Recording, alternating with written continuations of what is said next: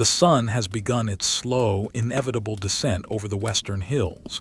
It is not a dramatic sunset.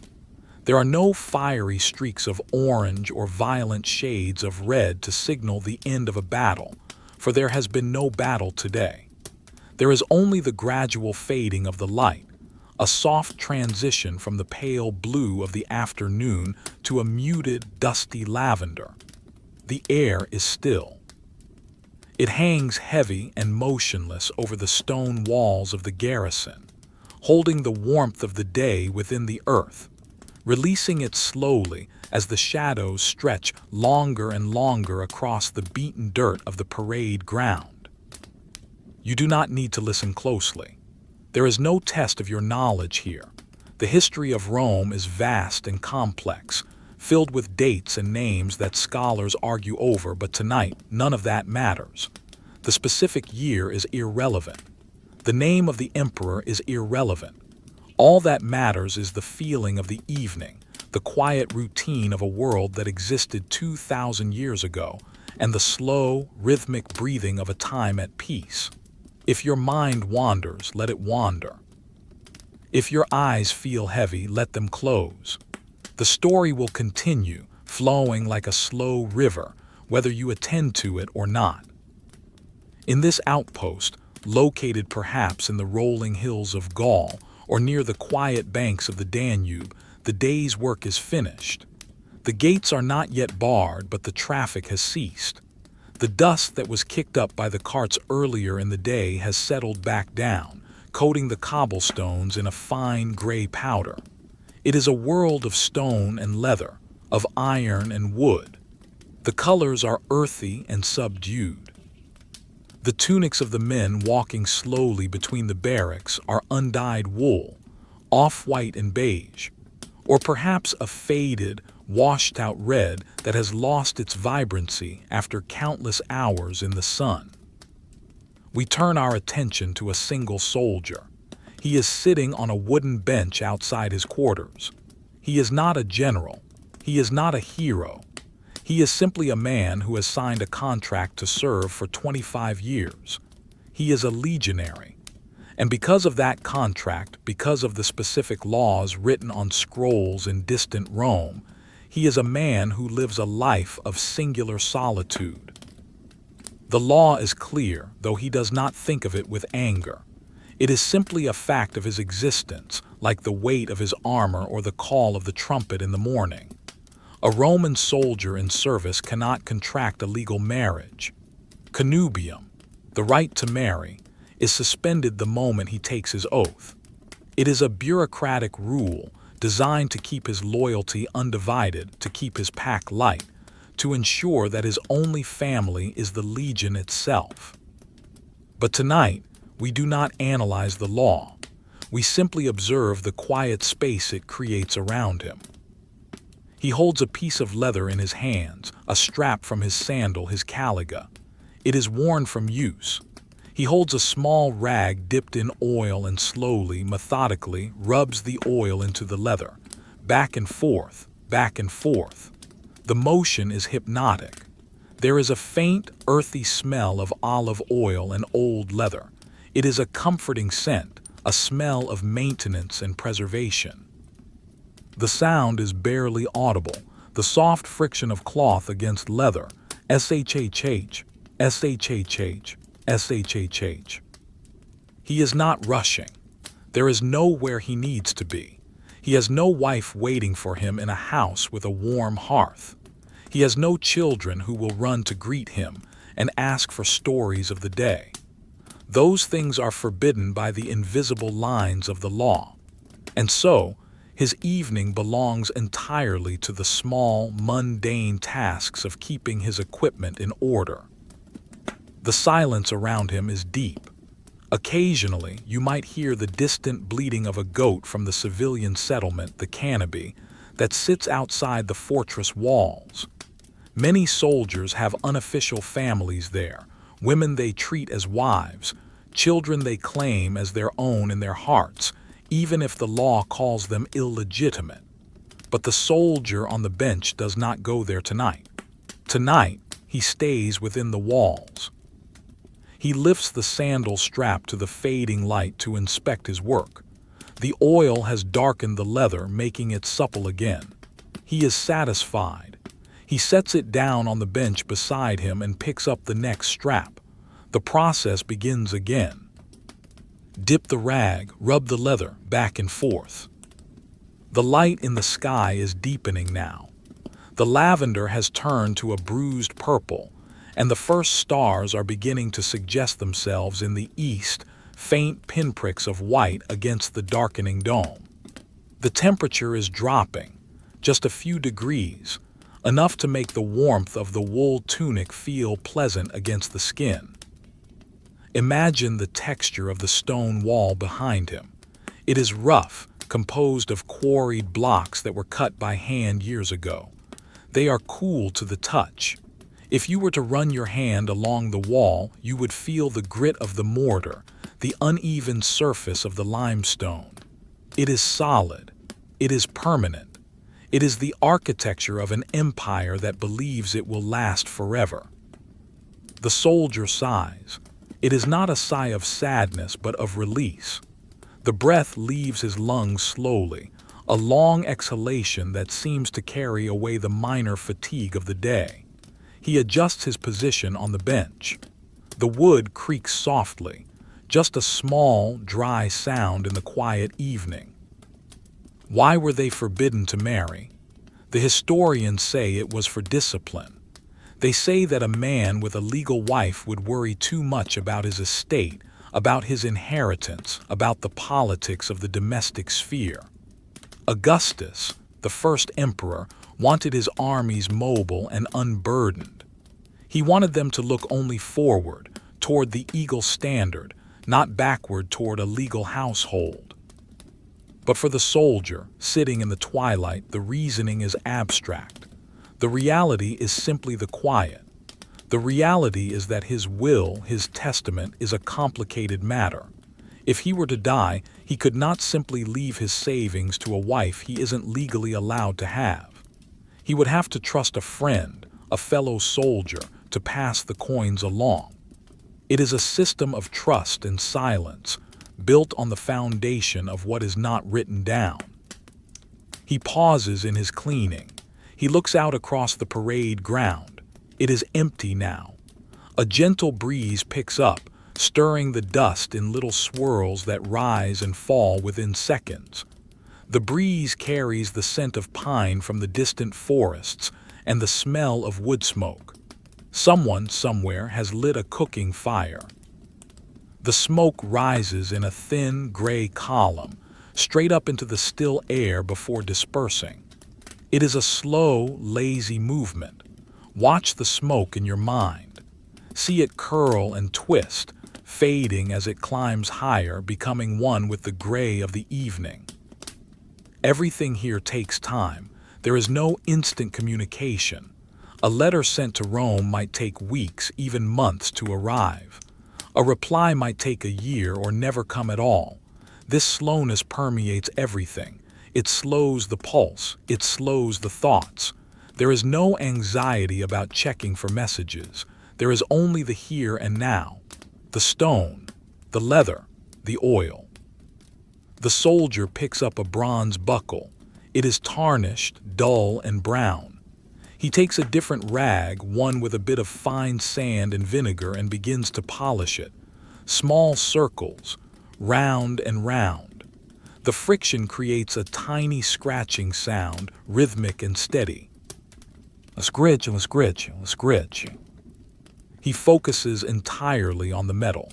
He watches as the brown tarnish slowly gives way to the underlying gold color of the bronze.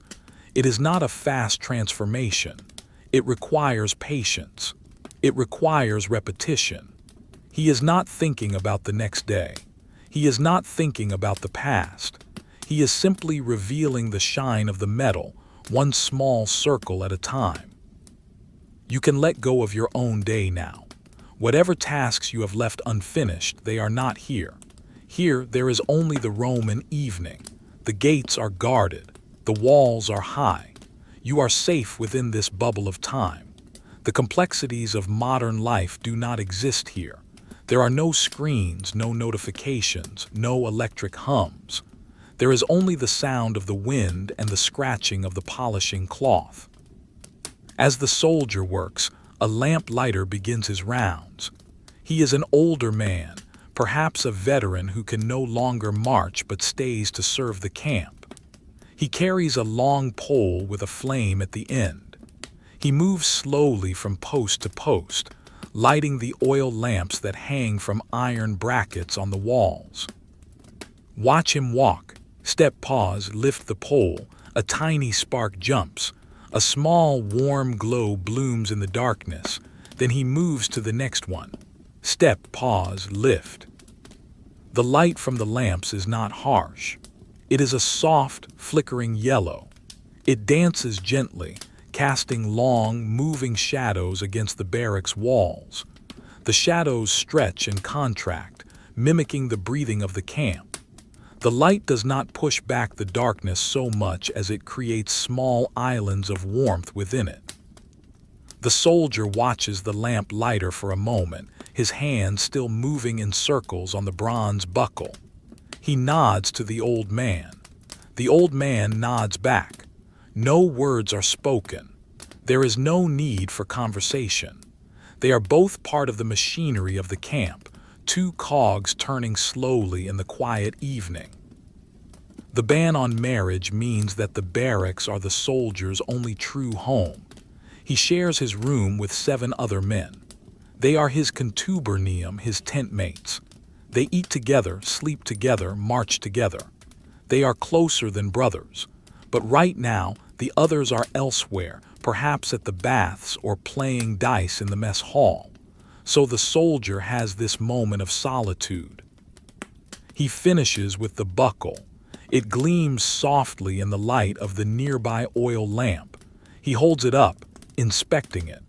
A faint reflection of the flame is caught in the curved surface of the bronze. He places it down next to the sandal strap. Next he reaches for his belt, the cingulum. It is heavy, laden with metal fittings and studded strips of leather that hang down in the front. It creates a distinctive jingling sound when he walks, the sound of authority, the sound of Rome. But now, lying on the bench, it is silent. It is just a heavy object resting. He runs his fingers over the studs. They are cool and smooth. He checks each one to make sure it is tight. One is slightly loose. He frowns, a barely perceptible tightening of the brow, and then reaches for a small tool. He twists the rivet. Once, twice. It holds. The meticulous nature of this life is what defines it. Every object has a place. Every action has a procedure. The law forbidding marriage is just another procedure. It simplifies the variables. If a soldier dies, the legion buries him. If he retires, he is given land or money, and only then, after 25 years, can he legally take a wife. Only then can he be a full citizen with a household. 25 years. It seems like an eternity. But in the slow drift of the evening, time feels different. It is not measured in years, but in the rising and setting of the sun, in the cleaning of armor, in the changing of the guard. The sky is fully dark now. The deep indigo has turned to black. The stars are brilliant, a vast dusting of diamond dust across the ceiling of the world. Without the light pollution of the modern age, the Milky Way is clearly visible, a cloudy river of light stretching from horizon to horizon. The soldier looks up. He has seen these same stars from the deserts of Syria to the forests of Germania. They are the only things that remain the same. The air has become crisp. A chill is settling in. The soldier pulls his cloak, his pinula closer around his shoulders. The wool is thick and scratchy, but it holds the heat well. It is a heavy garment, smelling of lanolin and smoke. He wraps himself in it, becoming a dark, still shape on the bench. He is not ready to go inside yet. The air is too fresh. The quiet is too peaceful. He leans his head back against the stone wall. The cold of the stone seeps through the wool, a grounding sensation. Somewhere in the distance, the night watch begins. You can hear the rhythmic tramping of feet.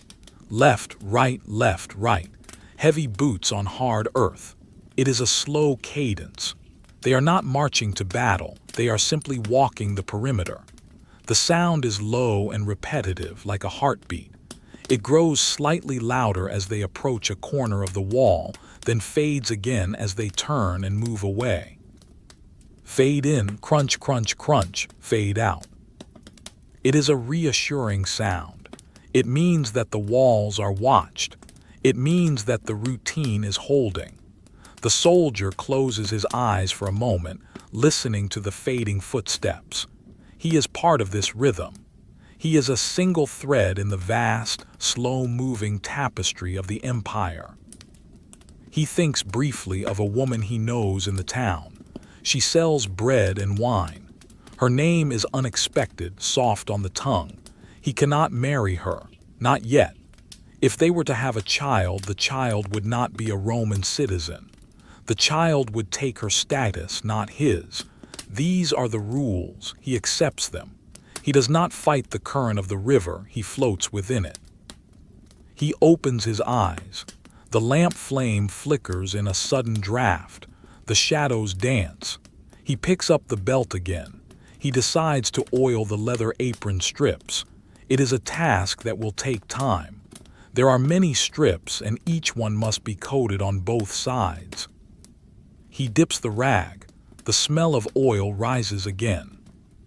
Strip 1, front side. Rub, rub, rub. Strip 1, back side. Rub, rub, rub. He moves to the second strip. The motion is identical. The pressure is identical. The result is identical. There is a profound boredom in this task, a beautiful, empty boredom that clears the mind of all clutter. There is no need to think. There is only the sensation of the cloth and the leather. You may feel your own muscles relaxing as you visualize this repetition. The tension in your shoulders unspooling like a loose thread. The soldier's focus is absolute, yet effortless. He is merely existing in this moment, performing a task that has been performed by hundreds of thousands of men before him, and will be performed by hundreds of thousands after him. The night deepens. The sounds of the camp settle further. The goats have stopped bleeding. The cooking fires have mostly died down to glowing embers, hidden behind the walls of the barracks. The only light comes from the stars and the scattered oil lamps. The soldier finishes the second strip. He moves to the third.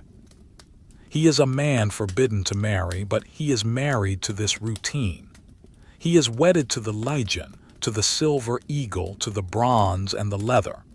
It is a quiet union, devoid of passion, but filled with a steady, enduring purpose. The wind shifts slightly, coming now from the north. It carries the scent of damp earth. Perhaps it rained earlier in the hills. The soldier breathes it in. The air is clean. It fills his lungs, cool and revitalizing. He exhales slowly. He works his way through the fourth strip, then the fifth. There is no hurry. The night is long. The trumpet for the final curfew has not yet sounded. He has time. As you listen to the silence between his movements, imagine the vastness of the empire around him.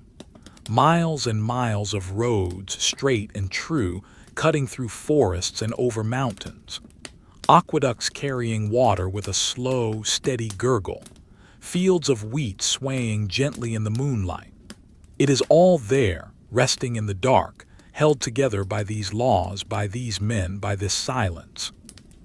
The soldier pauses to wipe a smudge of oil from his thumb.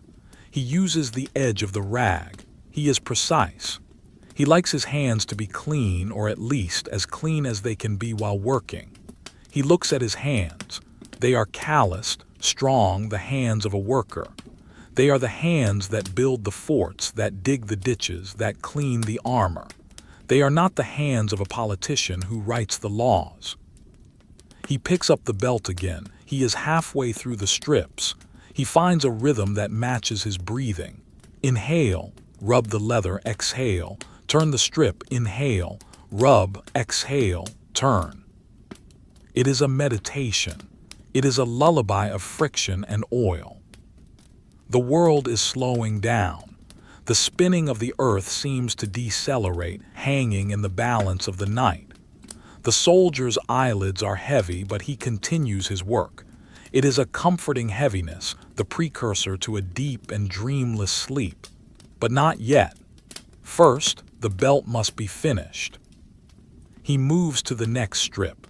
The leather drinks in the oil, darkening, softening. It is satisfying to watch. It is a small victory over the elements, over the drying sun and the cracking wind. This is the life of the soldier. Not the clash of swords, but the quiet maintenance of the self, the adherence to the rule, the waiting, the long, peaceful waiting for the 25 years to pass. And as the moon begins to rise, a pale crescent peeking over the eastern wall, casting a silver sheen over the dusty ground, the soldier continues his work, alone on the bench, wrapped in his cloak, surrounded by the sleeping empire. The soldier stands up from the bench. The movement is slow, a gradual unfolding of limbs that have been held in one position for too long. His knees crack, a dry, popping sound that is swallowed instantly by the vast silence of the camp. He stretches his back, arching slightly against the cool night air, feeling the vertebrae align. The wool of his tunic pulls tight across his shoulders and then relaxes. He gathers his things, the small pot of oil, the rags now stained dark with grease and dirt, the belt, the cingulum, which is now supple and quiet, its metal fittings dull and clean. He holds the belt draped over his forearm, the weight of it familiar and grounding. He turns towards the barracks building. It is a long, low structure made of timber and stone, stretching away into the darkness. It is identical to the building next to it and the one next to that. Uniformity is the rule here. Every angle is a right angle. Every roof has the same pitch. To the untrained eye, it might seem monotonous. To the soldier, it is simply the shape of his world. He walks to the door of his unit's quarters. It is a heavy wooden door made of oak planks bound together with iron bands. The wood is old, weathered by seasons of rain and sun, its grain raised and rough to the touch. He reaches out and lifts the latch. It is a simple iron mechanism, cold under his fingers. He lifts it slowly to avoid a loud clang. Clack! A soft metallic sound. The door swings inward on greased hinges. He steps across the threshold, moving from the crisp, open air of the night into the enclosed, dense atmosphere of the contubernium. The air inside is different. It is warmer, significantly so, holding the body heat of the men who are already asleep. It smells of unwashed wool, of sweat that has dried on skin, of old straw, and the faint, lingering scent of woodsmoke from the hearth that burned earlier in the evening. It is not a pleasant smell by the standards of a marble palace, but it is a human smell. It is the smell of safety. It is the smell of the pack. This first room he enters is the arma, the storage area. It is small and cluttered with the tools of war, yet everything is in its specific place. The darkness here is thick, alleviated only by the faint light spilling in from the open door behind him before he closes it. He closes the door. The latch clicks shut. The outside world is now gone. There is only the room. He moves by memory and touch. He knows exactly where the hook for his belt is. He reaches out to the wooden wall, his fingers brushing against the rough timber until he finds the iron peg. He hangs the belt carefully. The leather straps settle against the wood with a soft thud. The metal apron strips chime gently, a tiny silver sound, then fall silent.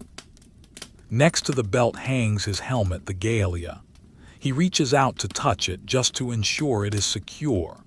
His fingertips trace the cool curve of the iron bowl, the ridge of the brow guard. It is a senseless check. The helmet has not moved since he placed it there this afternoon, but it is part of the ritual. Everything must be ready. Everything must be in order. A soldier with no wife has no one to organize his household but himself. There are no servants here to tidy up. There is only the soldier and his gear. The relationship is intimate. He knows every scratch on that helmet, every dent. He knows which leather tie is fraying and needs to be replaced next week. He leans his shield, the scutum, against the wall. It is covered in a leather case to protect the paint and the wood from dampness. The cover feels slightly stiff. He ensures the shield is stable, resting on its bottom edge, balanced perfectly so it will not slide. Having divested himself of his gear, he moves to the inner room. A heavy curtain of coarse wool separates the storage area from the sleeping quarters. He pushes the curtain aside. The fabric is heavy and scratchy against his hand. He steps into the sleeping room. The room is small, roughly 10 feet by 10 feet. In this space, 8 men live.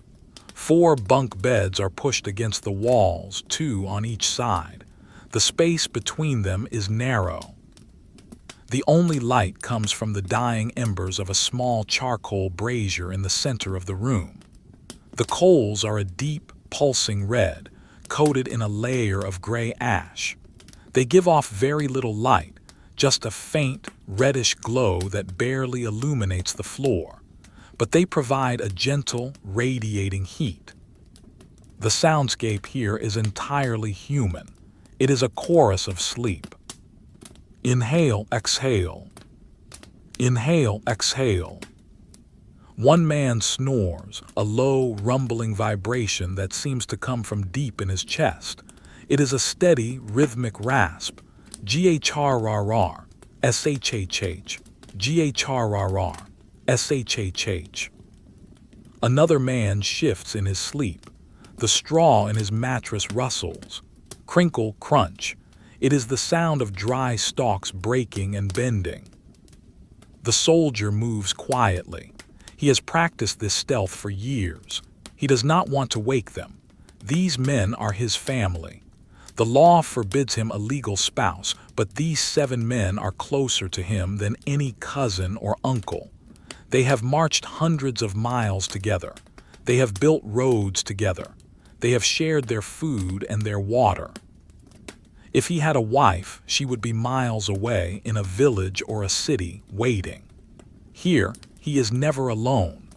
The solitude he felt on the bench outside was a choice.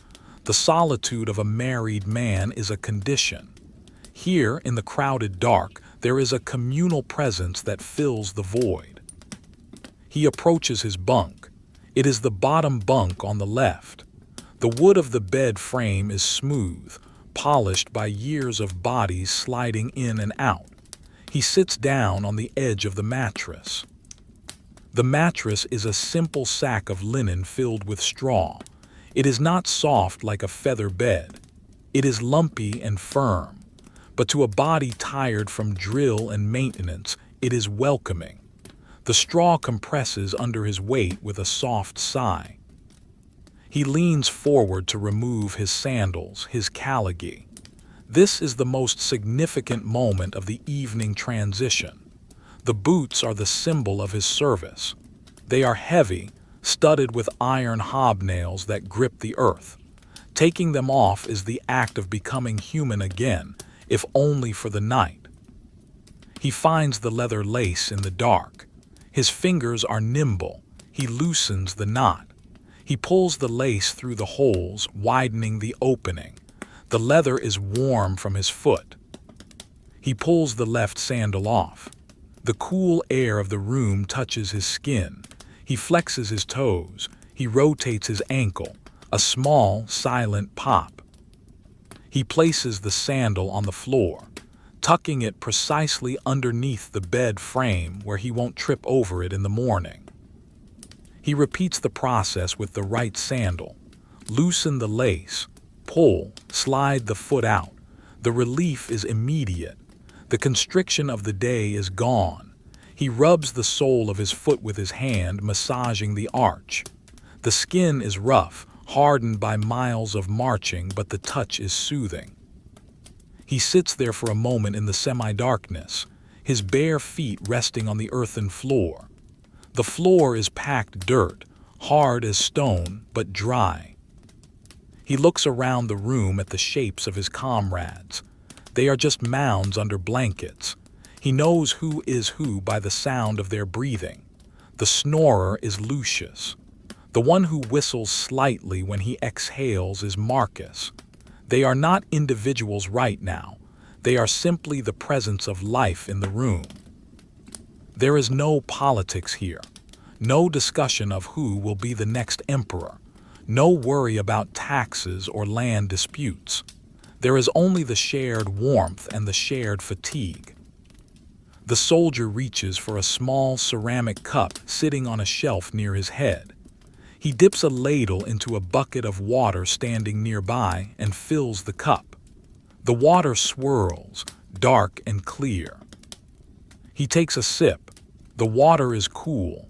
It tastes faintly of the wood of the bucket and the clay of the cup. It is simple, unadorned hydration. He feels the liquid slide down his throat, cooling his chest. He drinks slowly, savoring the plainness of it. He places the cup back on the shelf. Clink, a dull sound. It is time. He swings his legs up onto the mattress. The straw shifts and settles around him, conforming to the shape of his body. He lies back. The pillow is a smaller sack, filled with wool. It is firm, keeping his head elevated. He reaches for his blanket. It is a heavy, brown wool blanket, woven tightly to repel water and keep in heat. He pulls it up over his legs, over his waist, up to his chin. The wool is scratchy against his neck, but he is used to it. He does not notice the roughness anymore. He only notices the warmth. He stares up into the darkness. The bunk above him is just a shadow, a solid plane of wood a few feet above his face.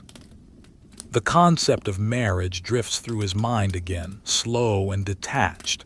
If he were married, he would be in a different bed, perhaps softer. There would be whispers. There would be the soft breathing of a woman. But there would also be the worry. Is there enough grain for the winter? Is the roof leaking? Is the child sick? Here, the roof is the emperor's problem. The grain is the centurion's problem. The soldier's only problem is to keep his armor clean and to be ready when the trumpet sounds. There is a strange freedom in this restriction, a freedom from the complexities of domestic life. His life is a straight line, clear and uncluttered. He shifts onto his side, facing the wall. The wall is rough timber. He can feel the draft coming through a tiny crack between the planks. It is a very small draft, just a whisper of cool air against his cheek. He pulls the blanket up a little higher to block it. The brazier in the center of the room pops softly. A coal settles. The light dims a fraction more. The rhythm of the breathing in the room seems to synchronize. The snoring, the whistling, the deep exhalations, they blend into a single, continuous sound. It is like the sound of the ocean or the sound of wind in the trees. It is a white noise that blots out the rest of the world. The soldier closes his eyes. Darkness takes over, but it is not a scary darkness. It is a velvet darkness, a darkness of rest. He feels the weight of his body sinking into the straw. His legs feel heavy, like lead. His arms are limp at his sides. The tension in his neck dissolves. He thinks of the morning, it will come early. The trumpet will sound at dawn, the buchina. It will be a sharp, clear call, but that is hours away. That is a lifetime away. For now, there is only the slow beat of his own heart. Thump-thumpy, thump-thumpy. He lets his mind wander to the landscape outside. He imagines the hills surrounding the camp. They are silent now. The trees are standing still, their branches motionless.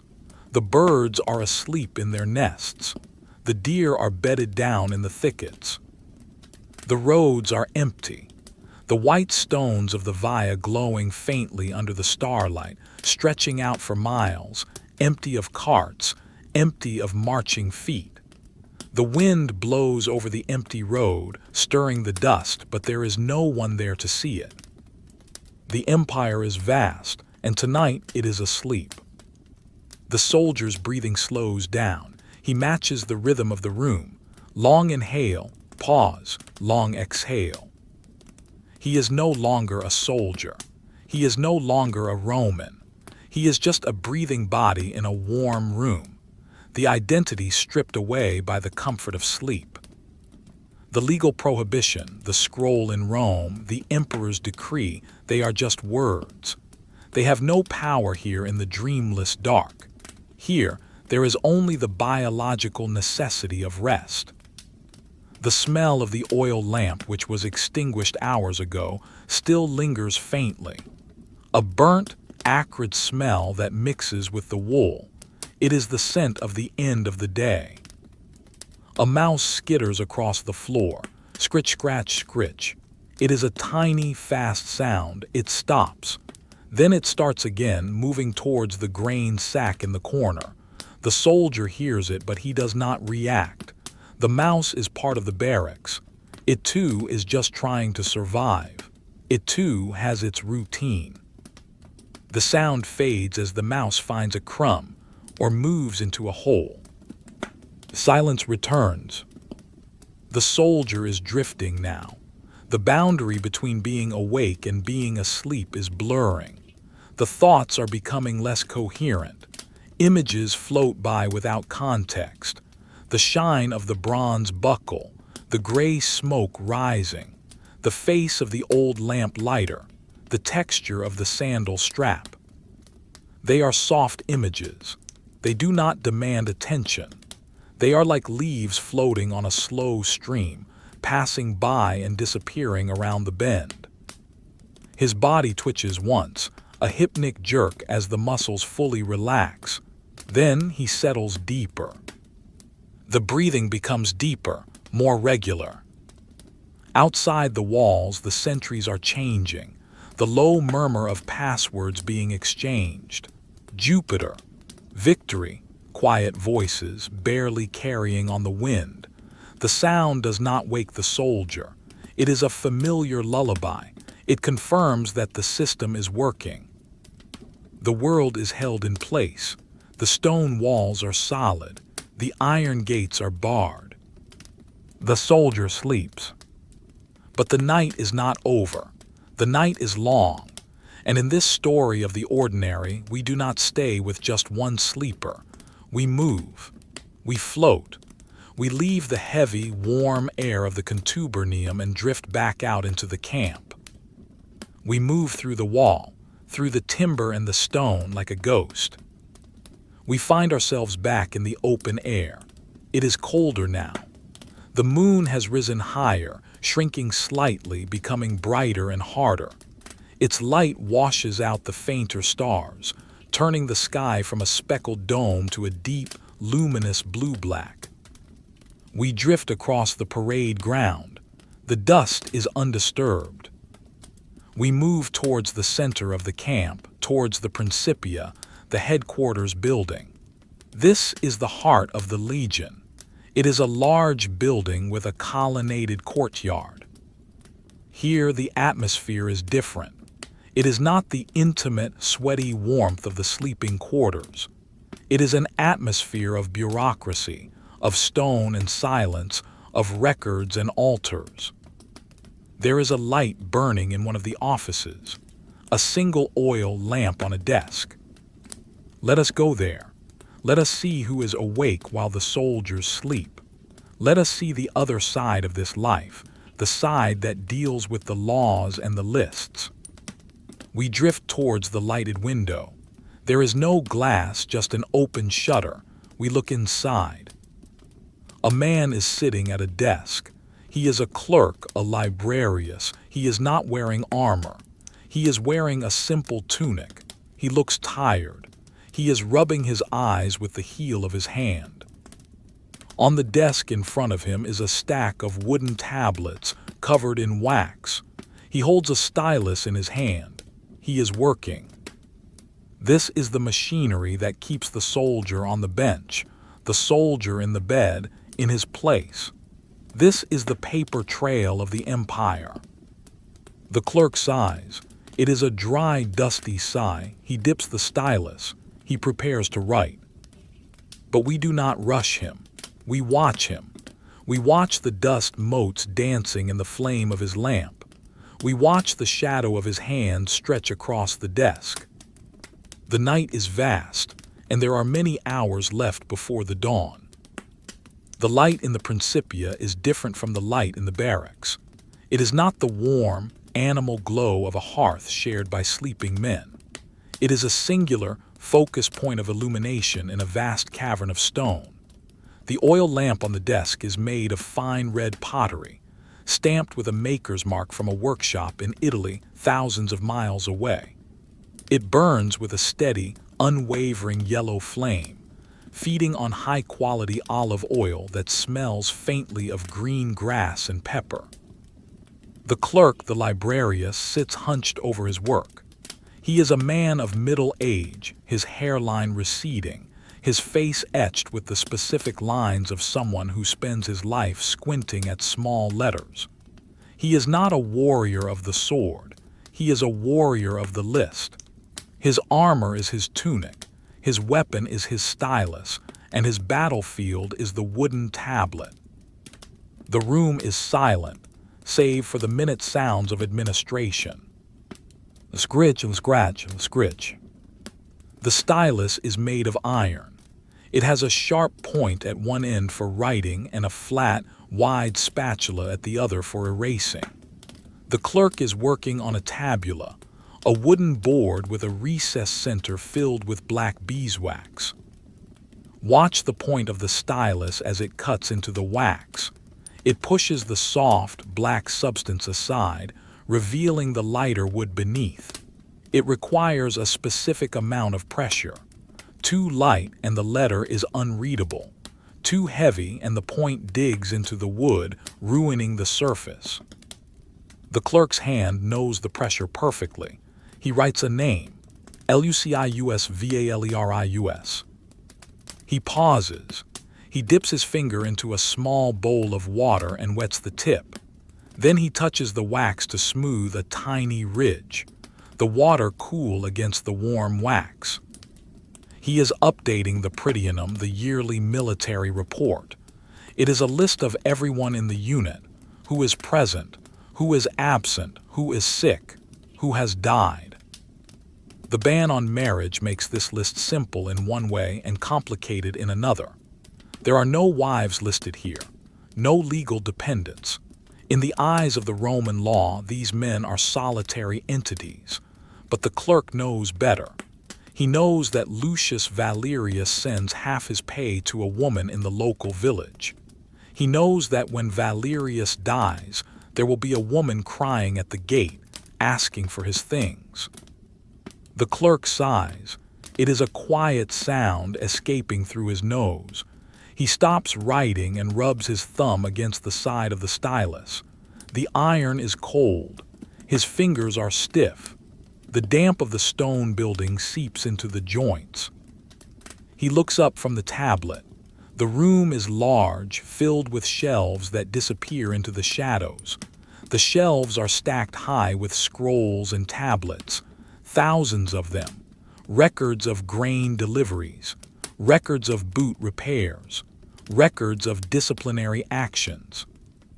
It is a library of the mundane, a monument to the boring reality of maintaining an empire. Rome was not built on battles alone. It was built on inventory lists. The clerk reaches for a small knife and a block of beeswax. He needs to prepare a new tablet. He slices a thin sliver of wax from the block. It curls away from the knife, a translucent, yellowish shaving. He holds it over the flame of the lamp. Watch the wax melt. It softens, it droops. It transforms from a solid shaving into a glistening droplet. Drip. It falls onto the wooden board. Drip. Another one. He uses the flat end of the stylus to spread the warm wax. It moves like thick honey. He pushes it into the corners of the recess. He smooths it out, creating a perfectly flat black surface. It is deeply satisfying to watch. The chaos of the rough wax is smoothed into a blank slate, ready for new orders, new names. Smooth, smooth, smooth. The motion is circular, hypnotic. The wax cools rapidly, turning from glossy to matte. The smell of the warm beeswax fills the small circle of light, a sweet, organic scent that masks the musty odor of the old papyrus scrolls on the shelves. You do not need to understand what he is writing. The Latin words are abbreviated, a shorthand code known only to the military bureaucracy. Leg, co, cent. It is a language of fragments. The clerk picks up a scroll from a pile to his left. He unrolls it carefully. The papyrus is dry and brittle. It crackles softly, crinkle, snap. He holds it down with a bronze weight shaped like a lion's paw.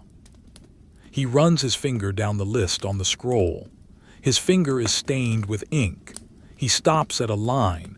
He looks at the wax tablet. He copies a number. XII 12. 12 measures of wheat, or 12 denarii, or 12 days of leave. It doesn't matter. It is just a number moving from one surface to another. The clerk blinks. His eyes are dry. He looks at the flame of the lamp. A moth has found its way into the room. It flutters around the light, casting frantic, dancing shadows on the desk. Flap, flap, flap. It bumps against the pottery lamp. Tick. The clerk watches the moth. He does not swat it. He is too tired to care. He simply watches its chaotic orbit around the steady flame. It is the only other moving thing in the room. Outside this room, in the courtyard of the Principia, there are statues. Statues of the emperor, statues of the gods. They stand in the darkness, rain or shine, staring blankly across the stone pavement. The clerk feels their presence. He feels the weight of the authority they represent. The ban on marriage, he reflects idly, creates a lot of paperwork for him regarding the peculium castrense. This is the money a soldier earns in service. It is the one thing a soldier truly owns. When a soldier wants to leave this money to his wife or his children, he cannot simply write to my wife. He has to use complex legal loopholes. He has to leave it to a fellow soldier with a verbal instruction to pass it on. It is a shadow economy of inheritance, and the clerk sits in the middle of it, recording the official lies that protect the unofficial truths. He dips the stylus again, scritch, scratch. The sound is rhythmic. It is the heartbeat of the administration. If you are listening to this, you might feel the urge to check something, a clock, a phone. Don't. There is nothing to check. The clerk has been sitting here for 3 hours. He will sit here for another hour. The time passes regardless of your attention. The empire survives on this slow, grinding patience. He takes a sip of pasca from a clay mug. Pasca is a drink of water mixed with wine vinegar and herbs. It is sour and refreshing. It cuts through the dust in his throat. He swallows. The liquid is lukewarm. He places the mug down. Thud. He looks at the stack of tablets remaining. There are 5 left to check. He does not rush. He picks up the next one. He examines the seal. The wax seal is broken. He opens the 2 halves of the tablet like a book. Inside, the wax is old and cracked. The writing is faint. He has to lean in close to the lamp to read it.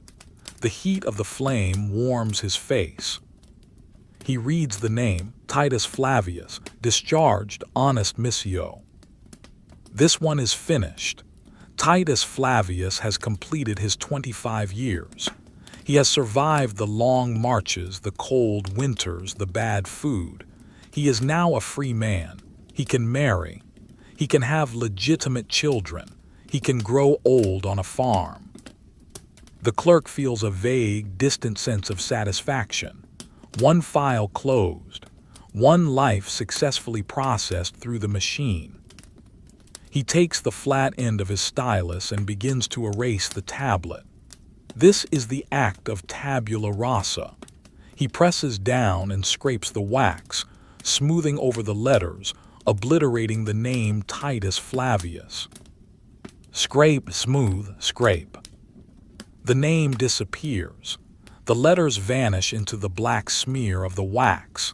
The tablet is blank again, ready for a new recruit, ready for a new boy who has just taken the oath, who has just given up his right to marry, who has just stepped into the machine. The cycle continues. The clerk is the custodian of the cycle. He leans back in his chair. The wood creaks. He clasps his hands behind his head and stretches. His spine pops. He stares up at the ceiling. It is lost in shadow. He cannot see the beams, but he knows they are there, heavy oak beams that were cut from the forest 100 years ago. The silence in the Principia is heavier than the silence in the barracks. In the barracks, there is the life of sleeping men. Here, there is only the silence of data, of numbers, of rules. It is a dry, dusty silence. He brings his hands down and rests them on the desk. He looks at his inkwell. It is made of bronze, shaped like a hexagon. The black ink inside is still. It reflects the lamp flame like a dark mirror. He needs to mix more ink for the morning. He opens a small leather pouch. Inside is soot, lamp black, and gum Arabic. He takes a pinch of the soot. It is finer than dust. It stains his fingers instantly. He drops it into the inkwell. He adds a drop of water. He takes a small stick and stirs. Swish, swish, swish. The mixture thickens. He watches the swirls of black absorb the water. It is a slow chemical process. He stirs until the consistency is perfect. Not too watery, not too thick. It must flow from the reed pen smoothly. He tests it on a scrap of papyrus. He draws a line. The line is dark and crisp. He is satisfied. He wipes his fingers on a rag.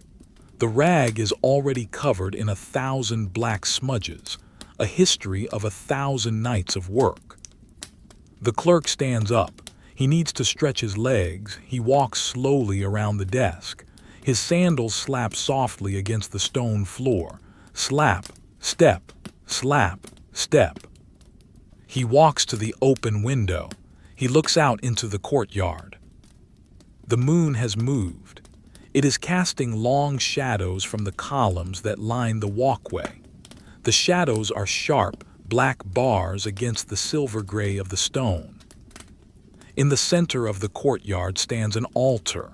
It is small, dedicated to the genius of the Legion, the spirit of the unit. There is no fire burning on it now. It is just a block of carved stone, cold and silent. The clerk looks at the altar. He offers no prayer. He is too tired for religion tonight. He simply acknowledges its presence. It is another piece of the inventory. One altar, stone, carved. A gentle breeze blows through the courtyard. It rustles the leaves of a laurel bush planted in a pot near the entrance. Rustle, H-H-H, rustle. The clerk breathes in the night air. It is cleaner here than inside the office. It smells of damp stone and the distant pine forest. He turns back to the room. The lamp on his desk is the only anchor in the dark. It calls him back. The work is not quite done. He sits down again. He picks up the stylus. The repetition is the point. The boredom is the safety. As long as the clerk is writing, as long as the lists are being updated, the empire is functioning. The chaotic, messy, emotional world of human relationships, of love, of marriage, of family, is kept at bay by these lists. The law is a wall, and the clerk is the mason who checks the stones. He returns to the wax tablet. He begins to write the inventory of equipment for the 3rd century. Spears, 80, scratch, shields, 79. One is listed as broken. Scratch, tense, 10. The numbers are soothing. They are absolute. 80 is always 80. It does not change its mind. It does not get lonely. The clerk's eyelids are heavy. He blinks slowly. The motion of his blinking is like the shutter of a camera opening and closing on the same scene. The desk, the lamp, the hand, the tablet. He works for another 20 minutes, or maybe 30. Time is fluid here. Finally, he finishes the stack. He stacks the tablets neatly, lining up the edges with precision. He places the stylus in its wooden case. Click. He rolls up the papyrus scroll and ties it with a leather thong. He is done. He does not blow out the lamp yet. He sits for a moment, enjoying the completion of the task. The desk is tidy. The world is in order. He stands up and picks up the lamp. He cups his hand around the flame to protect it from the draft. He walks towards the door of the office. We follow him. The light moves with him, a small sphere of illumination traveling through the dark. He steps out into the hallway. The hallway is long and lined with doors to other offices. They are all closed. They are all dark. He walks towards the heavy main doors of the Principia. The sound of his footsteps echoes slightly in the high corridor. Step, echo, step, echo. He reaches the door. There is a smaller wicket gate built into it for night access. He opens it. It creaks on its hinges. He steps out onto the steps of the headquarters. The night is vast. The parade ground stretches out before him, a sea of darkness. Above, the Milky Way is a river of silent light. The clerk takes a deep breath. He descends the steps. 1, 2, 3. He turns left, heading towards the civilian quarters of the camp staff. He is not a soldier. He is a specialist. He has his own small room, separate from the barracks. As he walks away, the Principia looms behind him, a dark mountain of stone. It holds the secrets of 10,000 men. It holds the names of their fathers, the villages of their birth, and the dates of their enlistments. It holds the legal fiction of their bachelorhood. But the clerk is leaving it behind for the night. He is walking towards his bed. His shadow stretches long and thin in front of him, cast by the lamp he carries. It glides over the gravel. We let him go. We do not follow him to his room. We stay here in the open air of the camp. The camp is a sleeping giant. The stillness is profound. But wait, there is a sound, a very faint sound coming from the direction of the bathhouse. The bathhouse is usually closed at this hour, but the furnaces, the hypocausts, must be kept burning. The fire must never go out, or the water will be cold in the morning. Let us go there. Let us find the warmth. Let us find the water.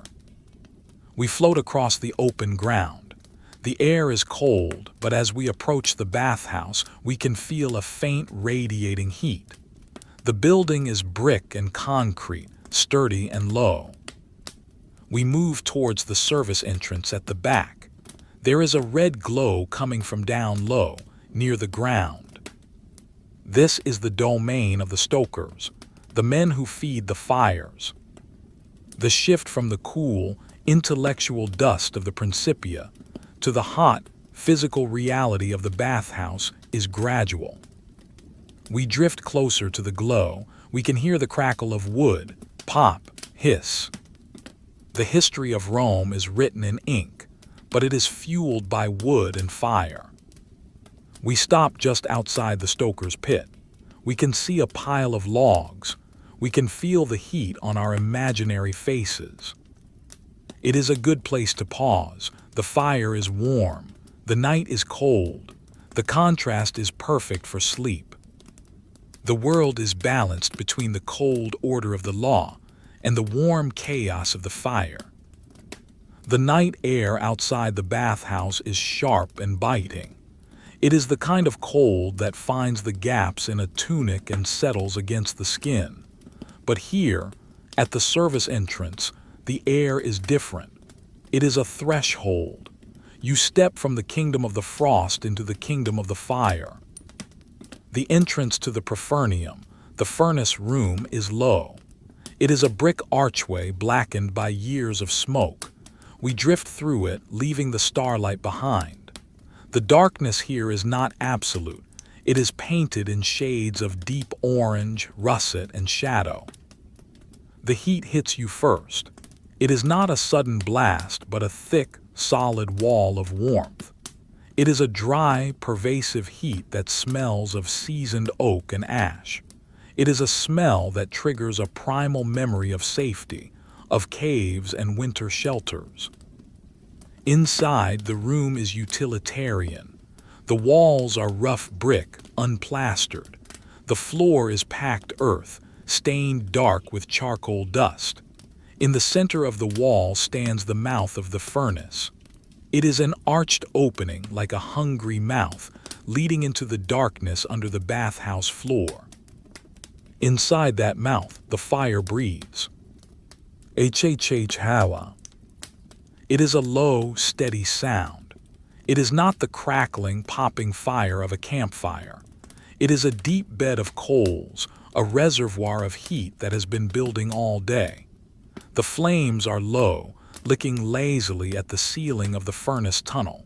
They are blue at the base, turning to yellow and then a deep, smoky orange at the tips. A man sits on a three-legged stool near the opening. He is the fornicator, the stoker. He is shirtless, despite the winter night outside. His skin is slick with a fine sheen of sweat that reflects the glow of the embers. He is an older man, his hair gray and cropped close to his skull. He is not a soldier. He is a servant of the Legion, a man whose entire world is defined by the temperature of water and the circulation of air. He is not moving. He sits with his elbows on his knees, staring into the fire. His eyes are half closed. He is in a trance state that comes from staring at flames for too long. The rhythm of the fire has become the rhythm of his mind.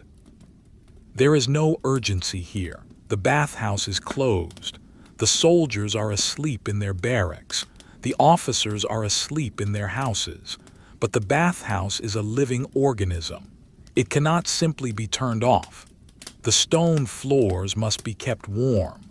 The water in the caldarium must be kept hot. If the fire dies, the thermal mass of the building will cool, and it would take days to heat it up again. So the stoker waits. He is the guardian of the thermal inertia. To his right is a stack of wood. It is a neat pile reaching up to his shoulder. The logs are cut to a uniform length. They are oak, dense, and slow-burning. The bark is rough and gray. Watch the stoker. He decides it is time. He moves slowly. He reaches out a hand. His fingers are thick, calloused, stained permanently with soot. He grips the end of a log. He lifts it. It is heavy. He feels the density of the wood, the stored energy of the sun from years past locked inside the grain. He leans forward. The heat on his face intensifies. He tosses the log into the mouth of the furnace. Thumping. A small cloud of sparks rises, swirling in the draft before vanishing up the flue. The log settles onto the bed of coals. The fire accepts it. The flames curl around the new fuel, testing it, beginning the slow process of consuming it. The stoker sits back. He wipes his forehead with a rag that hangs from his belt. He takes a drink from a clay jug of water. The work is done for now. He has another 20 minutes, perhaps 30, before he needs to move again. Let us leave him there in his warm meditation and follow the heat. The Roman bath is a machine. It is a masterpiece of engineering designed to make a cold world comfortable. We follow the hot air as it leaves the fire. It flows like a river of wind. It passes through the opening and enters the hypocaust. This is a space you would never see as a living human. It is the space under the floor. Imagine a forest of small brick pillars, the pilli. They are stacked tiles about 2 feet high, arranged in neat rows. They support the heavy concrete floor above. The hot air flows between these pillars. It swirls around them, transferring its heat to the tiles, which transfer it to the concrete, which transfers it to the mosaic floor where the soldiers walk. It is a silent, invisible world, a cavern of shadows and drifting heat. The air here is dry and dusty. It moves with a gentle draft, pulled towards the chimneys in the walls. Let us drift up through the floor like a ghost. We pass through the concrete, through the layer of mortar, and emerge into the room above. We are in the caldarium, the hot room. The room is pitch black, save for a faint moonlight filtering through a high, small window. But even in the dark, you can feel the environment. The air here is heavy with humidity. It is steamy. Drip. Drip. Condensation has formed on the vaulted ceiling. Droplets of water gather on the cool plaster until they become too heavy, and then they fall. They hit the water in the hot pool with a soft plop. The pool is a large rectangle of water sunk into the floor. It is steaming gently. The heat rising from the water meets the cool air near the ceiling, creating a shifting, swirling fog. If you were to step into this water now, it would be hot, soothing. It would wrap around your tired muscles. But there is no one here. The water sits still, a flat black mirror reflecting nothing. The solitude of the bathhouse at night is profound. By day, this place is a cacophony of noise, shouting men, splashing water, the slap of massage, the clacking of sandals. It is the social center of the camp. It is where the soldier who cannot have a private living room finds his community. It is where he is naked, stripped of his rank, stripped of his armor. But tonight, the room is reclaiming its silence. The echoes of the day have faded into the stone walls. We drift out of the caldarium, through a wide archway into the tepidarium, the warm room. Here the air is drier. The floor is pleasantly warm to the touch, heated by the hypocaust below. There are benches lining the walls made of marble. They are smooth and cool. In the corner, someone has left a towel. It is a rough linen cloth folded hastily, a forgotten object. It sits there, a small testament to the human presence that usually fills this space. The walls are painted. Even in the darkness, you can make out the patterns. Vines, geometric borders in red and ochre, scenes of mythology. A painted bird sits on a painted branch, frozen in song for 2,000 years. It watches the empty room. The silence here is different. It is an acoustic silence. The room is a stone box. If you were to whisper, the sound would bounce around the corners for seconds. But there is no whisper. There is only the settling of the building. Creak. A timber somewhere in the roof expands as the temperature shifts. A dry, wooden groan. Then silence again. We move further into the frigidarium, the cold room. This room does not have the hypocaust underneath. The floor is cold stone. In the center is a pool of cold water. The air here feels sharp after the humidity of the caldarium. It is refreshing. The water in the cold pool is still and clear. It smells of the aqueduct, a mineral smell, clean and stony. We can hear the water arriving. Somewhere in the wall there is a lead pipe, a fistula. Water is flowing into a basin. Burble, gurgle, shhh. It is a continuous, gentle sound. The water comes from the hills miles away. It travels down the aqueduct, through the settling tanks, through the pipes, and arrives here in the dark whether anyone needs it or not. Gravity never sleeps. The water never stops. It is one of the constants of the empire. As long as the aqueduct stands, the water flows. We follow the sound of the water. We drift near the fountain head. It is a bronze lion's head protruding from the wall. A stream of water pours from its mouth into the pool. The stream is smooth, like a glass rod until it hits the surface. Splash, splash, splash. It is a mesmerizing sound. White noise. It washes away thought. It washes away anxiety. The soldier who cannot marry, who cannot build a dynasty, comes here to wash away the dust of the drill. He washes away the sweat of the march. And for a few hours, he is just a man in water. But now, the water is just water. It is performing its function for an audience of none. Let us go back down. The cold is seeping into us. We need the warmth again. We drift back through the tepidarium, back through the caldarium. The steam embraces us. We sink back through the floor, through the concrete, past the brick pillars of the hypocaust where the heat flows silently.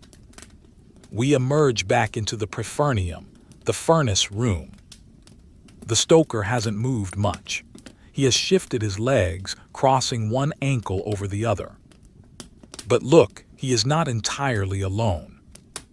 Curled up on a pile of empty grain sacks in the corner, just at the edge of the fire's warmth, is a cat. It is a barn cat, a mouser. Its fur is a patchwork of orange and white. It is asleep, deeply asleep. Its breathing is visible. The small ribcage rises and falls, up, down, up, down. The cat has found the best spot in the entire camp. It is warm. It is dry. It is safe from the foxes and the owls. The stoker looks at the cat. A faint smile touches his lips. He reaches into a pouch at his belt and pulls out a small crust of bread. He tosses it gently near the cat's nose. The cat's ear twitches. One eye opens. A slit of green gold in the firelight. It sees the bread. It stretches a paw, claws extending and retracting in a slow knead. It sniffs the bread. It decides to eat it later. It closes its eye again. It tucks its nose under its tail. The stoker nods. He understands. Sleep is more important than food right now. He looks back at the fire. The log he threw in earlier has broken down. It is now a glowing shape of charcoal, pulsing with heat. The center is white-hot, fading to red at the edges. He picks up a long iron poker. He reaches into the furnace. He nudges the log, scrape, clink. A shower of sparks flies up. The fire rearranges itself. The airflow improves. The glow brightens. He withdraws the poker and sets it against the wall. He settles back onto his stool. This is his life, the maintenance of warmth. He does not know the complexities of the marriage law. He does not care about the inheritance of the centurion. He cares about the draft. He cares about the oak. He cares about the cat. The fire is a companion. It talks to him in crackles and hisses. It keeps the darkness at bay. You can feel the warmth radiating from the screen or the speaker as you imagine this scene.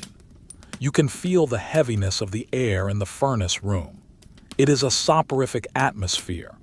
The oxygen is being consumed by the fire, leaving the air thick and drowsy. The stoker's head nods forward. He catches himself. He blinks. He is tired, but he cannot sleep. Not yet. He is the keeper of the flame. Outside, the wind howls softly around the corners of the building. Woo! It tries to get in, but the brick walls are thick. The heat stays inside. The contrast makes the warmth feel even better. To be inside when it is cold outside is one of the fundamental comforts of existence. It is a comfort that has not changed in 2,000 years. The Roman soldier felt it. The stoker feels it. You feel it. We watch the fire for a while longer. The flames dance. They are never the same shape twice. They flicker and weave, hypnotic and fluid. Yellow, orange, red, black, yellow, orange, red, black. The cycle repeats. The stoker begins to hum a tune. It is a low, tuneless melody, a song from his childhood, perhaps from a village far away before he came to the Legion. It is barely a sound, just a vibration in his throat. Hum, hum, hum. It blends with the sound of the fire. The bathhouse is safe. The water is warm, the floor is heated, the cat is asleep. The night moves forward, minute by minute, log by log. We can leave this place now. We can leave the stoker to his vigil. He will be fine. He has done this 1,000 nights before. We drift back out through the archway. The cold air hits us again, but we carry the memory of the heat with us.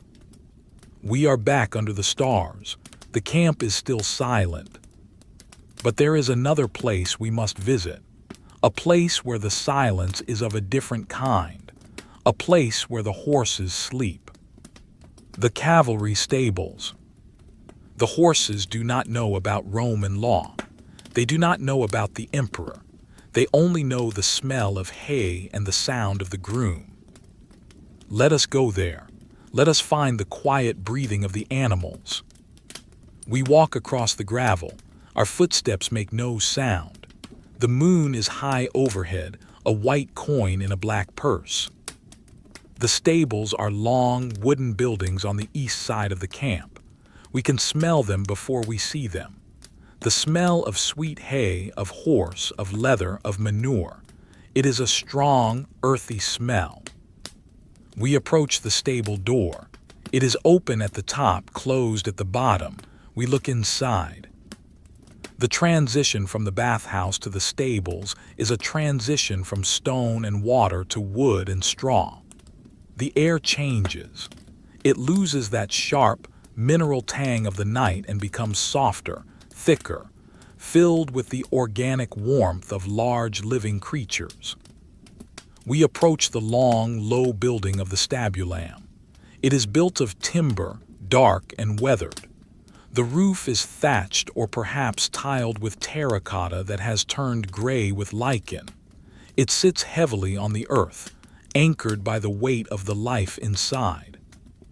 There is no door to open here, only the lower half of a gate. The top half is open to the night, allowing the air to circulate. We drift over the gate into the aisle. The smell is immediate and encompassing. It is not an unpleasant smell. It is the smell of dry hay, sweet and grassy. It is the smell of oats and barley. It is the smell of old leather and horse sweat, and the earthy, ammonia tang of manure that has been mucked out but still lingers in the wood. It is a powerful, grounding scent. It smells of life. The stable is long. A central aisle runs down the middle, flanked on both sides by stalls.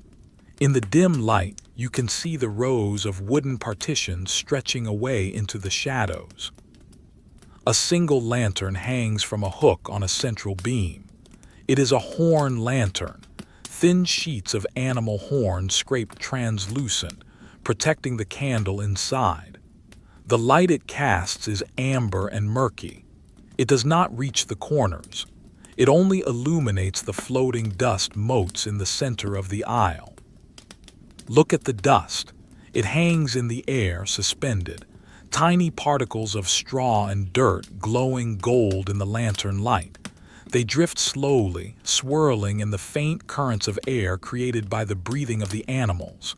Swirl, drift, settle. There are 30 horses in this block, 30 war horses, but tonight they are not at war. They are not charging. They are not carrying armored men. They are simply animals at rest. Walk down the aisle with me. The ground is covered in a layer of chaff and straw to dampen the sound of footsteps. Crunch, soft crunch. Most of the horses are asleep. Horses can sleep standing up, thanks to a system of tendons and ligaments that lock their legs in place. They do not need to lie down to rest. They stand like statues in the dark, heads lowered, eyes closed, one hind leg resting on the toe of the hoof. Listen to the sound of 30 large lungs breathing. It is a slow, rhythmic tide. Inhale, exhale. It is a deep sound, a low-frequency rumble that you feel in your chest more than you hear with your ears. Occasionally, a horse will shift its weight. Thump. A hoof on the wooden floorboards. Creak. The partition wall groans as a heavy flank leans against it. We stop at a stall near the light. Inside is a large bay gelding. His coat is dark, almost black in this light, but you can see the shine of it on his shoulder. He is the mount of a decurion, a cavalry officer. The horse's name might be Ferox Fierce or Velox Swift, but names don't matter now. Now he is just a warm presence. A groom, a Calon, is working quietly in the aisle. He is a slave or perhaps a freedman who has stayed with the unit. He is wearing a rough tunic, belted with a rope. He is young, perhaps 20. He is not rushing. The night is his shift. His job is to be here to watch, to listen. If a horse gets colic, if a horse gets cast in its stall, he must be there. He is sitting on an overturned bucket. He has a piece of tack in his hands, a bridle. The leather is stiff. He has a pot of grease. He dips his fingers into the grease. He rubs it into the leather cheekpiece of the bridle. Rub, rub, rub. The sound is familiar. It echoes the soldier on the bench from earlier. The maintenance of the Roman army never stops, it just changes hands. The groom is humming very softly. It is not a song. It is just a sound to let the horses know he is there, a reassurance. I am here, you are safe. The bay horse in the stall wakes up. He lifts his heavy head. He blinks his large, dark eyes. The eyelashes are long. He looks at the groom. The horse lets out a breath through his nose. Snort. It is a wet, fluttering sound. The lips vibrate. It signifies relaxation. The groom looks up. He smiles faintly. He reaches into his pocket and pulls out a small, withered apple. He stands up slowly. He walks to the stall door. He holds out the apple on the flat of his palm. The horse stretches his neck over the door. The neck is thick, muscular. The velvet nose touches the groom's hand. Whiskers tickle the skin. The lips are incredibly soft, prehensile. They grasp the apple gently. Crunch, crunch, squelch, crunch. The sound of a horse chewing is one of the most peaceful sounds in the world. It is a rhythmic, grinding sound. The jaw moves side to side. The horse closes its eyes again, savoring the sweetness. The groom pats the horse's neck. Pat, pat, pat. The sound is dull and hollow. The neck is solid muscle, warm to the touch. "Good boy," the groom whispers. He speaks in a dialect, perhaps from Thrace or Spain, where many of the cavalry come from. The horses understand the tone, if not the words. The soldier who rides this horse cannot marry. He has no wife to comb his hair or mend his tunic. But he has this horse. The bond between the equess, the cavalryman, and his mount is profound. They rely on each other for survival. The soldier spends his own money to buy extra grain for this animal. He spends hours grooming it. In the absence of a family, the horse becomes the recipient of his care. The groom goes back to his bucket. He picks up the bridle again. Let us move further down the aisle, away from the light. The shadows deepen here. We pass a gray horse. It looks like a ghost in the dark. It is lying down, its legs tucked under it. This one is in deep sleep. You can see its side rising and falling. Up, down, up, down. Occasionally its legs twitch. It is dreaming of galloping across the plains, dreaming of the sweet grass of spring. The silence here is heavy, but it is not empty. It is filled with the presence of the herd. At the far end of the stable there is a water trough, a stone basin fed by a pipe. The water is still. A mouse runs along the top beam of the roof. It stops, looks down at the horses, and scampers on. The stable is a sanctuary for many creatures. Birds nest in the eaves. Mice live in the grain bins. Spiders weave webs in the corners. The spider webs are masterpieces of engineering, draped between the beams. In the daylight, they are dusty and gray. In the dark, they are invisible nets waiting for a fly. The groom finishes with the bridle. He hangs it on a peg outside the stall. It hits the wood with a clatter. Clack. Several horses shift at the sound. Ears rotate. The ears of a horse are like radar dishes, constantly swiveling to track sounds. One ear forward, one ear back, listening to the groom, listening to the wind outside. The groom stands and stretches. He walks over to a pile of hay bales stacked against the wall. He pulls a handful of hay from a bale. The stalks are dry and brittle. They rustle, crackle, hiss. He walks to the bay horse's stall and tosses the hay into the manger. The horse lowers its head. It begins to sift through the hay, looking for the best stalks. It blows air through the hay to clear the dust. Whoosh. Then the eating begins. Munch, grind, munch, grind. This sound will continue for hours. Horses are grazers. They are designed to eat slowly, constantly. This rhythm is the clock of the stable. The groom leans against the stall door. He crosses his arms. He watches the horse eat. For a moment, think about the soldier who belongs to this horse. He is likely asleep in the cavalry barracks nearby. His armor is specialized, chainmail, split at the sides for riding. His sword is longer than the infantry's, the spatha, designed to reach down from the saddle. The law says he is single, but his life is a partnership of two species. The stable walls protect them both. The wood is thick. It blocks the wind. Outside, the wind is picking up slightly. It whistles through a gap in the roof tiles. Wee-yee. But inside, the air remains still and warm. The smell of the hay seems to grow stronger as the night deepens. It is a sweet, heady scent. It brings to mind images of sunlit fields, of harvest time, of scythes cutting through tall grass.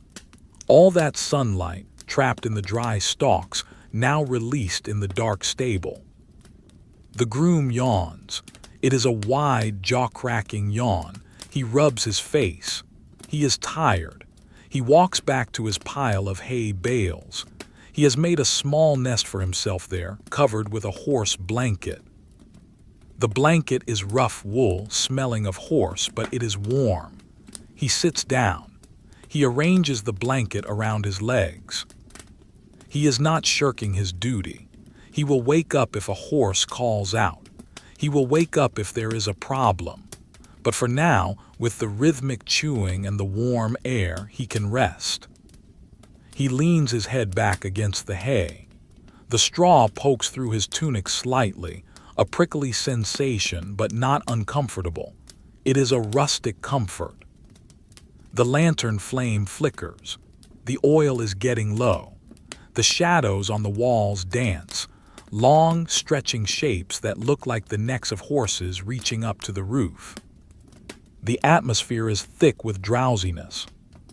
Munch, grind, munch, grind. Snort. Shift. It is a lullaby of the barn. If you are listening to this, you can imagine yourself there, sitting on a bale of hay in the corner, the warmth of the animals radiating towards you, the smell of the sweet grass, the absolute lack of urgency. There are no emails here, no deadlines, no news. There is only the horse, the hay, and the night. The groom's eyes close. His breathing deepens. He joins the rhythm of the herd. We drift away from him, leaving him to his rest. We move down the aisle back towards the entrance. We pass a roan horse that is rubbing its tail against the wall. Scrub, scrub, scrub. It is an itchy spot. The horse leans its weight into the rub, groaning slightly with pleasure. It is a small, satisfying moment. We reach the gate. We look back one last time. The long aisle is a tunnel of warm shadow. The lantern is a single star in the gloom. The sound of chewing fills the air like a gentle rain. We float over the gate, back into the cold night air. The contrast is shocking again. The air is crisp, clean, devoid of the animal warmth. We are back in the camp. The moon is now directly overhead. It is the middle of the night. Media knocks. The camp is at its quietest. Even the sentries are standing still, wrapped in their cloaks, stamping their feet occasionally to keep the blood flowing.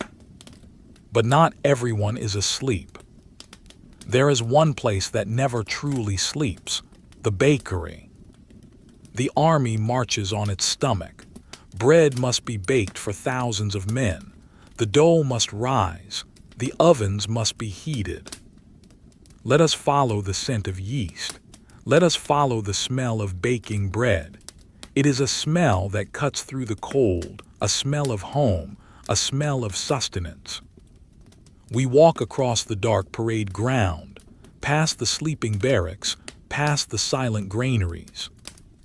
The granaries, the horia, are massive stone buildings with raised floors to keep the grain dry and away from rats. They loom in the dark, silent and imposing. Inside them are tons of wheat, the fuel of the empire. But we are going behind them, to the ovens.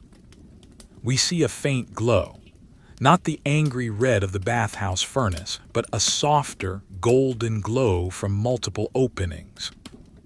The bakery is a semi-open structure, a roof supported by pillars, allowing the smoke to escape. Inside there is movement.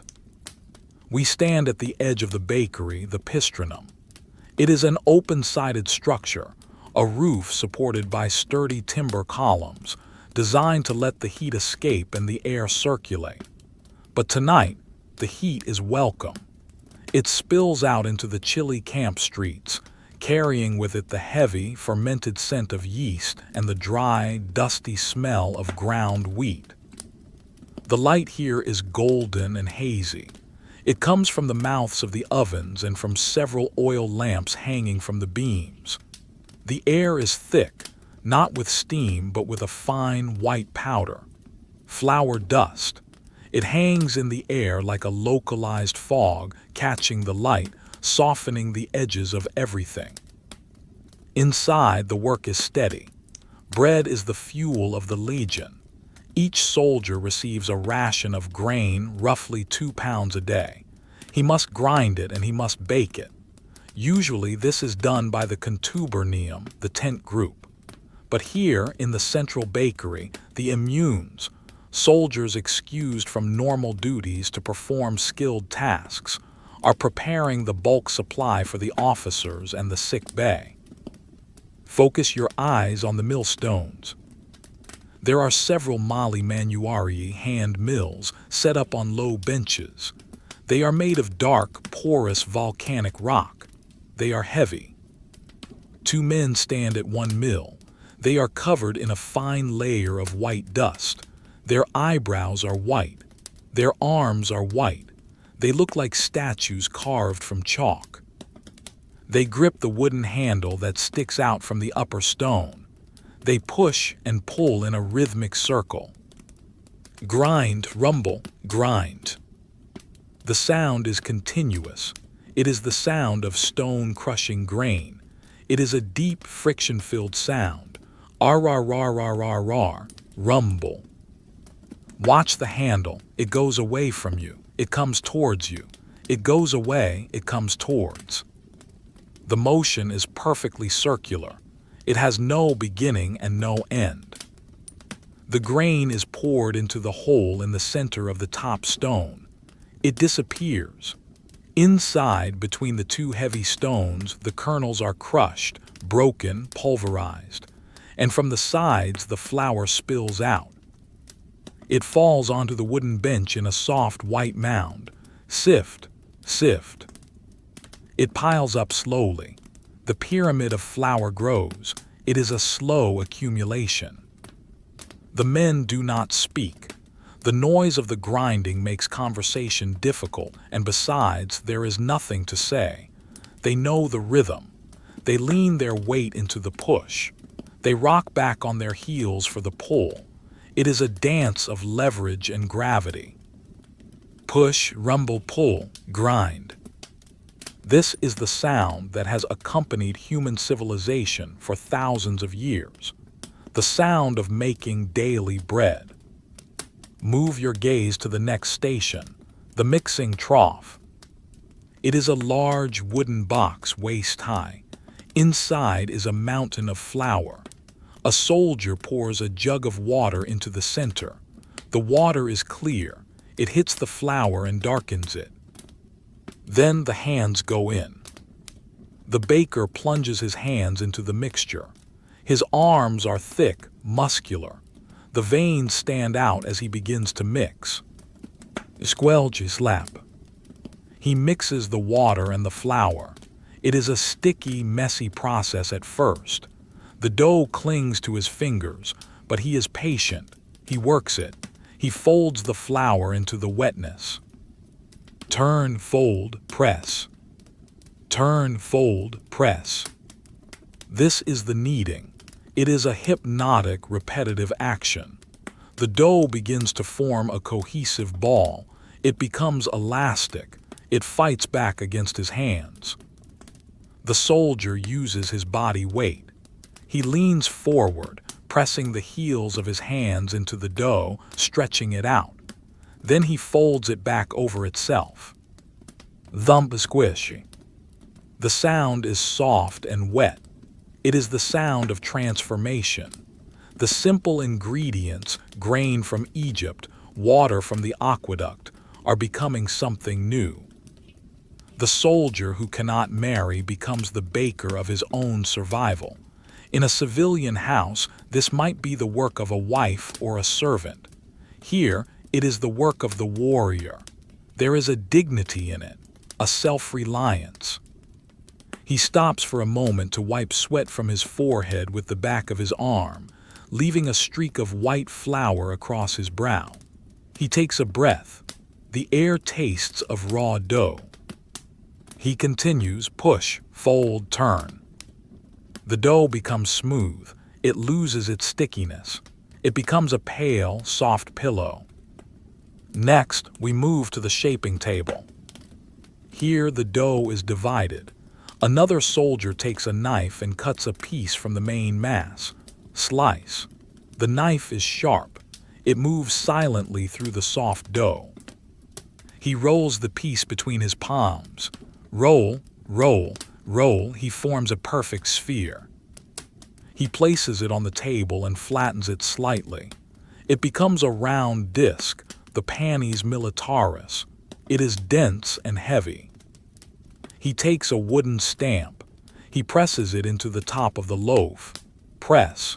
It leaves an impression, perhaps the number of the century, perhaps a geometric design. Then he takes a knife and scores the top. He cuts a cross shape. This will allow the bread to expand in the oven without cracking, and it will make it easy to break into 4 pieces later. Slice, slice. The cross opens up slightly, like a mouth. He places the loaf on a long wooden paddle, a peel. Now look at the ovens. They are large, domed structures made of brick and clay. They look like igloos. Inside, a fire has been burning for hours, heating the stones. The fire has been raked out now, leaving only the radiant heat stored in the thermal mass of the oven. The baker slides the peel into the dark mouth of the oven. Slide. He flicks his wrist. Jerk. The loaf slides off the wood and lands on the hot stone floor of the oven. He repeats this, slide, jerk. One by one, the pale loaves disappear into the dark cave of heat. When the oven is full, he takes a heavy iron door and places it over the opening. He seals it shut. Clang. Now the waiting begins. The magic happens in the dark. The heat penetrates the dough. The water turns to steam and tries to escape, causing the bread to rise. The crust begins to form, turning from pale white to gold, then to brown. The smell begins to change. At first, it was the smell of raw flour. Now, a new scent begins to waft from the cracks around the oven door. It is the smell of baking bread. There is no smell in the world more comforting. It triggers a deep evolutionary response. It means food is coming. It means safety. It means civilization. The smell drifts out into the night air. It mixes with the cool breeze. It reaches the nose of a sentry walking his beat 50 yards away. He inhales. His stomach rumbles quietly. He thinks of the morning meal.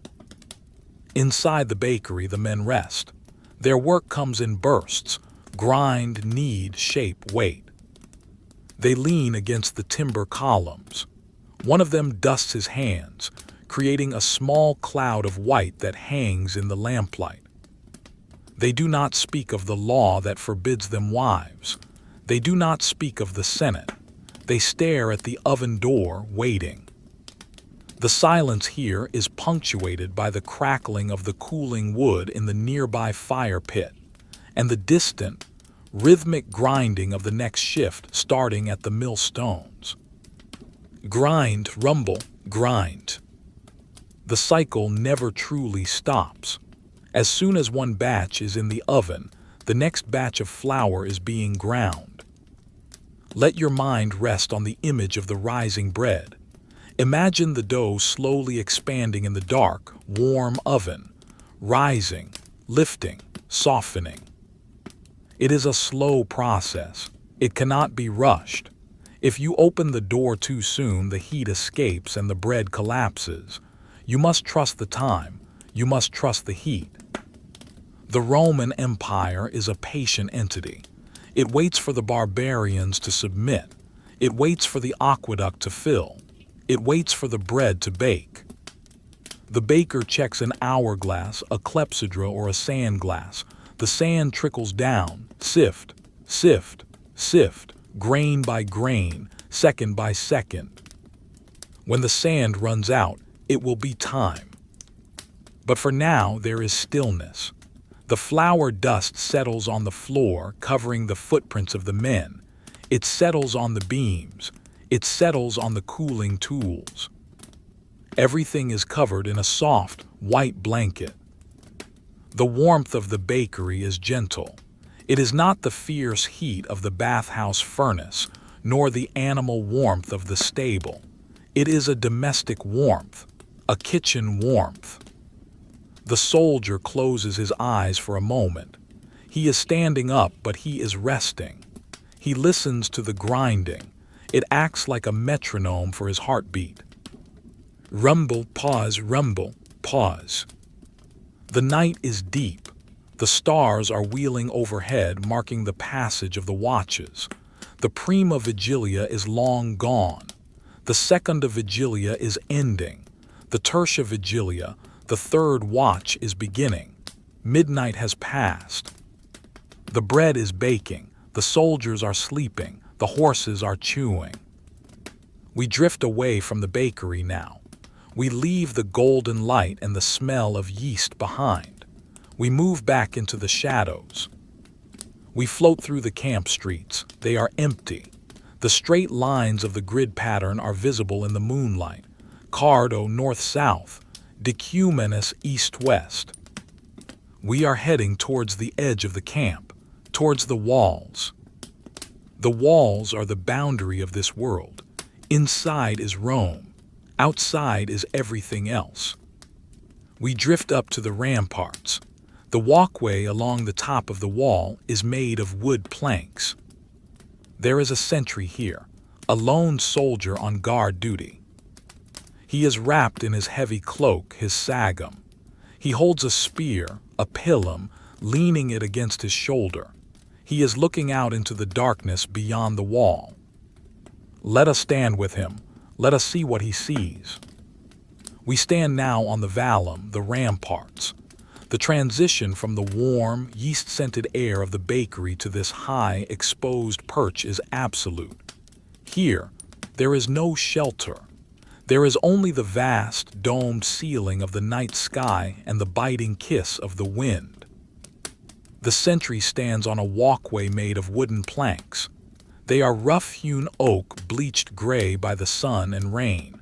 Under his caligy, his hobnailed boots, the wood feels solid, unyielding. Creak. He shifts his weight from his left foot to his right. The wood groans softly beneath him. It is a lonely sound. It is the only sound he has made in 10 minutes. He is wrapped in his sagum, the heavy rectangular cloak of the Roman soldier. It is pinned at his right shoulder with a bronze fibula, a brooch. The wool is thick, dense, and heavy. It acts as a shell, trapping his body heat against the intrusion of the night. He pulls the edges tighter across his chest. His breath steams in the air before him. Hawa. A white cloud appears, lingers for a second, and then is torn apart by the breeze. He holds his pilum, his heavy javelin. He does not hold it in a posture of aggression. He leans on it, using it as a third leg to support his tired body. The shaft is made of ash wood, smooth and polished by the oils of his hands. It is cold to the touch, but his hand has warmed the specific spot where he grips it. The iron head of the spear points upwards, a dark silhouette against the stars. It is motionless. He looks out. He is not looking at the camp behind him. He is looking outward into the barbaricum, the lands beyond the empire. What does he see? He sees a sea of mist. The valley below the fort has filled with fog. It has rolled in silently from the river, a white, ghostly tide that has swallowed the ground. The tops of the trees poke through the mist like dark islands in a pale ocean. They are motionless. There is no wind down there, only up here on the wall. The landscape is a study in grays and blacks. The moonlight turns the mist to silver. The forest beyond is a wall of charcoal. It is beautiful in a desolate, empty way. It is a landscape that cares nothing for empires or laws. It simply exists. The sentry's eyes scan the horizon. He is not looking for anything specific. He is not expecting an attack. Attacks do not happen like this in the deep silence of a winter night. He is simply performing the act of looking. It is a ritual. Scan left, scan center, scan right. His eyes move slowly. He blinks. His eyelashes feel heavy. He thinks about the distance. Somewhere out there, miles and miles away, is another fort, and another sentry standing on another wall looking back this way. They are connected by the darkness, by the shared duty. He thinks of the law again, the Conubium. Why does it matter up here? Up here, a wife would be a memory. A child would be a ghost. Up here, a man is alone with the elements. Perhaps the emperor knew that to stand on the wall night after night requires a certain kind of emptiness, a heart that is not pulling too hard to be elsewhere. The wind gusts, whoosh. It catches the flap of his helmet, the galea. The cheek guards tap against his jaw. Tap, tap. He adjusts the helmet. He pushes it up slightly on his forehead. The metal is freezing. It acts as a heat sink, pulling warmth from his head, but the padded liner underneath protects him. He is tired. It is the kind of fatigue that settles deep in the bones. It is not an acute sleepiness, but a heavy, dull pressure. His knees want to buckle. His eyelids want to drop. To stay awake, he plays a game in his mind. He counts the stars in the constellation of the Great Bear, Ursa Major. 1, 2, 3, 4. The wheels of the wagon, 5, 6, 7. The handle. They are bright and hard, hanging in the blackness. They have not moved since he started his watch. Or have they? Perhaps they have rotated a fraction of a degree. The great celestial clock turns so slowly that no human eye can see it move. You can only see that it has moved after hours have passed. He looks down at the ground immediately below the wall. It is lost in shadow. The defensive ditches, the fosse, are invisible black pits. He knows they are there. He dug them himself, shovel by shovel, alongside his comrades. Dig, throw, throw. The memory of the labor is in his muscles, the ache in his shoulders from the pickaxe, the blister on his thumb. The wall is not just a barrier, it is frozen sweat. It is solidified time. He shifts his weight again, creak. He decides to walk, just a few paces, to keep the blood flowing in his toes. He takes a step, thud, the hobnails bite into the wood, crunch. He walks 10 paces to the left, thud, thud, thud, thud. He stops, he turns, he walks 10 paces back, thud, thud, thud, thud. He is a pendulum swinging in the dark. He stops at his original position. He leans on the spear again. The silence returns. It washes over him, filling the space left by his footsteps. Somewhere in the forest, an owl hoots, hoo, hoo, hoo.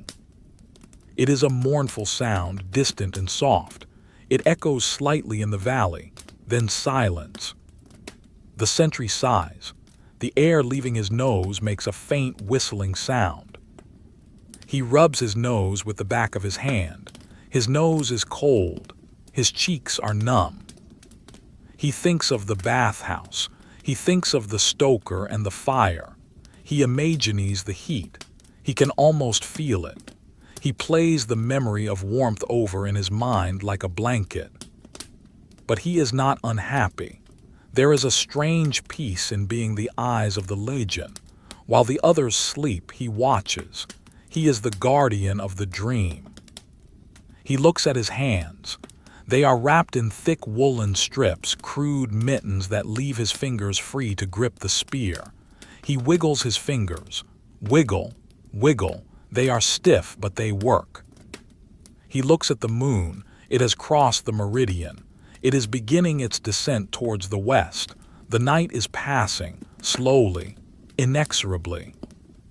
The light of the moon reflects off the river far below, a ribbon of quicksilver winding through the mist.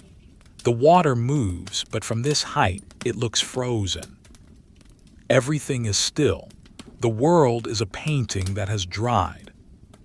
The sentry closes his eyes for just a second. In the darkness behind his eyelids, he sees the face of a girl he met in the village. She smiled at him when he bought wine. It was a brief moment, a transaction, but he holds onto it. He stores it in the library of his mind, next to the image of the stars and the feeling of the spear. He opens his eyes. The mist is still there. The trees are still there. He hears a sound on the walkway further down. Thump, thump, thump. It is the optio, the officer of the watch, making his rounds. He is checking the sentries. The sentry straightens up. He pulls his shoulders back. He lifts the spear from the ground and holds it vertical. The footsteps get closer. A dark shape emerges from the gloom. The officer stops a few feet away. He is also wrapped in a cloak. He looks at the sentry. He nods. "All quiet?" the officer asks. His voice is low, a whisper that cuts the air. "All quiet, optio," the sentry replies. The words hang in the air for a moment. They are the only reality. All quiet, omnia quieta. The officer nods again. He does not stay to chat. It is too cold for conversation. He continues his walk. Thump, thump, thump. The sound fades away into the darkness. The sentry is alone again.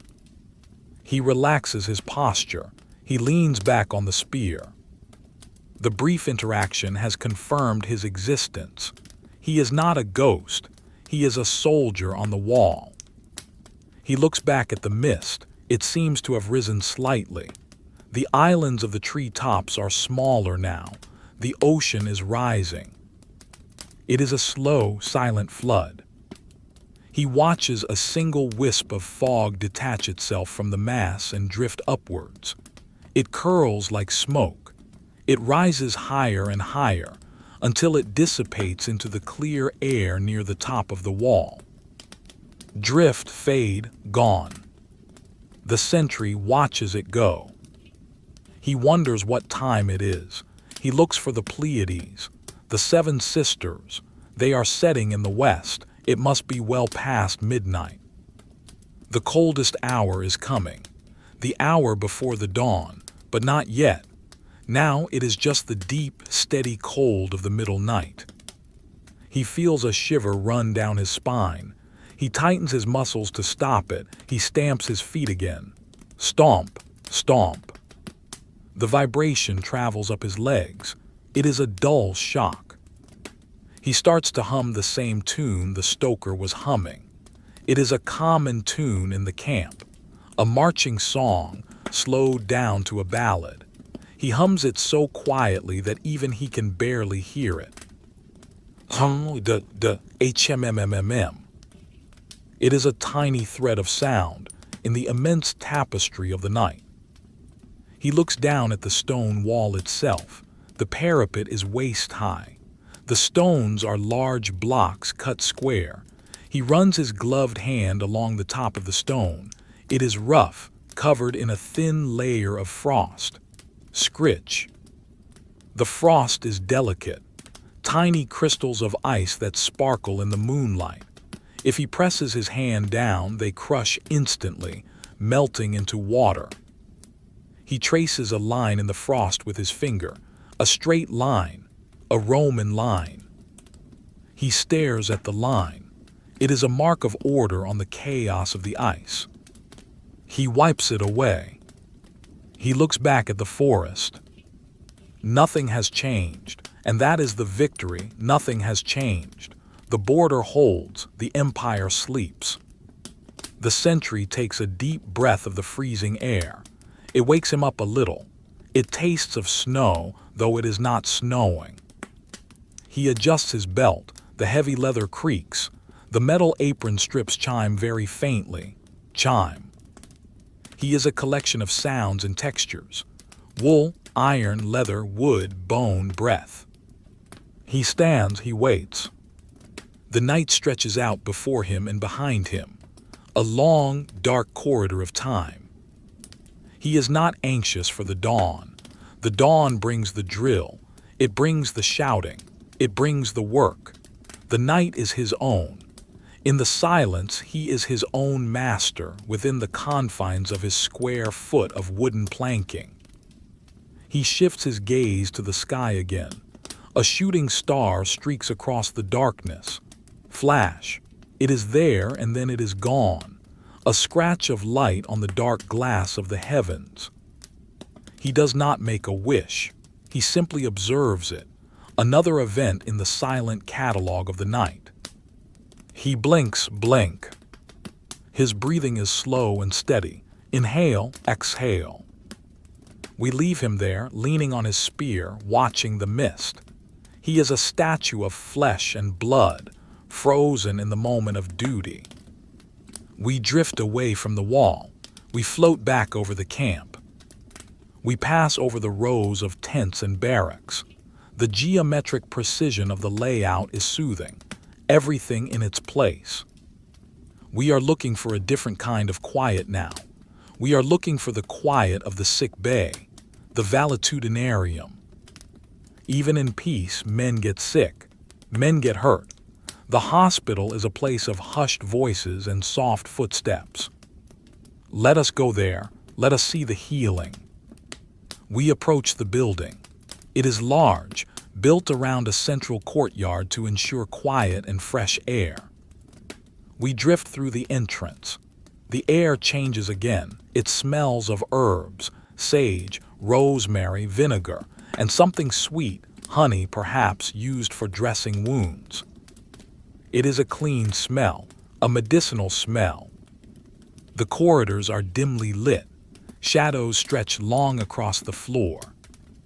We drift into the valetudinarium, the hospital of the Legion. The transition from the biting wind of the ramparts is immediate. The air here is still, enclosed and strangely heavy. It does not carry the animal warmth of the stables or the humid heat of the bathhouse. Instead, it holds a dry, clean warmth, carefully regulated by braziers placed at the ends of the long corridors. The smell is the first thing that defines this space. It is a complex bouquet of the natural pharmacy. Breathe it in. There is the sharp, pine-like scent of rosemary, the dusty, savory smell of dried sage, the biting, acidic tang of vinegar, and underneath it all, the sweet, cloying aroma of honey, used to seal wounds and soothe throats. It is a smell that signals care. It is the olfactory equivalent of a lowered voice. The hospital is built as a square of rooms surrounding a central garden courtyard. We are in one of the corridors. The floor is tiled, smooth and clean. The walls are plastered white to reflect the light and reveal any dirt. At a small wooden table sits a capsarius, a medical orderly. He is a soldier who has been trained in the arts of healing. He wears a clean tunic, undyed and pale. His hands are scrubbed pink. He is working by the light of a single oil lamp.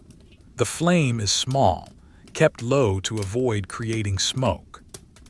He is preparing a poultice. In front of him is a small marble mortar and a pestle. He takes a pinch of dried leaves from a ceramic jar. Crinkle. He drops them into the bowl. He begins to grind, click, grind, click. The sound is much lighter, much sharper than the heavy rumble of the bakery millstones. It is a delicate sound, tink, shhh, tink, shhh. He adds a drop of olive oil. He adds a spoonful of honey. The honey is thick and amber. It trails from the spoon in a slow, golden ribbon. Drip, drip, drip. He mixes it all together. The herbs darken as they absorb the oil and honey. The paste becomes smooth and green-brown. The orderly's face is calm. He is focused on the consistency. It must be perfect. Not too runny or it will drip off the bandage. Not too stiff or it won't spread. He tests it with the tip of a wooden spatula. He nods. It is ready. He sets the mortar aside. He stands up. His movements are silent. He wears soft felt shoes, udons, instead of the heavy hobnailed boots. The silence is mandatory here. Sleep is the primary medicine. He walks down the corridor, soft step, soft step, soft step. He approaches one of the small rooms, the cubicula. There is no door, just a heavy linen curtain to block the light. He pushes the curtain aside gently. Inside there is a single bed. A soldier is lying there. He is young. His leg is propped up on a bolster, wrapped tightly in white linen bandages. He is not a casualty of war. He broke his leg falling from a wagon while loading timber. A mundane accident, a boring injury. The patient is asleep. His face is relaxed, untroubled by pain. The poppy syrup he was given earlier is doing its work. The orderly leans over. He does not wake the man. He simply checks the color of the toes sticking out from the bandage. They are pink and warm, good circulation. He checks the bandage itself. It is neat, the layers of linen overlapping perfectly in a herringbone pattern. It is a work of art in itself, a structure of support made of cloth. The orderly straightens up. He watches the patient breathe for a moment. Rise, fall, rise, fall. The room is peaceful. There is a small cup of water on a stool, a folded blanket, a personal amulet hanging on the wall, a small bronze carving of Asclepius, the god of healing. The orderly steps back out into the corridor. The curtain falls back into place. Swish. He walks towards the central courtyard. The valetudinarium is designed so that every room has access to light and air. The courtyard is a garden of medicinal plants. Even in winter, the structure of the garden remains. The raised beds are outlined in stone. We drift out into the garden. It is open to the sky, but the surrounding roof protects it from the wind. It is a pocket of stillness. There are rosemary bushes here, dark and hardy. There is time. There is a small laurel tree. The moonlight paints the leaves in shades of silver and black. In the center of the garden is a small fountain. It is turned off for the night to let the water rest, or perhaps to prevent the sound from disturbing the light sleepers. The water in the basin is a flat, black disc. The orderly stands by a pillar, looking out at the garden. He folds his arms. He is not a man of the sword tonight. He is a man of the cloth and the jar. His war is against infection, against fever. It is a quiet war, fought with patience and cleanliness. He thinks of the jar of honey. He needs to order more from the quartermaster tomorrow. The supply is running low. He makes a mental note: honey, lint, clean sponges. The list is comforting. It is manageable. He turns back to his table. He sits down. The wood of the chair creaks softly. He picks up a roll of linen. It is raw fabric, slightly rough. He needs to prepare more bandages. He takes a pair of shears, iron scissors with a spring loop. Snip. He cuts into the edge of the fabric. Then he puts down the shears and grips the fabric with both hands. He tears it. Rip. The sound is sudden, a sharp tearing noise that splits the silence. But it is a controlled sound, a clean tear.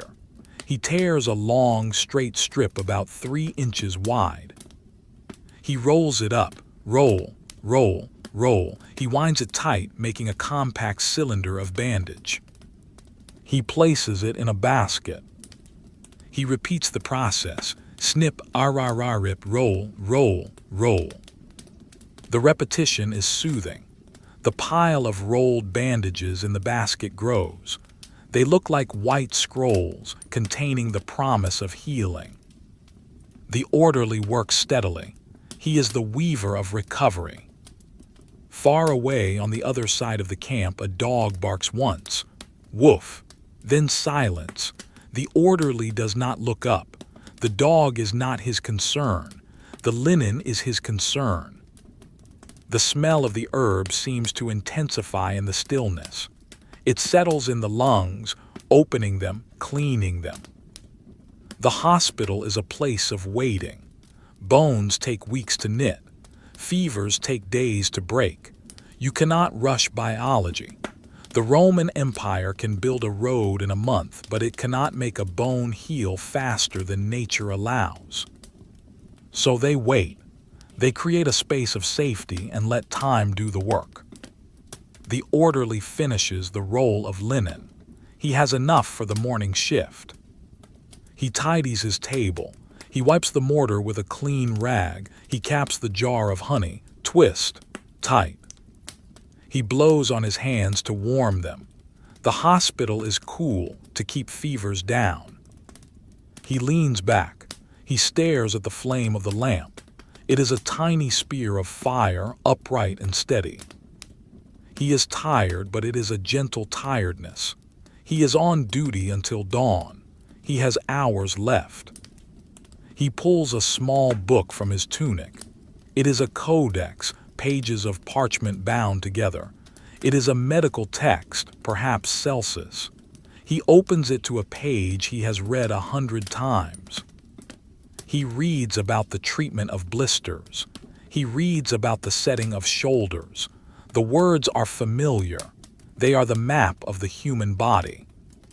He reads slowly, mouthing the words, clean with wine, apply wool soaked in oil. The words are a lullaby. The shadows in the corridor seem to soften. The sharp edges of the pillars blur.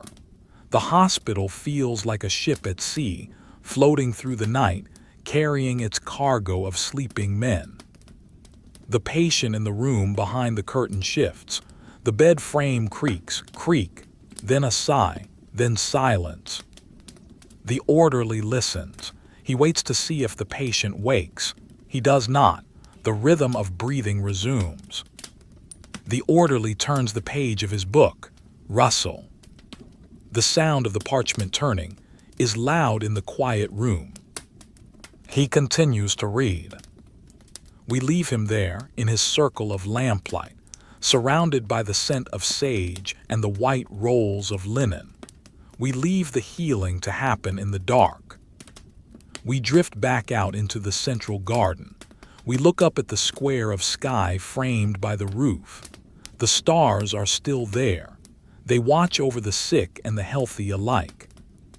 We float up out of the courtyard, back into the open air of the camp. We have seen the maintenance of the leather. We have seen the maintenance of the body. We have seen the maintenance of the fire. We have seen the maintenance of the lists.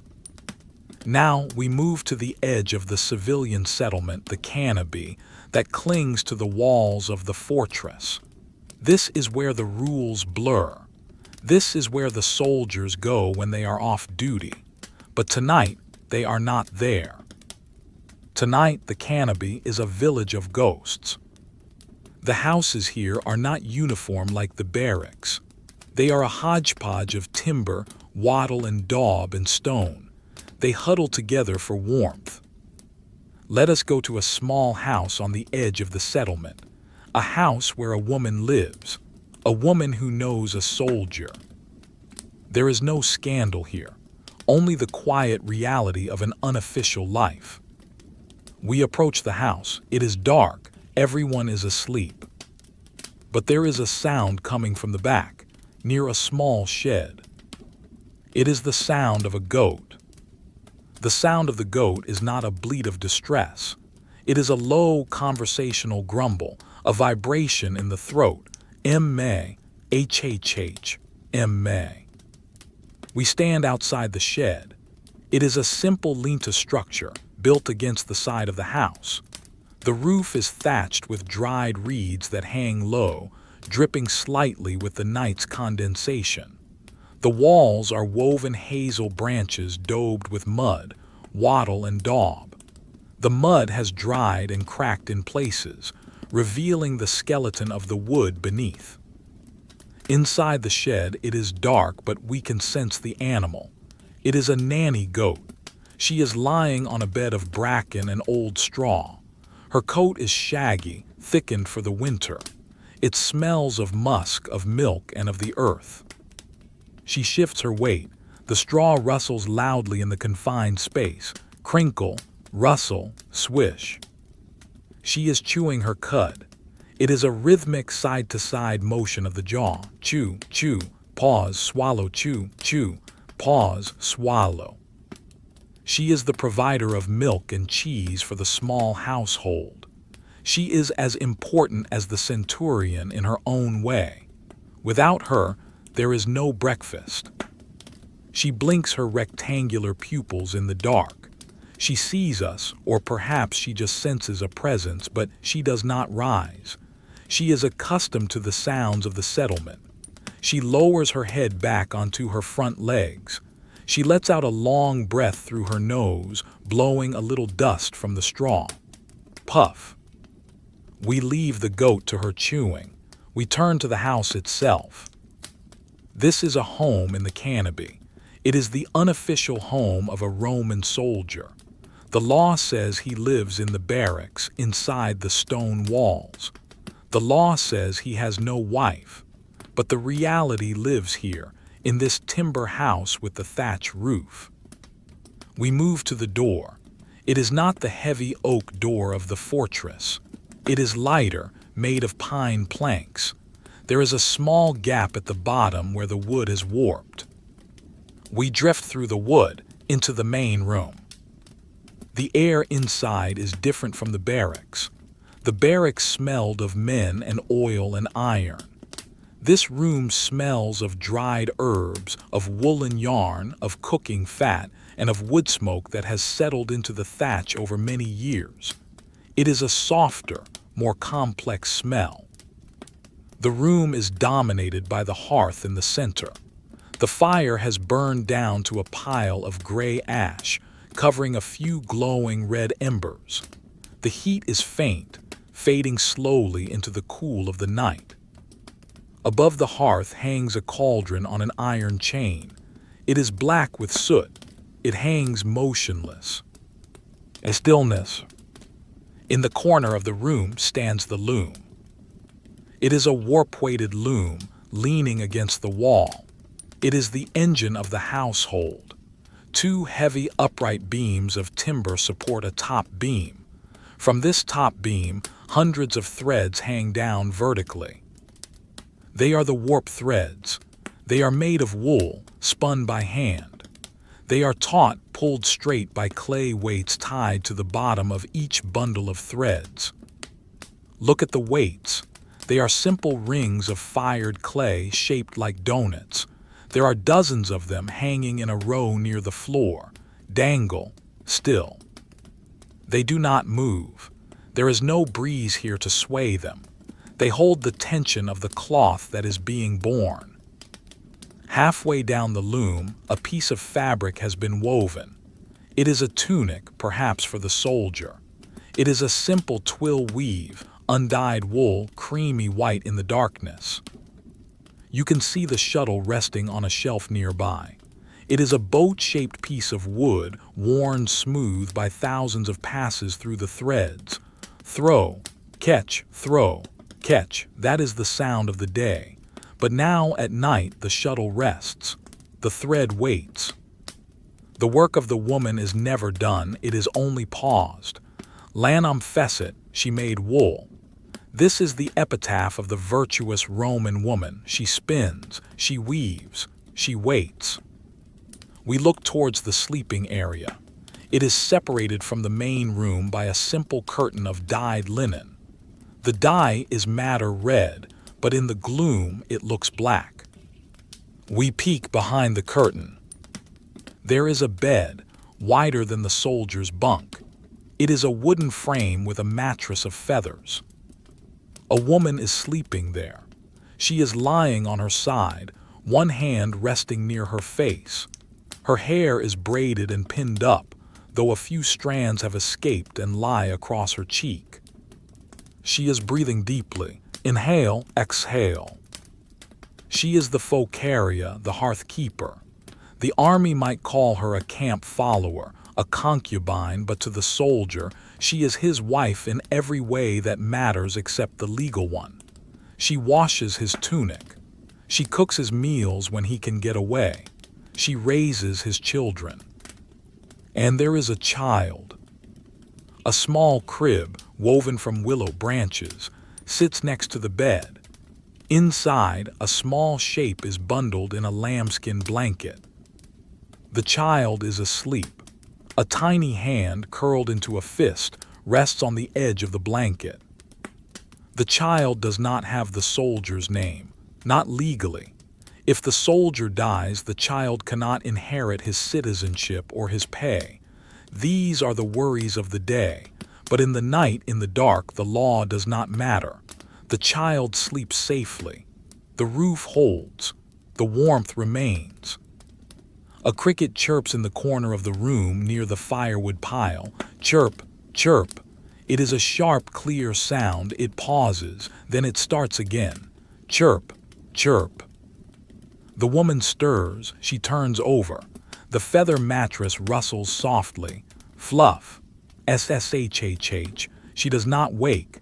She settles into a new position, pulling the quilt up to her shoulder. The quilt is a patchwork of old tunics and scraps of wool, sewn together with care. It is heavy and warm. On a small table near the bed sits a clay lamp, unlit, and a small wooden comb. There is also a small polished bronze mirror.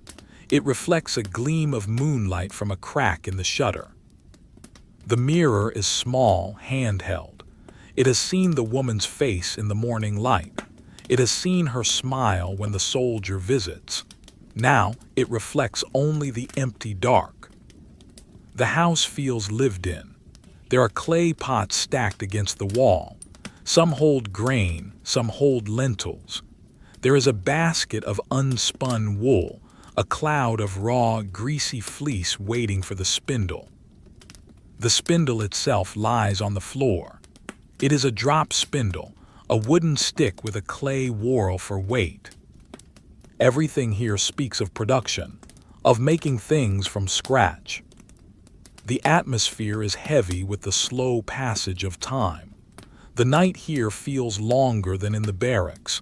It is a private night, a night of domestic silence. We drift back to the main room. We look at the floor. It is packed earth swept clean, hard and cool. In the center of the room, near the hearth, is a small household shrine, a lararium. It is a small shelf painted to look like a temple. On it stand two small figurines made of clay. The Lares, the guardian spirits of the household. They are crude, bought from a local potter, but they are treated with reverence. A small offering bowl sits in front of them. It contains a few grains of spelt wheat and a pinch of salt. a gift to the spirits to keep the roof from leaking and the milk from souring. The spirits watch the room with painted eyes. They watch the loom. They watch the fire. Outside, the wind picks up again. It pushes against the wattle walls, creak. The house groans slightly. It is a flexible structure. It bends with the wind rather than fighting it like the stone fortress. It is resilient. The soldier comes here when he can. He sits by this fire. He takes off his armor. He forgets the drill. He holds the child. He talks to the woman. For a few hours he plays at being a citizen. Then the trumpet sounds and he goes back to the stone world of men. But tonight he is not here. The woman sleeps alone. The solitude is not lonely. It is peaceful. It is a break from the constant work of survival. We listen to the house, the cricket, the breathing, the settle of the thatch tick, a piece of charcoal in the fire cooling. It is a symphony of the small. We float up towards the roof. We pass through the reeds of the thatch. They are tightly packed, layered to shed the rain. We smell the dry reeds, dusty and brittle. We emerge back into the night air. The canopy stretches out around us. It is a maze of these small houses, sheds, and workshops. It is a shadow city clinging to the skirts of the Legion. There are taverns here too, silent now. There are blacksmiths who shoe the civilian mules. There are potters, all asleep. The moon casts long, jagged shadows across the muddy streets. A stray dog trots down the center of the lane. It stops to sniff a pile of refuse. It lifts its leg. It trots on. It is on its own mission. We look back at the fortress walls. They loom high and dark against the sky.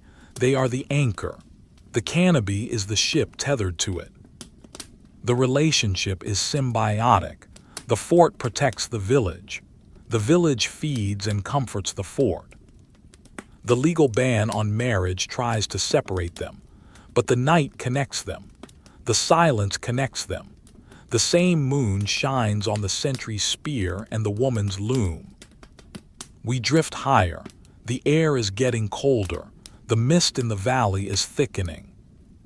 We have seen the inside. We have seen the outside. But there is one more place of quiet industry we have not visited. A place that deals with the very earth itself. The latrines. It may seem an odd place to go, but in a Roman camp, the latrines are a marvel of engineering.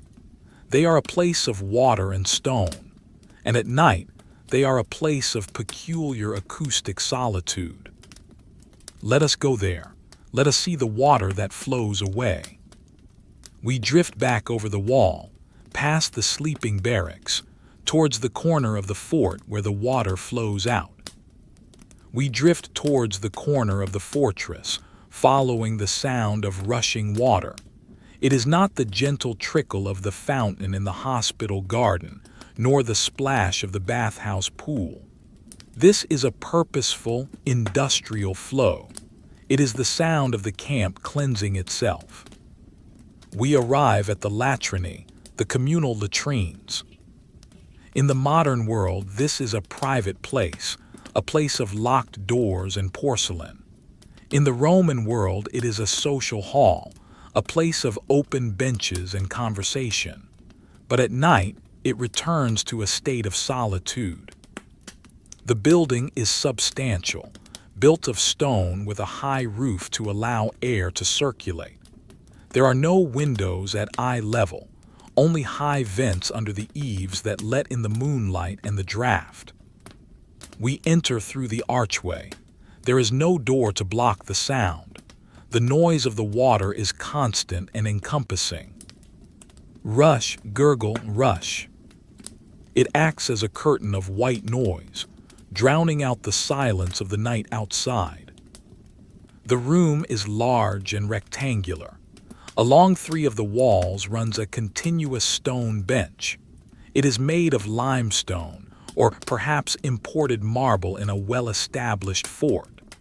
The stone is smooth, polished by the tunics of thousands of men over decades of use. Cut into the bench at regular intervals are keyhole-shaped openings. There are 20, maybe 30 of them. They sit side by side with no dividers between them. In the day, men sit here elbow to elbow, gossiping, trading news, complaining about the centurion. But now the bench is empty. It stretches out in the shadows, a long gray ribbon of cold stone. Beneath the bench runs a deep channel. This is where the engineering genius of Rome is hidden. The water that flows here is gray water, water that has already done its work in the bathhouse. It flows from the cold pools, from the overflow of the hot tanks, and is channeled here by gravity. It rushes through the darkness under the bench, carrying away the waste. It never stops. It is a conveyor belt of water. Swish, whoosh, swish. In front of the bench on the floor runs a smaller, shallower channel. This one carries clean water. It is for washing sponges. Let us look at the tools of the trade. Leaning against the wall or resting in buckets of vinegar and salt water are the xylospongia, sponges on sticks. They are simple tools. A natural sea sponge, harvested from the Mediterranean, tied firmly to a wooden handle. The sponges are porous, rough yet soft. They soak up the vinegar solution. The smell here is sharp, acetic acid. It cuts through the other odors. It is the smell of sanitation. Drip, drip. A sponge resting on the rim of a bucket drips liquid into the stone gutter. The floor is paved with large flagstones. They are wet. The air is damp. It feels like a cave. We wait. The water flows. The moon casts a beam of light through a high vent, illuminating a patch of wet floor. Dust motes dance in the beam, moving faster here because of the air currents. Footsteps approach. Slap, slap, slap. They are slow, heavy steps. A soldier enters. He is wearing his tunic, but he has thrown a cloak over his shoulders against the night chill. He looks sleepy. His hair is tousled. He rubs his eyes. He walks to the bench. He chooses a spot, not too close to the door, too drafty, not too far and too dark. He chooses a spot in the middle. He arranges his tunic. He sits. Sigh. The stone is cold against his skin. It wakes him up slightly. He leans his elbows on his knees, resting his chin in his hands. He is not here to socialize. He is alone. He stares at the wall opposite him. The plaster is peeling slightly in the corner. There is graffiti on the wall. The soldiers have scratched their names and thoughts into the plaster with knives or styluses. Lucifer was here. Apollodorus owes me 5 denarii. The 10th Legion is the best. The soldier reads the words idly. He has read them 100 times. They are the social media of the ancient world, static posts that last for years. He traces a crack in the plaster with his eyes. It looks like a river on a map. The sound of the water below him is hypnotic. It rushes away, heading for the main drain, the cloaca, which will carry it out of the fort and into the river valley below. It is a system of flow. Nothing stays, everything moves. The soldier finishes. He reaches for a sponge stick. He dips it in the clean water channel running at his feet. The water is cold. He cleans himself. He rinses the sponge in the vinegar bucket. Splash, swish, splash. He places the stick back. He stands up. He adjusts his clothes. He reties his belt. He walks to a stone basin near the entrance. A pipe feeds fresh water into it. He washes his hands. The water is freezing. It shocks his fingers. He rubs them together briskly.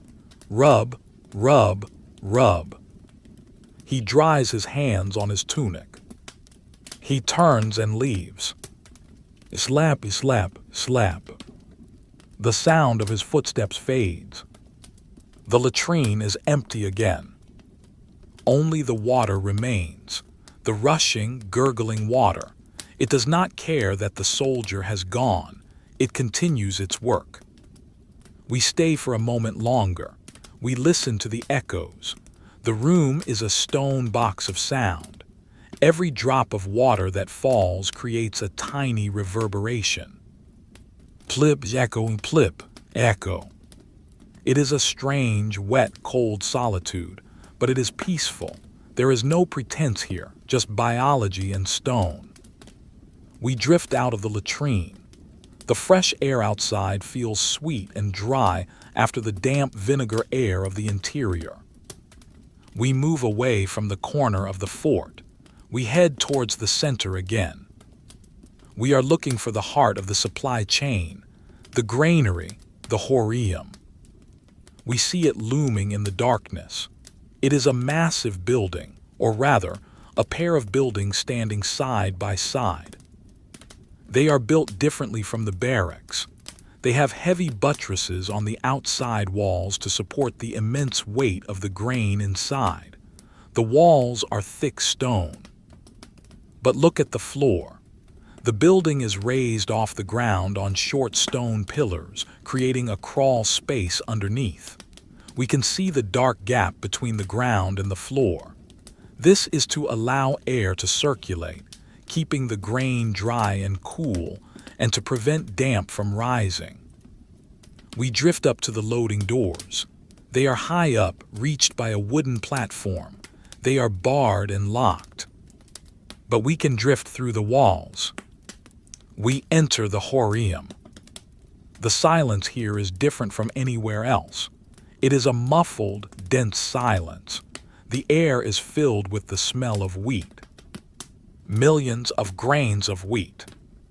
The space is vast and dark. To the left and right are large wooden bins filled to the brim with grain. Spelt wheat, barley. The smell is dusty, sweet, and dry. It smells of the harvest sun preserved in the dark. We float over the bins. The grain is level, like a golden sand dune frozen in time. If you were to touch it, your hand would sink in. The grains would flow around your fingers like fluid, rustle, slide. But nothing moves now. The surface is undisturbed. This is the life of the Legion. This is the bread we saw baking in the ovens earlier. This is the porridge for the morning meal. This is the pay for the soldiers. Without this room, the empire collapses. It is quiet here, but it is not empty of life. Listen closely, scritch, scratch. It is faint, very faint. It is a mouse, or perhaps a rat. It is scurrying along the top beam of the roof. The Romans keep cats. We saw one in the bathhouse to hunt them. But in a room this big with this much food, there is always a mouse. The mouse pauses. It twitches its nose. It smells the grain. It descends a wooden pillar. We watch it reach the edge of a bin. It grabs a single grain of wheat. It holds it in its paws. Nibble, nibble, nibble. A tiny sound in a cathedral of food. The granary is cool. The ventilation slits are narrow, designed to keep out rain and birds, but they let in the cold night air. The temperature is perfect for preservation. The darkness is profound. The only light comes from the thin stripes of moonlight falling through the ventilation slits. They stripe the floor and the grain bins like the bars of a cage. We drift down the central aisle. The floorboards are covered in a fine layer of grain dust. It softens our imaginary footsteps. We pass a set of scales hanging from a beam, a heavy bronze balance. It is still. The pans hang perfectly level, balance, equilibrium. Beside it is a tally board, marks chalked onto wood. CXV quantities delivered, quantities taken. The bureaucracy follows the food. The sheer volume of the grain is oppressive. It is heavy. You can feel the weight of it pressing against the wooden sides of the bins. The timber groans occasionally under the pressure. Creak. It is a slow structural groan. This building is a battery. It stores the energy of the summer to power the winter. We float here for a while, suspended in the dry, dusty air. The smell is soporific. It is the smell of a warm pillow, of a heavy blanket.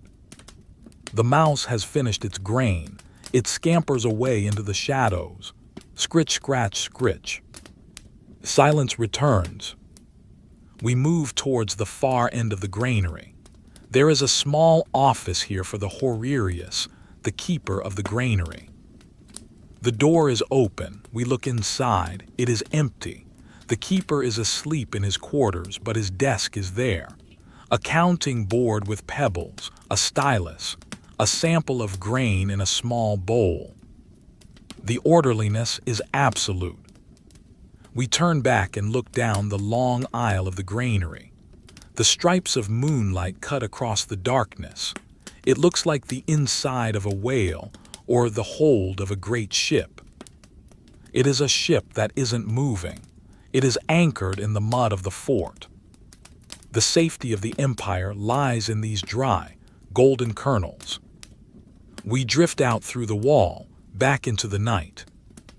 The moon is lower now. The shadows are stretching longer, distorting the shapes of the buildings. The wind has died down. The mist in the valley has risen higher, reaching the base of the fortress walls. It is lapping at the stones like a slow tide. We have seen the water flowing out. We have seen the grain sitting still. Now we move to the workshop of the fabbri, the craftsmen, the engineers. The Roman army builds its own weapons, its own carts, its own tools. The workshop is a place of metal and wood. It is silent now, but it holds the memory of noise. We approach the fabrici. It is a long building with large double doors to allow wagons to enter. The doors are closed. We slip through a crack. The smell hits us. Cold iron, charcoal, sawdust, grease. It is a masculine, industrial smell. Inside, the anvils stand like altars in the gloom. The air inside the fabrici is heavy. It is a different kind of weight than the grain in the granary. That was a soft, organic weight. This is a dense, metallic weight. The smell is sharp, the scent of cold iron, of oxidation, of carbon. It sits in the back of the throat, tasting faintly of blood and earth. We stand in the center of the blacksmith's bay. The floor here is not paved with neat flagstones. It is packed earth, darkened by decades of charcoal dust and iron filings. If you were to kneel and touch the ground, your fingertips would come away black. Domineering the space is the anvil. It sits on a large block of oak, a tree trunk sunk deep into the floor to absorb the shock of the hammer. The anvil itself is a solid mass of iron. In the dim light filtering through the high clear-story windows, it looks like a crouching beast. It is cold. Imagine placing your hand on the face of the anvil. It sucks the heat from your palm instantly. It is smooth, polished by the pounding of red-hot metal, but tonight it is lifeless. It is a monument to potential energy. Beside it, resting against the block, is the hammer, a heavy sledge. The head is scarred and pitted. The handle is made of ash wood, worn smooth and dark by the sweat and oil of the smith's hands. It leans there, waiting. Lean rest. There is no sound of ringing metal tonight. The clang, clang, clang that defines the day is gone. The silence here is the silence of a bell that has stopped vibrating. To the left is the forge. It is a raised brick hearth. It is dead. The fire was raked out hours ago. A pile of gray ash sits in the center, cold and soft. There are no embers. Next to the forge are the bellows, great lungs of leather and wood. They hang deflated. The leather is old, cracked in places, but patched with care. When the smith pumps them, they wheeze and sigh, breathing life into the coals. But now they hold their breath. We move away from the ironwork, stepping over a small pile of slag, the waste product of the smelting process. It crunches softly under our imaginary feet. Crunch, snap. We move to the carpenter's side of the workshop. The smell changes instantly. The sharp tang of iron vanishes, replaced by the sweet, resinous scent of fresh-cut timber, pine, oak, cedar. It is a warm, inviting smell. It smells of the forest brought indoors. Here the floor is covered in wood shavings. They lie in curled heaps like blonde ringlets of hair. Look at a single shaving. It is a spiral of thin wood. It catches the moonlight. It is fragile. If you stepped on it, it would flatten without a sound. On a workbench sits a cartwheel in progress. The Roman army moves on wheels. Carts for baggage, carts for artillery, carts for grain. The wheelwright is a vital man. The wheel on the bench is missing its iron rim. It is just the wooden skeleton. The hub, the spokes, the felloes. The joinery is precise. The spokes fit into the hub with tight mortise and tenon joints. No glue is needed if the wood is dry and the cut is true, but they often use hide glue just to be sure. A pot of glue sits on a small brazier, now cold. The glue has hardened into a dark, amber puck.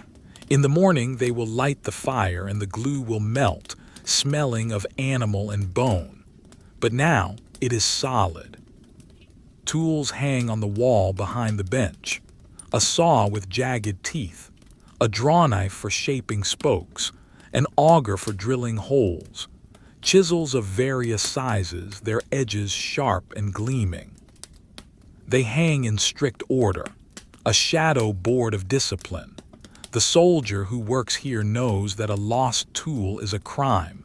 Everything must be accounted for. There is a sense of suspended animation here. The workshop feels like a scene from a play where the actors have frozen in place. On the floor near the wall is a stack of timber, planks of seasoned oak. They are stacked with small spacers between them to let the air circulate. Air, flow, even the wood is waiting, waiting to dry, waiting to warp, waiting to be straight. The patience of the craftsman is infinite. He cannot force the wood. He must work with the grain. He traces the line of the tree. We drift past a barrel of nails. Iron nails, square-shanked, hand-forged. Thousands of them. They are dull gray. They are the fasteners of the empire. They hold the forts together. They hold the ships together. They hold the sandals together. A single nail lies on the workbench, separated from its brothers. It catches a sliver of light. It casts a long, thin shadow. We leave the nail, we leave the wheel, we leave the cold anvil. We slip back out through the crack in the doors. Slip. We are back on the Via Sagularis, the road that runs around the inside perimeter of the walls. The ground here is gravel, crunch, crunch, crunch. We walk towards the main street of the camp, the Via Principalis. This is the main artery. It is wide, paved with large polygonal stones. The stones are fitted together like a puzzle. There is no mortar. Gravity and friction hold them in place. Look at the stones. They are gray, smoothed by the passage of thousands of sandals and hooves. They gleam faintly in the moonlight. They are wet with dew. In the center of the road, the stones are slightly higher, the camber, so that rainwater drains to the sides. The Romans are masters of drainage. Even here, in the middle of the night, the engineering is working. We walk down the center of the road. It is empty. Imagine a modern city street at 3:00 a.m. There are always streetlights, cars in the distance, the hum of electricity. Here there is nothing, just the stones and the moon. The shadows of the barracks fall across the road like the bars of a cage. We walk through them. Light, shadow, light, shadow. We are heading towards the very center of the camp, the intersection of the Via Principalis and the Via Praetoria. This is the Groma, the central point from which the whole camp was surveyed. Here stands the Sacellum, the shrine of the standards. It is the most sacred place in the fortress. It is not a temple to a god, but a temple to the legion itself. The building is open at the front, protected by a low screen. Inside, we can see the glint of gold and silver. Let us drift closer. We must be respectful here. This is the soul of the army. Inside, on a raised podium, stand the signa, the standards, tall poles decorated with metal discs, wreaths, and crescent moons, and in the center the aquila, the eagle. It is a golden eagle, wings spread, clutching a thunderbolt in its talons. It stands on top of a pole. Even in the darkness, it seems to shine. It catches the smallest fraction of light. The eagle does not sleep. It watches. Below the standards is a strong box sunken into the floor. This contains the legion's savings, the burial fund, the retirement fund. The soldiers deposit their coins here. It is the bank of the unit. The sentry guarding the Sacellum is the most alert man in the camp. He stands stiffly, his eyes moving constantly. He does not lean on his spear. To lose the eagle is to lose everything. It is the ultimate disgrace. We do not approach him. We stay in the shadows of the road. We watch the eagle for a moment. It is a symbol of power, but it is also a bird of prey. It is cold, metallic, unfeeling. It demands loyalty, but it gives no love. It is the opposite of the warm goat shed, the opposite of the sleeping child. The soldier gives his life to this golden bird because he cannot give it to a wife. The eagle is his legacy. The wind shifts. It blows down the long, straight road. It carries a stray leaf skittering across the stones. Skitter, scratch, skitter. The sound is loud in the silence. We turn away from the shrine. We walk down the Via Praetoria towards the front gate, the Porta Praetoria. The road stretches out before us, a tunnel of stone and timber. To our left is the house of the legatus, the commander. It is a large, Mediterranean-style house built within the fort. It has a courtyard, frescoes, perhaps even a heated floor. The commander is likely a senator from Rome. He can marry. His wife might be in there with him, or she might be in Rome waiting for his term to end. His life is different. He is a tourist in this world of soldiers. He will serve his term and leave. The soldiers will stay. We pass the house. It is silent. We reach the main gate, the Porta Praetoria. It is a massive structure, 2 arched entrances flanked by 2 high towers. The gates themselves are thick oak, bound with iron. They are barred from the inside with a heavy timber beam. We drift through the wood of the gate. We are outside the fort again, but this time we are on the main road leading away, the Via Publica. The road goes on forever. It goes to Rome. It goes to the sea. It goes to the end of the world. The stones of the road are white in the moonlight. They look like a river of bone. We walk a little way down the road. To the sides, the ditches are deep and dark. The sippy, sharpened stakes planted in the bottom are invisible, but we know they are there. We turn back and look at the fort. It is a dark, imposing silhouette against the starry sky, a machine of stone and order imposed on the wild landscape. From here you cannot hear the horses, you cannot smell the bread, you can only see the shape. The moon is dipping towards the western horizon. The sky in the east is still black, but perhaps, if you strain your eyes, the stars there are slightly less brilliant, a hint that the night has passed its zenith. We feel a fatigue settling in. The journey through the camp has been long. We need a place to rest, a place that is not stone, not wood, not iron. There is a grassy bank near the road, just beyond the ditch. The frost has settled on the grass, making it crisp and white. Let us sit there. The ground is cold, but the cloak of imagination keeps us warm. We sit and look at the road. A rabbit hops out from the brush. Hop, hop, freeze. It sits on the road, its long ears twitch. It is silhouetted against the white stones. It washes its face with its paws. Rub, rub. It senses no danger. The legions are asleep. The eagles are watching, but eagles are made of gold and cannot hunt rabbits. The rabbit finishes its ablutions and hops away into the dark field. Hop, hop, gone. The stillness returns. It is a deep, geological stillness. The earth itself seems to be sleeping. The soldier on the wall above the gate walks his beat. We see his small dark shape move against the sky. Step, step, step. He stops, he looks out. He is looking at us, but he cannot see us. We are just part of the night. The question of why they cannot marry seems distant now. The law is just words on a scroll. The reality is this quiet endurance, this brotherhood of the camp.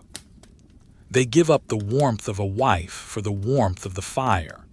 They give up the chaotic noise of a family for the rhythmic order of the drill. It is a trade, a hard trade, but in the silence of the night it has a certain somber beauty. We lie back on the grassy bank. We look up at the stars. There are so many of them. The Milky Way is a smear of milk across the sky. The ancients believed it was milk from the breast of Juno. We trace the patterns, the hunter, the swan, the bull. They turn slowly, rotate, drift. The earth spins. The camp rides on the back of the earth, a stone ship sailing through the cosmos. Your eyes are heavy. The images of the night are blending together. The gleam of the bronze buckle, the smell of the hay, the taste of the vinegar, the sound of the water, the glow of the oven, the cold of the anvil. They all swirl together into a single, peaceful feeling, the feeling of rest. The Roman Empire is safe. You don't need to worry about it. The sentries have it under control. The clerk has written the lists. The stoker has fed the fire. You can let go. The grass is soft beneath you. The air is cool and fresh. The road is empty. We are still outside the walls, lying on the grassy bank, but the earth has turned. The position of the constellations has shifted imperceptibly. The deep, absolute black of the night sky is beginning to lose its density in the east. It is not yet light. It is barely even gray.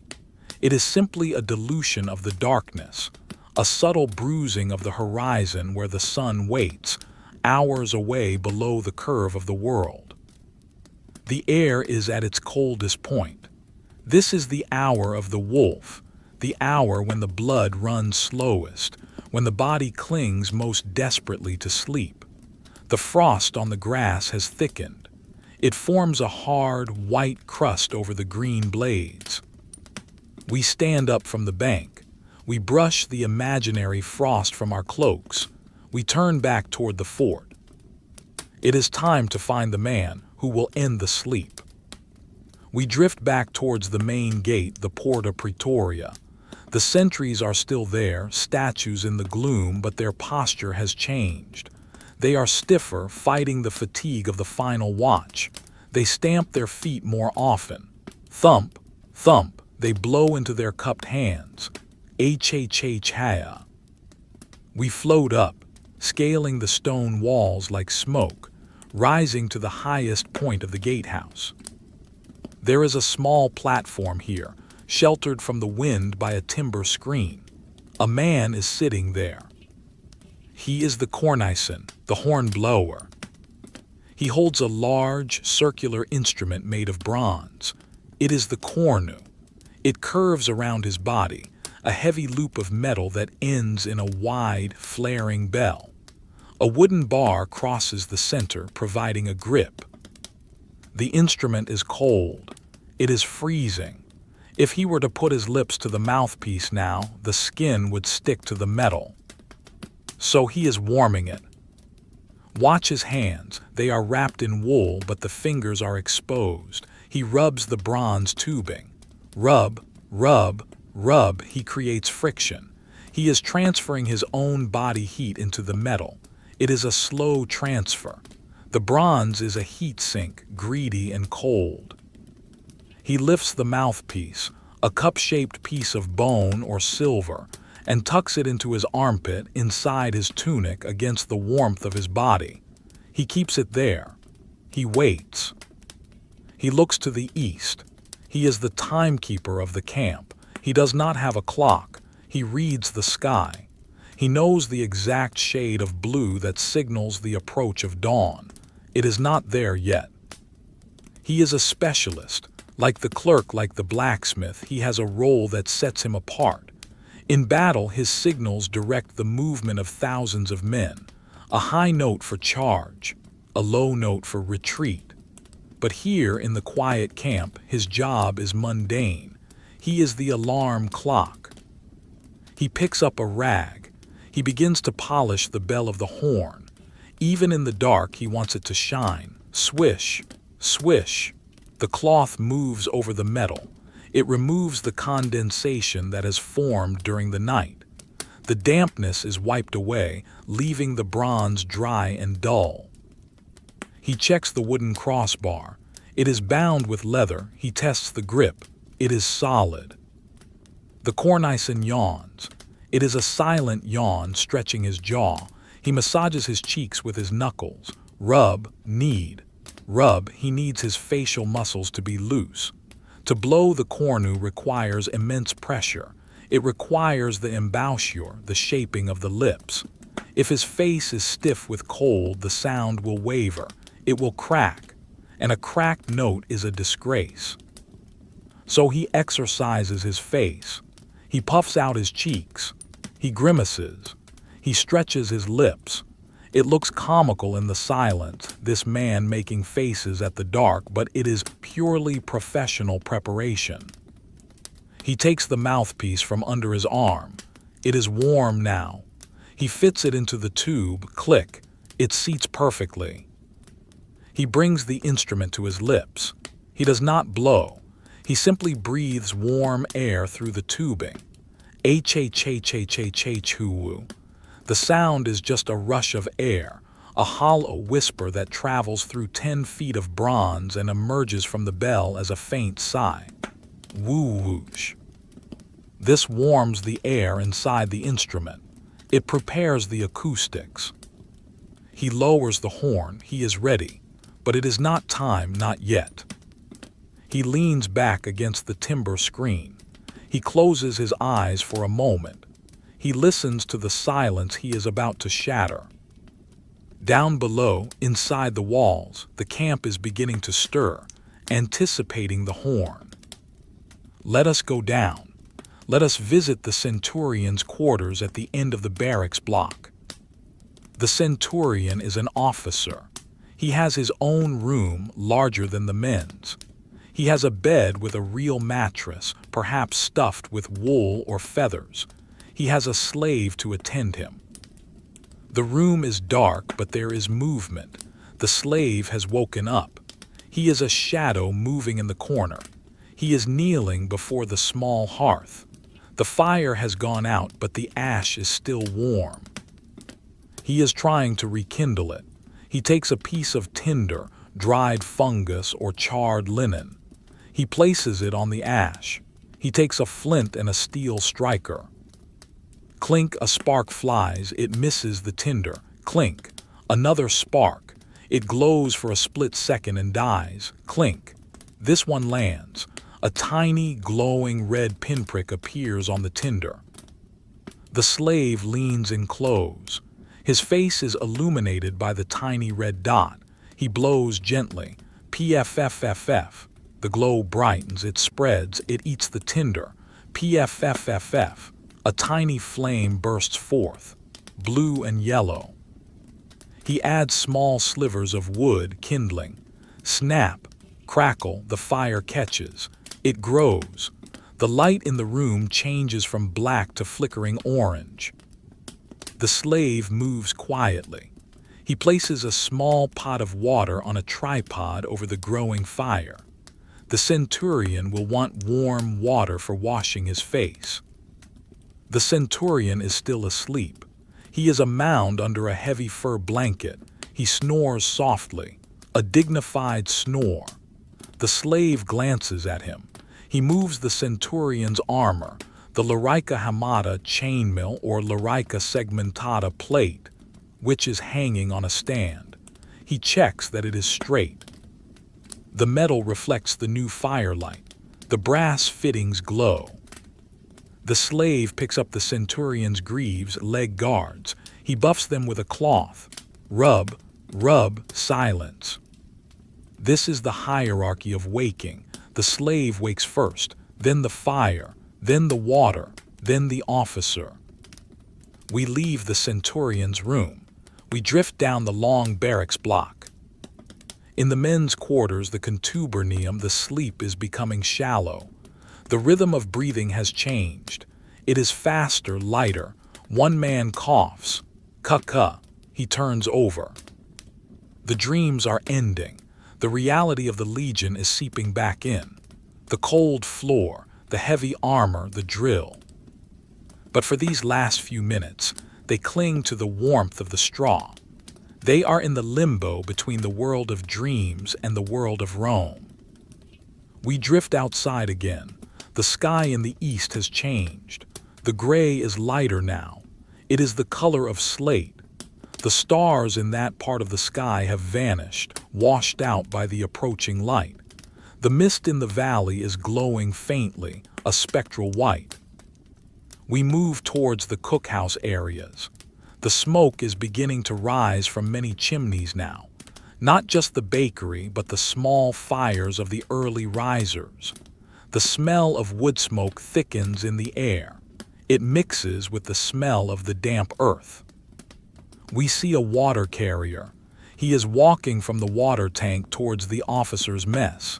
He carries 2 wooden buckets on a yoke across his shoulders. Creak, splash, creak, splash. The yoke bows under the weight. The buckets swing slightly.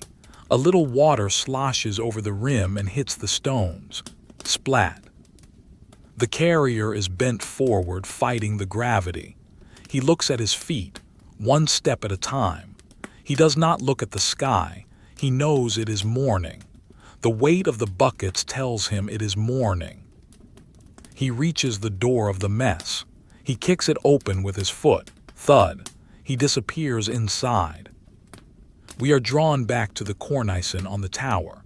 The moment is close. The sky is now a pale, washed-out blue. The horizon is a distinct line of dark forest against the light. The cornicen stands up. He adjusts his tunic. He settles the instrument on his shoulder. It is heavy but familiar. He steps to the edge of the platform. He looks down at the camp. It is a grid of gray roofs and dark streets. He wets his lips. He takes a deep breath. His chest expands. The wool of his tunic stretches. He places the mouthpiece against his lips. Wait, not yet. He holds the breath. He waits for the precise moment when the sun's rays would hit the top of the standard if the sun were visible. Now. The sound shatters the world. It is not a musical note. It is a command. It is a brazen, harsh, metallic roar that echoes off the stone walls, bounces off the barracks, and rolls down into the valley.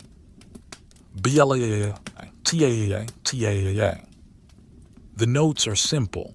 A rising triad, wake up, wake up, wake up. The sound is physically powerful. It vibrates in the air. The birds in the nearby trees take flight in a sudden explosion of wings. Flap, flap, flap, flap. The silence we have cultivated for hours is gone, broken into 1,000 pieces. But observe the reaction. It is not panic, it is routine. In the barracks, the men open their eyes. There is no jumping out of bed. There is a collective groan, a rustling of straw, rustle, shift, groan. Morning, someone whispers. Cold, someone replies. The soldier we watched earlier, the one who oiled his belt, sits up. He runs a hand through his short hair. He blinks. He reaches for his sandals. The day has begun. The cornicen lowers the horn. He exhales. A cloud of steam leaves his mouth. He rubs his lips. They tingle from the vibration. His job is done for now. He has started the machine. He sits back down on his bench. He takes a rag and wipes the spit from the mouthpiece. Wipe, wipe. Below him, the noise level rises. The sound of doors opening, creak, slam, the sound of boots on stone, clack, clack, clack, the sound of voices, low, mourning voices, not shouting yet, just mumbles. We drift over the camp one last time. We see the smoke rising straight up in the still air, hundreds of thin gray columns. We see the movement of men heading to the latrines, heading to the wash basins. It is a colony of ants waking up. But amidst this rising activity, let us find one last pocket of quiet. Let us go to the Principia again, to the shrine of the standards. The sentry there has been relieved. A new man stands guard. He is fresh. His armor is polished. He stands rigid. But behind him, in the shadows of the shrine, the golden eagle is still. It does not care about the trumpet. It does not care about the porridge. It stands on its pole, staring forward with metal eyes. The light of the dawn is just beginning to touch the gold. A single ray of gray light hits the tip of the eagle's wing. It glows dully. The empire has survived another night. The laws are still in place. The soldiers are still single. The borders are still held. And the story of their boring, ordinary, magnificent endurance continues. The sun has not yet crested the hills, but the day is here. The cycle resets. The leather will be oiled again. The bread will be baked again. The watch will be kept again. For 25 years. We fade out slowly. The sounds of the camp become a distant hum. The image of the eagle fades into the gray mist. The feeling of the cold stone wall fades. You are safe. You are resting. The history is done. The sun has fully breached the horizon now. It is no longer a suggestion of light. It is a physical presence. The first rays strike the terracotta tiles of the barracks roof. The frost that had coated them during the night begins to weep. turning into tiny droplets of water that slide down the slope and drip onto the dusty ground below. Drip, drip, drip. The camp has transitioned from the silence of sleep to the hum of the morning routine. But do not mistake this for excitement. It is a slow, heavy-limbed awakening. It is the routine of thousands of men moving with a singular, sluggish purpose. We return to the contubernium, the 8-man room we visited in the dark. The door is now propped open to let in the air and the light. Inside, the air is hazy. Dust motes, stirred up by the movement of blankets and feet, dance in the shafts of sunlight that cut across the room like solid beams. The soldier, our soldier, is awake. He is dressed in his tunic. He has splashed water on his face. Now he is dealing with the most important matter of the morning, breakfast. Roman soldiers do not eat eggs and bacon. They do not have pastries. They eat pools. Pools is a porridge made from emmer wheat. It is the fuel of the legions. It is thick, gray-brown, and heavy. Watch the soldier preparing it. There is a communal iron pot sitting on a small fire outside the barracks door. The fire was lit by the servants or by the men themselves on rotation. The porridge is bubbling. Bloop, bloop. Thick bubbles of wheat starch rise to the surface and burst, releasing puffs of steam that smell of wet grain and salt. Puff, puff. The soldier holds a large wooden spoon. He stirs the pot, scrape, swirl, scrape. The motion is slow. The porridge is dense. It resists the spoon. He has to use his shoulder muscles to push the spoon through the glutinous mass. It is a hypnotic circular motion, round and round, ensuring it doesn't stick to the bottom, ensuring it cooks evenly. There is no rush. If he stops stirring, it burns. If he stirs too fast, he wastes energy, so he finds the rhythm. Scrape the bottom, turn the wrist, scrape the bottom, turn the wrist. Other men from his mess group stand around him. They hold their wooden bowls. They are silent, staring at the pot. Their eyes are puffy with sleep. They are waiting for the ladling. The soldier lifts the spoon. A glob of porridge falls back into the pot. Plop, it is ready. He begins to serve. 1 ladle per bowl, slop, into the first bowl, slop, into the second. The sound is wet and heavy. He fills his own bowl last. He walks back into the barracks room and sits on the edge of his bunk. He holds the warm bowl in his hands. The heat seeps through the wood, warming his palms. It is a welcome feeling against the morning chill. He dips his personal spoon into the gray mass. He blows on it. Woo! Steam rises, curling around his nose. He takes a bite. It is hot. It is salty. It requires chewing. This is not soft oatmeal. The grains of emmer remain slightly firm. Chew, chew, swallow. It is bland. Sometimes they add a splash of olive oil or perhaps a bit of bacon fat if they have it. But mostly it is just wheat. It fills the stomach like a stone. It is designed to digest slowly, to release energy over hours of marching or digging. The room is filled with the sound of eating, scrape, chew, swallow, clink of wood against wood. There is no conversation about the future. No discussion of the marriage laws. No one asks, why can't we have wives? Because the answer doesn't fill the bowl. The porridge fills the bowl. The immediate need supersedes the abstract desire. The soldier finishes his meal. He uses a piece of hard bread to wipe the bowl clean, leaving nothing behind.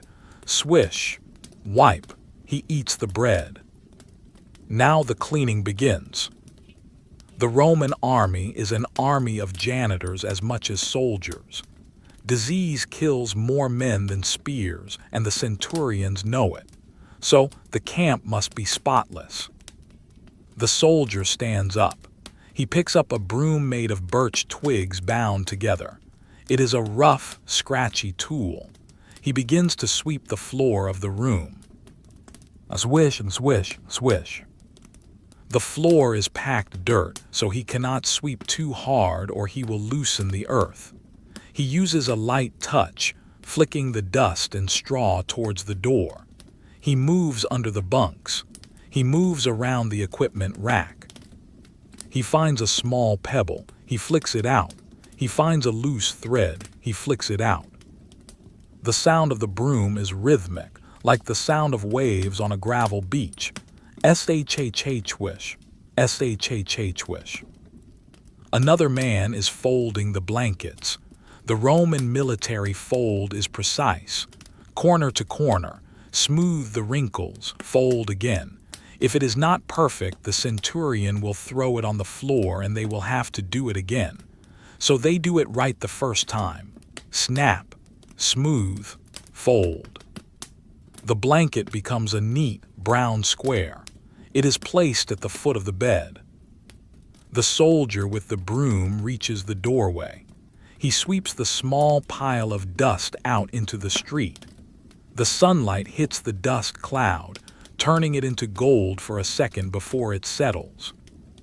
He leans the broom against the wall. Now the inspection of the kit. They are going on a work detail today, not a battle, a work detail. They are going to the quarry to cut stone. This means they need their tools.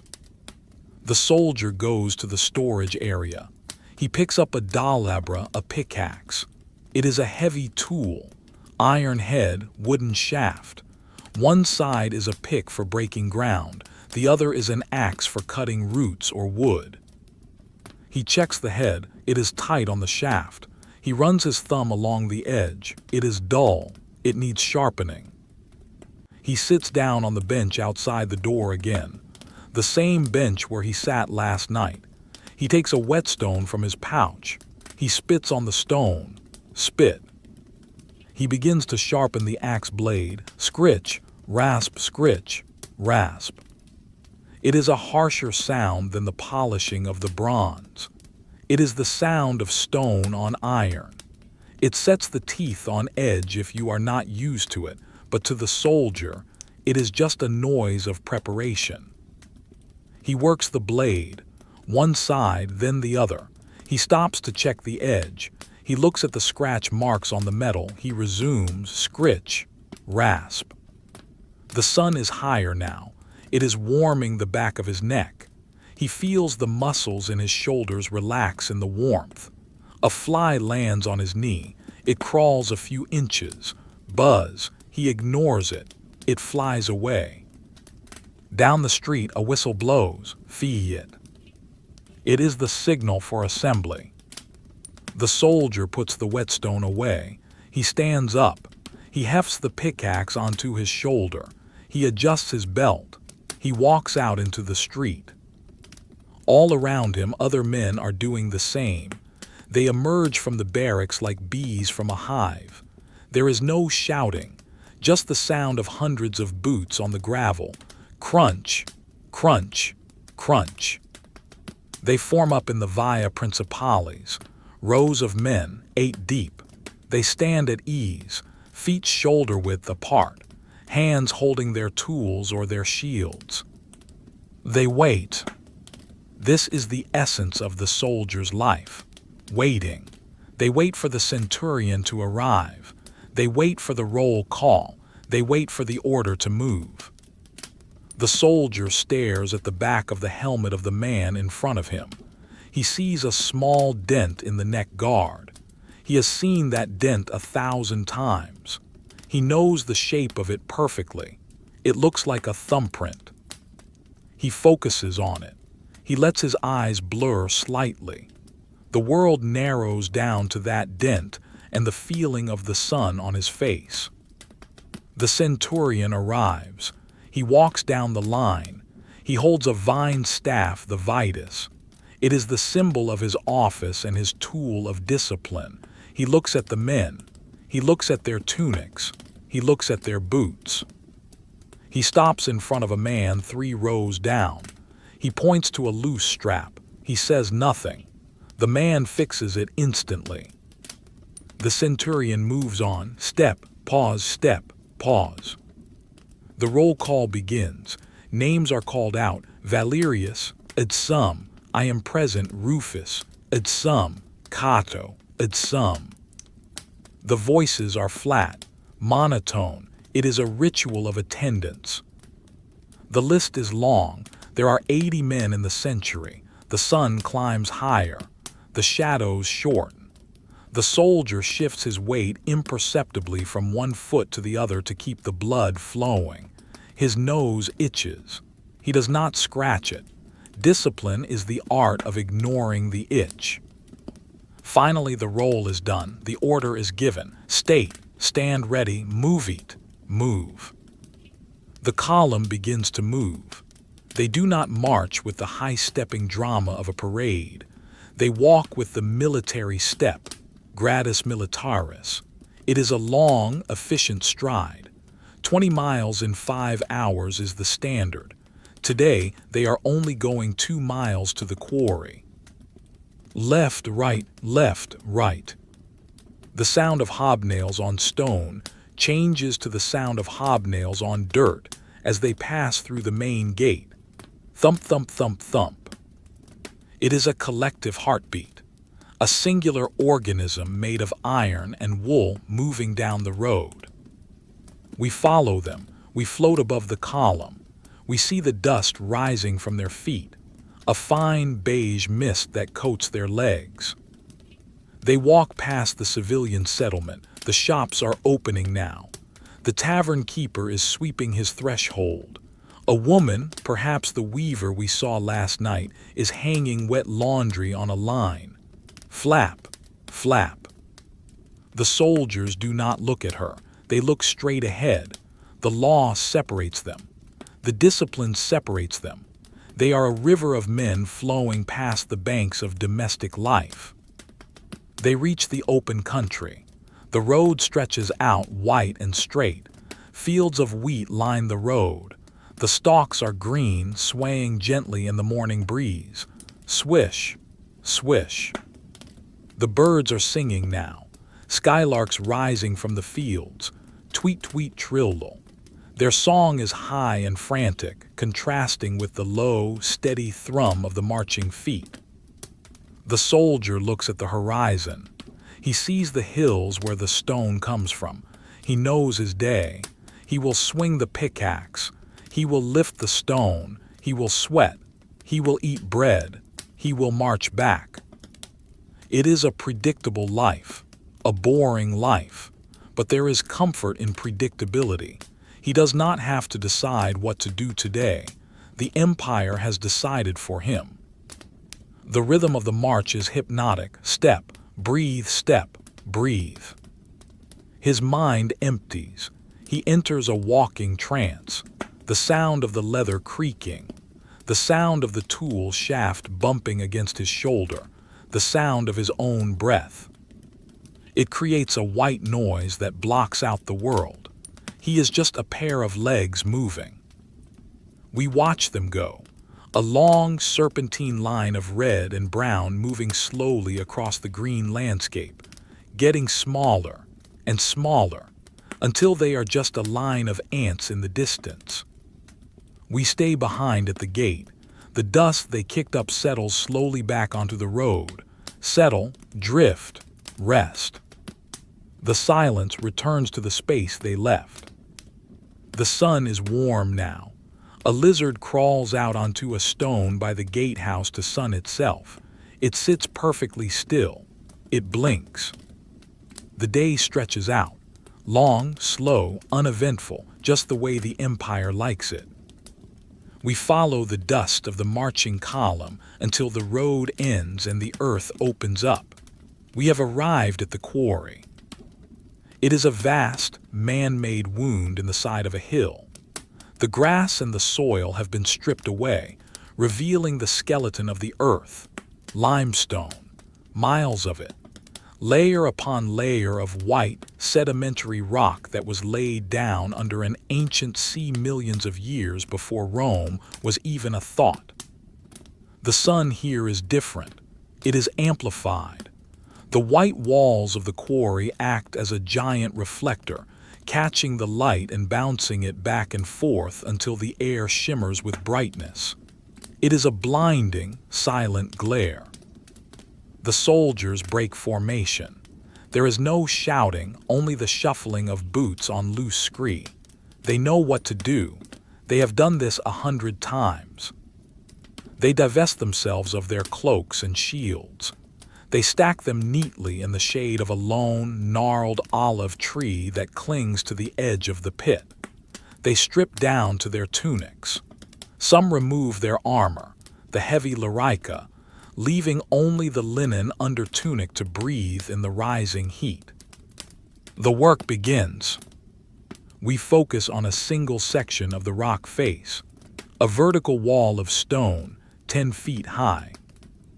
A line of men stands before it. They hold their dalibri, the pickaxes we saw sharpened earlier. Watch the motion. It is not a frenzy of activity. It is a slow, measured assault on the geology. The soldier lifts the pick. He does not swing it wildly. He lets gravity do the work. Lift, pause, drop. Clink. The iron point hits the stone. It is a high-pitched, clean sound. A tiny chip of white rock flies off and lands in the dust. Piff. He lifts again. Lift, pause, drop. Clink. Another chip. This is the rhythm of the quarry. Multiply this sound by 50 men. Clink, clank, clink, clank. It is a chaotic wind chime made of iron and stone. But if you listen long enough, it finds a strange coherence.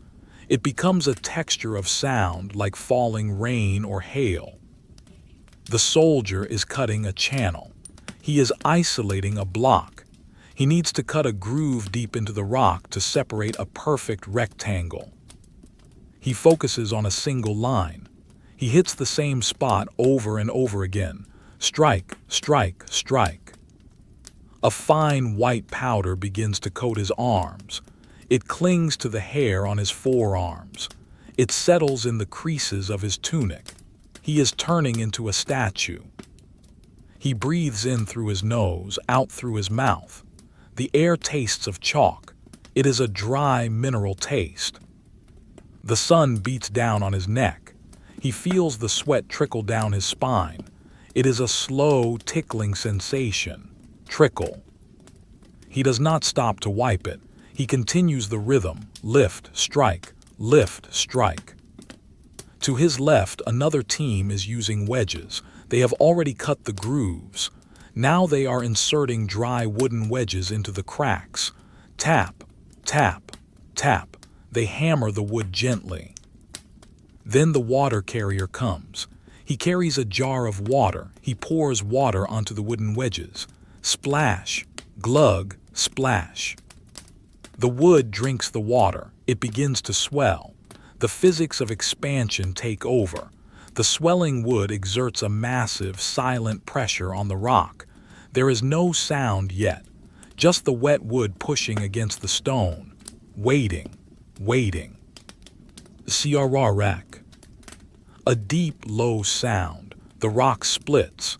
A hairline fracture appears, running perfectly along the grain of the stone. The men nod. It is a good split. They do not cheer. They simply move to the next step. They insert iron crowbars, vex. 3 men to a bar. Heave.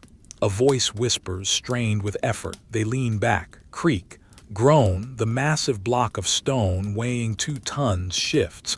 It slides a few inches on the rubble. Grind. The sound of stone grinding on stone is deep and vibrational. It travels through the soles of their boots. They pause, they take a breath, they heave again, grind. The block is free. This is how the fortress was built. This is how the roads are paved, not with magic, but with the slow, synchronized application of muscle and leverage. The soldier with the pickaxe stops. He leans on the handle. He takes a moment to rest his shoulders. He looks at the block his comrades have freed. It is rough but square. He thinks briefly of where this stone will go. A bathhouse wall, a temple, a gravestone. It doesn't matter. His job is just to cut it. He looks at the ground. A beetle is crawling over the white chips. It is black, stark against the limestone. It navigates the jagged terrain, climbing over pebbles that are like mountains to it. Scramble, climb, slide. The soldier watches the beetle. It is the only thing moving that isn't working. The heat is rising. The air in the quarry is becoming hazy with heat shimmer. The horizon dances. It is a dry heat baking the earth. A water boy walks down the line. He carries a leather bucket and a ladle. He stops by the soldier. The soldier nods. The boy dips the ladle. The soldier drinks. Gulp, gulp, gulp. The water is lukewarm, but it feels like life itself. He spills a little on his chin. It washes away a streak of white dust, leaving a trail of clean tan skin. Gracious, the soldier mutters. The boy moves on. The soldier wipes his mouth with the back of his hand. He grips the pickaxe again. The wood is slick with sweat, but his calluses grip it firmly. Lift, pause, drop, clink. The sound resumes. Time in the quarry is measured in inches of stone removed. An hour passes. He has cut 3 inches deeper. Another hour, 6 inches. The shadow of the cliff face moves across the floor of the pit.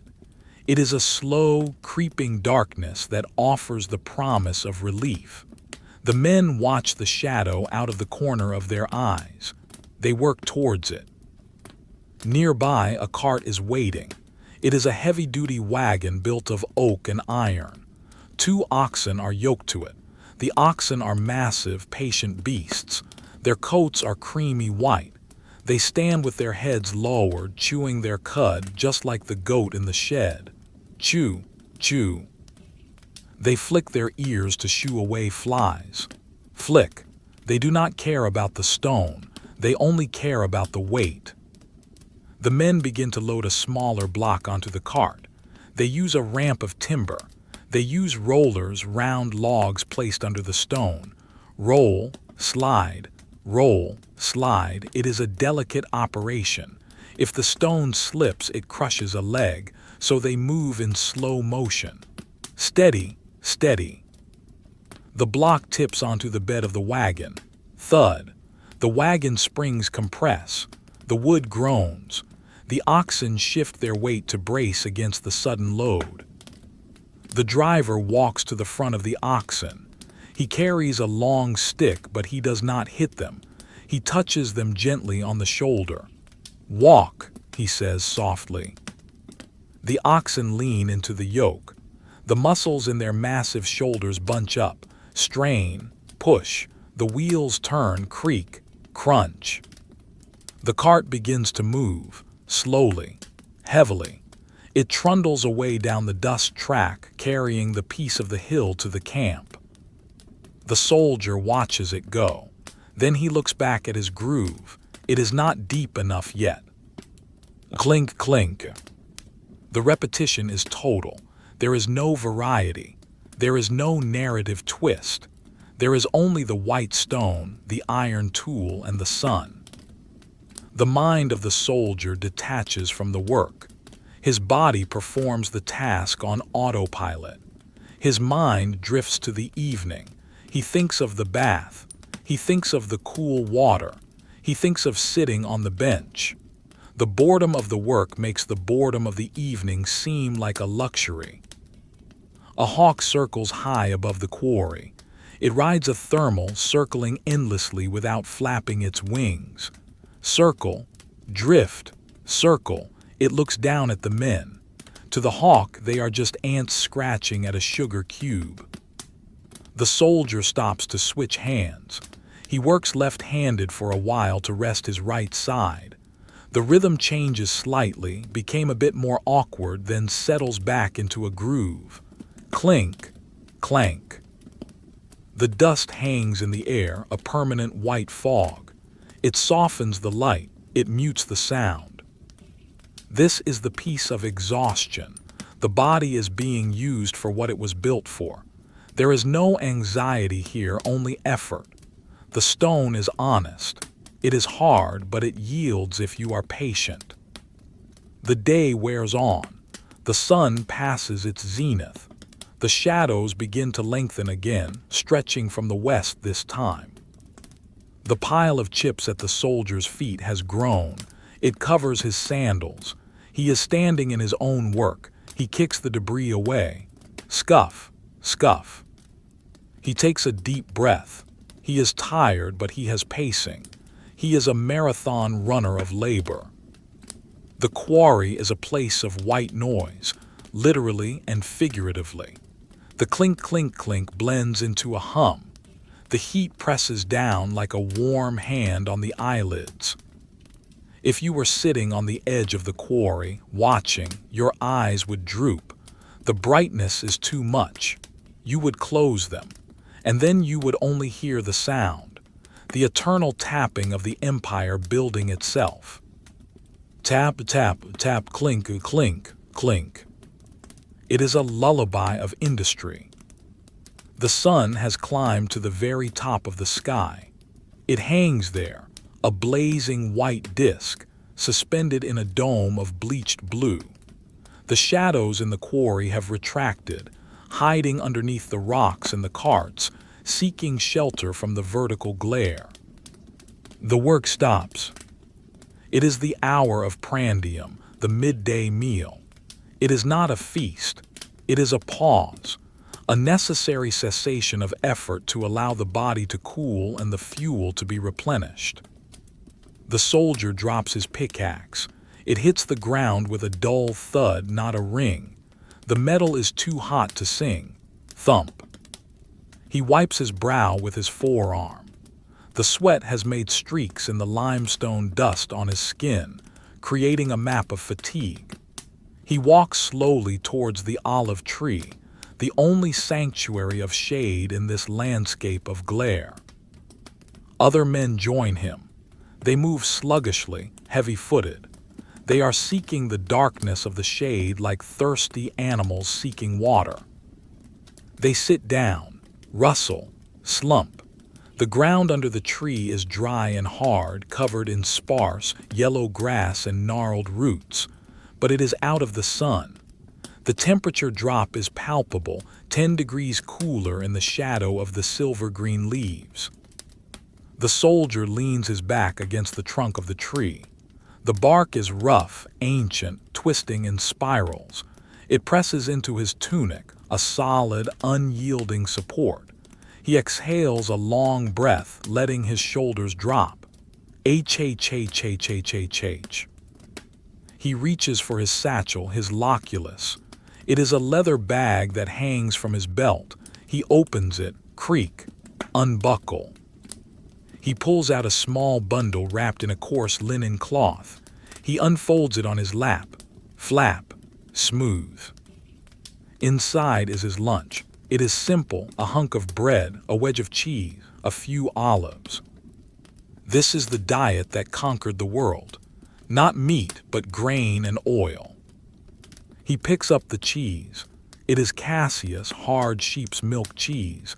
It is pale yellow, dry and salty. It has a rind that is almost as hard as wood. He takes a small knife from his belt and cuts a slice. Slice.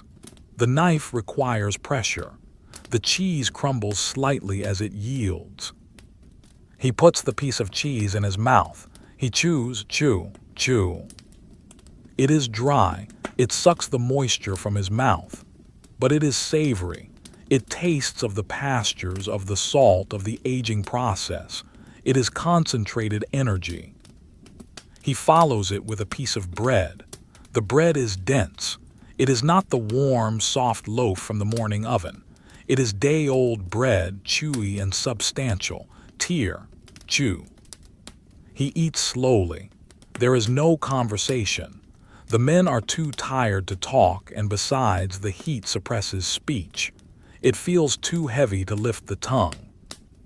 The only sound in the quarry now is the sound of the heat itself. Listen. It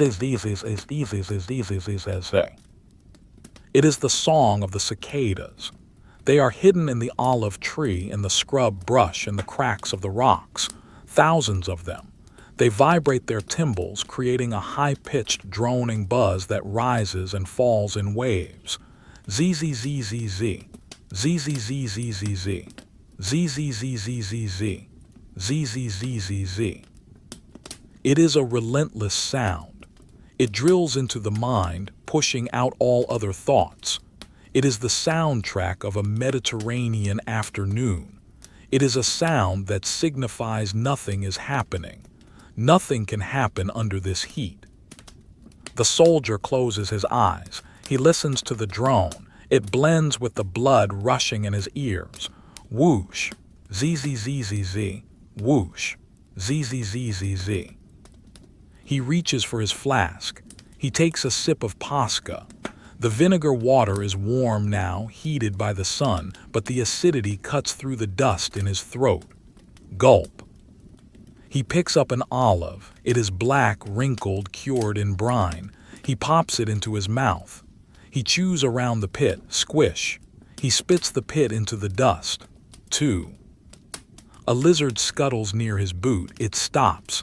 It does not fear the men. In this heat, we are all just biological entities trying to conserve moisture. The lizard pulses its throat. Pulse, pulse. Then it darts away. The oxen at the cart are asleep, truly asleep. Their heads hang low, their eyes shut. Occasionally, a tail swishes lazily. Swish. But mostly, they are statues of leather and bone. The soldier finishes his food. He brushes the crumbs from his tunic. Brush, brush. He has 20 minutes left. He slides down slightly, extending his legs. He crosses his ankles. The hobnails of his boots scrape against a stone. Scritch. He lets his head tip back against the tree. He looks up into the branches. The leaves are narrow, silver on one side, green on the other. They filter the sunlight, creating a dappled pattern of bright spots and shadows on his face. Flicker. Light. Dark. Light. The breeze is barely there. It is a hot breath, moving the leaves just enough to make them whisper. S-H-H-H. S-H-H-H. This is the deep boredom of the soldier's life. It is not the boredom of waiting for a bus. It is a profound, existential stillness. He is suspended in time. He is a cog in a machine that has paused. He thinks of nothing. He does not think of the past. He does not think of the future. He just feels the bark. He hears the cicada. He tastes the olive. His eyelids grow heavy. The drone of the insects acts like a heavy blanket. He drifts. He is not quite asleep, but he is not awake. He is in the meridiatio, the midday rest. His breathing slows down. Inhale, warm air, exhale, long sigh. For a brief moment, the quarry is not a place of labor. It is a quiet canyon, a place of peace. The violence of the pickaxe is forgotten. The stone is just stone. A fly lands on his hand. He does not swat it. He just twitches a finger. The fly leaves. Time stretches. The sun begins to creep past the zenith. The shadows begin to emerge again, growing longer, reaching out from the base of the cliffs like dark fingers. Then the whistle blows. Fiat. It cuts through the heat haze. It cuts through the cicada song. The soldier opens his eyes. He blinks. The world comes back into focus. The white rock, the dust, the cart. He groans. A low, collective groan rises from under the tree. The men sit up, they stretch. Joints pop, crack, pop. They stand up, they pick up their belts, they put on their helmets. The helmet is hot. The metal radiates heat. The soldier winces as he puts it on, adjusting the cheek guards. They walk back out into the sun. It feels brighter than before. The contrast with the shade is blinding. They pick up their tools, grip. The handles are warm. The work resumes, clink, clank, but the tempo is slower now. The peak energy of the morning is gone. Now it is an endurance race to the evening. They work for another 2 hours, or 3. They load 2 more carts. The sun begins its descent towards the western hills. The light turns golden, then amber. The harsh white glare softens into a rich, dusty yellow. The signal is given to pack up. Consistite, halt, stop. The tools are gathered, they are counted. 1 pick, 2 shovels, 3 crowbars. Everything must be accounted for. The men retrieve their shields and cloaks from the tree. They form up again on the road. The march back to the camp begins. It is different from the march out. The men are tired. Their shoulders ache. Their feet are sore, but their spirits are lighter. They are going home. To the soldier, the barracks is home. It is where his bed is. It is where his supper is.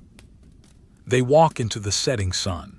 The light hits the dust they kick up, turning the air into a golden fog. They are silhouettes walking in gold. Left, right, the pace is steady, thump, thump, thump. They pass the fields again. The wheat looks different in the evening light. It looks heavier, richer. They pass the civilian settlement. The smells of cooking dinners are drifting out. Roast pork, garlic, cabbage. The smells make the soldier's stomach tighten. He is hungry again. They approach the Porta di Cumana, the rear gate of the fort. The sentries watch them approach. They open the gates, creak, boom. The column marches inside. The sound changes instantly from the soft thud on dirt to the sharp clack on pavement. Clack, clack, clack. They are back inside the stone shell. The walls rise up around them, cutting off the view of the hills. They are back in the grid. They march to the Principia to deposit the standards, if they carried them, or to report back. Then they are dismissed. Dimatite. The formation breaks. The singular organism dissolves back into 80 individual men. The soldier walks to his barracks. He leans his shield against the wall. He drops his pickaxe in the storage room. He sits down on the bench. The same bench. The same time of day as when we started. He begins to unbuckle his armor. This is the best feeling of the day. He undoes the leather straps. He lifts the heavy mail shirt, the larica hamada, over his head. Heave. Slide. Drop. It lands on the bench with a heavy metallic clatter. He feels 20 pounds lighter. He feels like he might float away. He rubs his shoulders. There are red marks where the straps dug in. He rotates his neck. Crack. He sits there for a moment in his tunic. The sweat begins to cool on his skin. He looks at his hands. They are white with dust. He looks like a ghost. He needs water. He needs the bath. But first he just sits. He watches the sun disappear behind the western wall. The light turns purple again. The lavender twilight returns. The cycle is complete. A day of labor, a day of sun, a day of stone. Nothing extraordinary happened. No one died. No one became a hero. They just built the empire a little bit more. He looks at his boots. The leather is covered in white dust. He will have to clean them again, oil them again, just like last night. The repetition is not a curse. It is a rhythm. It is a circle, and circles are strong. Circles do not break. He stands up. He picks up his towel. He heads towards the bathhouse. He walks slowly. Slap, slap, slap. The camp is settling down. The smoke rises. The voices murmur. And as he walks, the first star appears in the sky. Venus, the evening star. It hangs bright and solitary in the fading blue. He looks at it. He does not wish for a wife. He wishes for a hot pool, and he knows that at least is waiting for him. The soldier pushes open the heavy wooden door of the bathhouse. It swings inward on well-greased hinges, releasing a puff of warm, humid air into the cooling evening. The smell inside is distinct, a mix of woodsmoke from the furnace, the mineral tang of the water, and the omnipresent scent of olive oil. He steps into the apoditerium, the changing room. It is a large, rectangular hall lined with benches. Above the benches are rows of niches, cubbyholes carved into the stone walls. The room is busy but not chaotic. It is filled with the murmur of men at the end of their shift. The sounds are soft, dampened by the steam and the stone. Rustle, thud, rustle, thud. The soldier finds an empty spot on a bench. He sits down. The stone bench is warm, heated by the hypocaust system running beneath the floor. It feels good against his tired legs. He leans forward and begins to unlace his sandals. Pull, loosen, pull, loosen. The leather laces are stiff with quarry dust.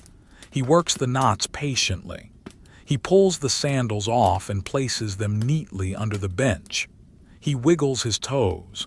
They are pale and wrinkled from the day's confinement. He stands up and removes his tunic. It is heavy with sweat and dust. He shakes it out. Flap, puff. A small cloud of white limestone dust drifts to the floor. He folds the tunic carefully. Corner to corner, smooth, fold. He places it in the niche above his head. Now he is naked. He is just a man. The rank, the armor, the unit insignia, all are gone. Here, every man is equal before the water. He picks up his oil flask, the arballos, and his strigil. The flask is a small, round pot attached to a chain. The strigil is a curved tool made of bronze, shaped like a sickle but blunt. He pours a little oil into his palm. It is thick green-gold oil, the cheapest grade rationed by the army. It smells of olives and earth. Glug, drip. He rubs the oil onto his arms. Slap, rub, slick. The oil mixes with the white dust on his skin, turning into a gray paste. He oils his chest, his legs, his neck. The sensation is slick and heavy. The oil loosens the dirt, lifting it from the pores. He stands there for a moment, glistening in the lamplight. He looks like a bronze statue that has been left out in the rain. Now the strigil. He takes the metal tool. He presses the curved edge against his forearm. He pulls it down the length of the muscle. Scrape. It is a distinctive sound. Metal on oiled skin. It acts like a squeegee. The gray sludge of oil and dirt gathers in the curve of the blade. He flicks it onto the floor into the drainage channel that runs along the wall. Flick, splat. He repeats the motion, scrape, flick, scrape, flick. He cleans his chest. He cleans his thighs. It is a methodical grooming process. It is not gentle, but it is effective. The friction stimulates the blood flow. His skin turns pink under the gray. He asks a passing comrade, a man he knows from the quarry, to do his back. The man nods.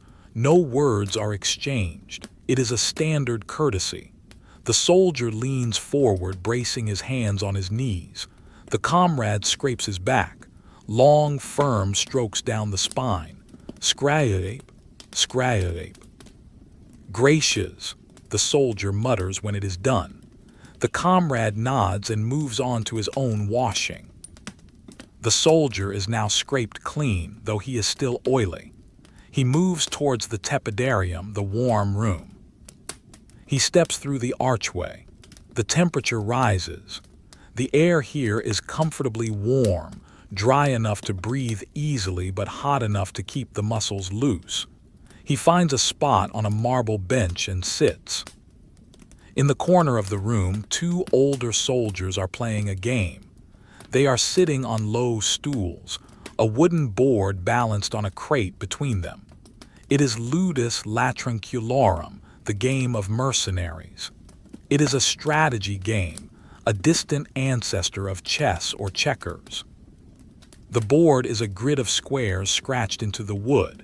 The pieces are small discs of colored glass and bone, white and blue. The room is quiet enough that you can hear the click of the pieces. Click. One soldier moves a blue piece. He slides it across the wood. Slide. Stop. He captures a white piece by sandwiching it between two of his own. He picks up the captured piece. Clink. He drops it into a small leather pouch. The other soldier stares at the board. He rubs his chin. His hand is scarred, the knuckles swollen. He does not rush. There is no clock, he sighs. H. He picks up a white piece. He hovers it over a square. He hesitates. He puts it back. He picks up a different piece. Slide. Click. The game is slow. It is a conversation without words, a tactical dialogue played out in glass and bone. Good move, the first soldier grumbles softly. Luck, the second replies. Our soldier watches them for a while. The rhythmic clicking is soothing. It is the sound of leisure, the sound of a mind disengaging from survival and engaging in play. He leans his head back against the warm wall. He closes his eyes. The heat radiates into his back. It melts the knot of tension between his shoulder blades that the pickaxe put there. He feels his body getting heavier. Gravity seems to increase in the warm room. He stays there for 20 minutes, just soaking in the heat. He listens to the water dripping in the next room. Plip, plip, plip. Eventually he gets up. He moves to the caldarium, the hot room with the pool. He steps into the hot water, splash, sink. The heat is intense. It stings slightly at first, then settles into a deep, pervasive warmth. He submerges up to his neck. He floats. The water holds him. For the first time all day, he does not have to support his own weight. The water does it for him. He looks at his knees poking out of the water. They are clean now. The dust is gone. After the soak, he moves to the frigidarium. The cold plunge. He takes a deep breath. He jumps in. Splash. The cold is a shock. It knocks the air out of him. It tightens the skin. It wakes him up. He scrambles out quickly, shivering. Brrr. He wraps himself in his linen towel. He rubs his skin vigorously to generate heat. Rub, rub, rub. He feels renewed. The fatigue of the quarry is still there, but it is a clean fatigue now. He dresses in his clean tunic. He puts his sandals back on, lace, tie. He leaves the bathhouse. The air outside is fully dark now. The night has returned. He walks back to the barracks. It is time for Cena, the evening meal. The smell of the camp has changed. The wood smoke is mixed with the scent of cooking food, lentils, bacon, garlic. He enters his room. The contubernium is lively. The lamp is lit.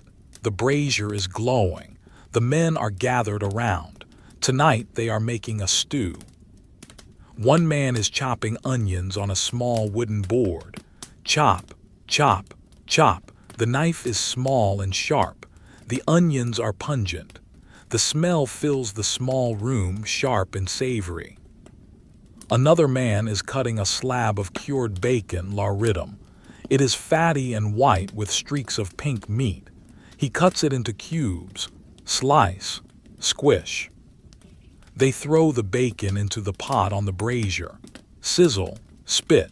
The fat renders out. The smell of frying pork is rich and intoxicating. It makes the mouth water instantly. They add the onions. Hiss. The onions soften in the fat, turning translucent and brown. Then the lentils. They have been soaking in water all day. They are drained and poured into the pot. Slosh. Water is added, a splash of vinegar, a handful of dried herbs, oregano and coriander. They cover the pot. Now they wait. The soldier sits on his bunk. He watches the steam rise from the pot. It curls up towards the ceiling, disappearing into the shadows of the rafters. The men talk quietly. The stone was hard today, one says. Granite tomorrow, asks another. No more limestone, the wall needs facing. My shoulder hurts. Use the oil. It is simple talk, small talk. They do not talk about the emperor in Rome. They do not talk about the philosophy of the Stoics. They talk about the things they can touch. Stone, oil, meat. The soldier takes a piece of wood and whittles it with his knife. He is making a new peg for his tent. Scrape. Curl. A small shaving of wood falls to the floor. Scrape. Curl. It is busy work. Something to keep the hands moving while the lentils cook. The stew bubbles, the liquid thickens, bloop, bloop. Finally it is ready. They ladle it into their bowls. It is brown and unappealing to look at, but it is hot and flavorful. They eat, slurp, chew. They dip bread into the stew to soak up the juices. The garlic hits the tongue, the salt, the rich pork fat. It is a good meal, a soldier's meal. They eat until the pot is empty. They wipe their bowls. They feel full. The heavy feeling of the porridge from the morning is replaced by the satisfied warmth of the stew. The soldier leans back against the wall. He feels drowsy. The food, the bath, the warmth, it all conspires to pull him towards sleep. But the night is not quite over. There is a bit of time before lights out. He reaches into a small box under his bed. He pulls out a letter. It is written on a thin sheet of wood, a leaf tablet. The ink is faded. It is from his brother who serves in a legion in Dacia. He has read it 10 times. He reads it again. Greetings, brother. I hope you are well. I am well. The winter here is cold. We have built a new bridge. Send socks if you can. The gods protect you. It is short. Paper is expensive. Ink is precious, but it is a connection.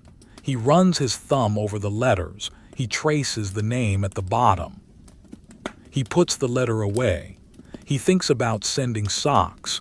He will have to ask the weaver in the village. It will cost money. He will check his savings in the strongbox tomorrow. The lamp flickers. The oil is running low. The flame jumps, casting wild shadows on the walls. Flicker. Dim. Put it out, someone says. Oil costs money. One of the men leans forward and pinches the wick. Phut. Smoke rises. A thin gray line. The light vanishes. The room is plunged into darkness, save for the red glow of the dying coals in the brazier. The red eyes of the fire watch them. The men settle into their bunks, creak, rustle, blankets are pulled up, pillows are punched into shape, whump. Night, a voice whispers, night. The breathing begins to slow down. The soldier lies on his back. He stares up at the darkness. He feels the mattress under him. The straw is lumpy, but he knows the lumps. He fits his body around them. He listens to the sounds of the camp settling down again. The footsteps of the night watch, crunch, crunch. The distant bark of a dog, Woof. The cycle is complete. From the bed to the bench, to the road, to the rock, to the road, to the bath, to the bowl, to the bed. It is a perfect circle, a circle of boredom, a circle of safety. The soldier closes his eyes. The darkness takes him. But we do not sleep yet. We have seen the day of the soldier. Now, let us look at the night of the things that do not sleep. Let us go to the river that runs below the fort, the river that receives the water from the latrines, the river that brought the mist. The water is black and cold. It flows over smooth stones. Rush, gurgle, rush. Let us stand on the bank and watch the water move. We stand on the bank of the river. The water here is wide and dark, a moving sheet of obsidian that reflects nothing but the occasional shimmer of a star. The current is strong but silent on the surface. Only where it meets an obstacle does it speak. Gurgle, slap, gurgle. The river is the Danube, or perhaps the Rhine. It is a border, a wet, moving wall that separates the empire from the dark forests beyond. We look down at the riverbed near the bank. The water is shallow here. The stones at the bottom are round, polished smooth by centuries of friction. They are slick with green algae, slippery, smooth. A small fish, a trout perhaps, holds its position in the current. It faces upstream. Its tail flicks gently. Flick, flick, flick. It does not move forward. It does not move backward. It exists in a state of dynamic equilibrium, matching its energy perfectly to the force of the river. It is a master of the flow. The air here smells different. It smells of wet mud, of rotting reeds, of cold fish. It is a raw, organic smell, distinct from the ordered, sweaty smell of the barracks. We walk along the bank. The mud squelches softly under our feet. Squish, suck, squish. The reeds grow tall here. They are dry and brown in the winter. They rustle together as a breeze moves through the valley. S-H-H-H, S-H-H-H, S-H-H-H. It sounds like people whispering, but there is no one here. We approach the bridge. The Roman army is famous for its bridges. This one is built of timber. Massive oak piles driven deep into the riverbed. We look at the base of a pile. The water swirls around it. Swirl, eddy, swirl. The wood is black with waterlogging. It is covered in a thin layer of river moss. We walk up onto the bridge. The planks are thick, rough-hewn timber. Thud, thud. We stand in the middle. We look downstream. The river disappears into the darkness. It flows away towards the sea, miles and miles away. The bridge vibrates slightly. Vibrate, hum. It is the energy of the water transferring into the wood. If you place your hand on the railing, you can feel it. A low frequency trembling. The bridge is alive with the force of the river. There is a sentry box at the end of the bridge on the far side. But we do not go there. We stay in the middle, suspended over the black water. We look at the moon's reflection. It is distorted by the ripples. It stretches and compresses, a dancing bar of silver light. Dance, stretch. A water vole swims across the surface. Its head creates a V-shaped wake. Paddle, paddle, paddle. It reaches the bank and disappears into a hole. Plop. The river is a highway for the animals. They use it while the soldiers sleep. We leave the bridge. We drift back towards the land, but away from the fort this time. We are heading towards a faint, red glow in the distance, near the clay pits. We are going to the figlinum, the pottery and tile works. The Legion needs pots for grain. It needs bowls for porridge. But mostly it needs tiles. Tegulae, flat tiles, and imbrices, curved tiles for the roofs. Rome is a civilization of ceramic. We approach the kiln. It is a large, beehive-shaped structure made of brick. It is sitting in a muddy field. The ground around it is churned up, scarred by the digging of clay. The heat radiating from the kiln is intense. It pushes back the river damp. It creates a dry, warm island in the night. A man is tending the kiln. He is the figulus, the potter. He is covered in dried clay. His tunic is stiff with it. His hands are gray. He is feeding the fire. The fire box is at the bottom. He picks up a bundle of brushwood. Crackle. Whoosh. He shoves it into the opening. The fire roars. Ruar. It is a hungry sound. It sucks the air in. Inside the kiln, stacked carefully on shelves, are hundreds of roof tiles. They are baking. They are undergoing a chemical change. The soft, malleable clay is turning into stone. It is a slow process. It takes days. The temperature must be raised slowly, held steady, and then lowered slowly. If he rushes, the tiles will crack. So he waits. He sits on a pile of broken shards, wasters, crunch. He picks up a shard. He turns it over in his hand. He inspects the break. He is looking for the color. If the center is black, it wasn't fired long enough. This one is red all the way through. It was a good firing. He tosses the shard back. Clink. He looks at the chimney of the kiln. A thin plume of dark smoke rises against the stars. Rise, twist, fade. Next to the kiln is the drying shed. It is a long roof with no walls. Underneath are rows and rows of raw tiles. They are gray, unfired clay. They are drying in the air. They sit on wooden racks. Let us look at a single tile. It is a tegula, a large flat rectangle with raised edges. Before it dried, while the clay was still wet, a dog walked across it. There is a paw print in the corner. Print.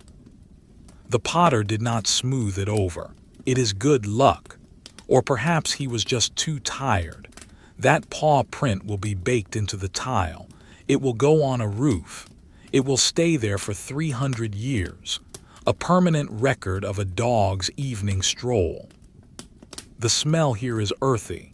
It smells of wet dust, of minerals, of scorching brick. It is a primitive smell. The potter stands up.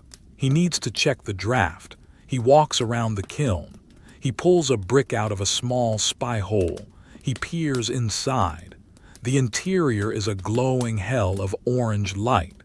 The stacked tiles are silhouettes against the flame. He can see the heat shimmering.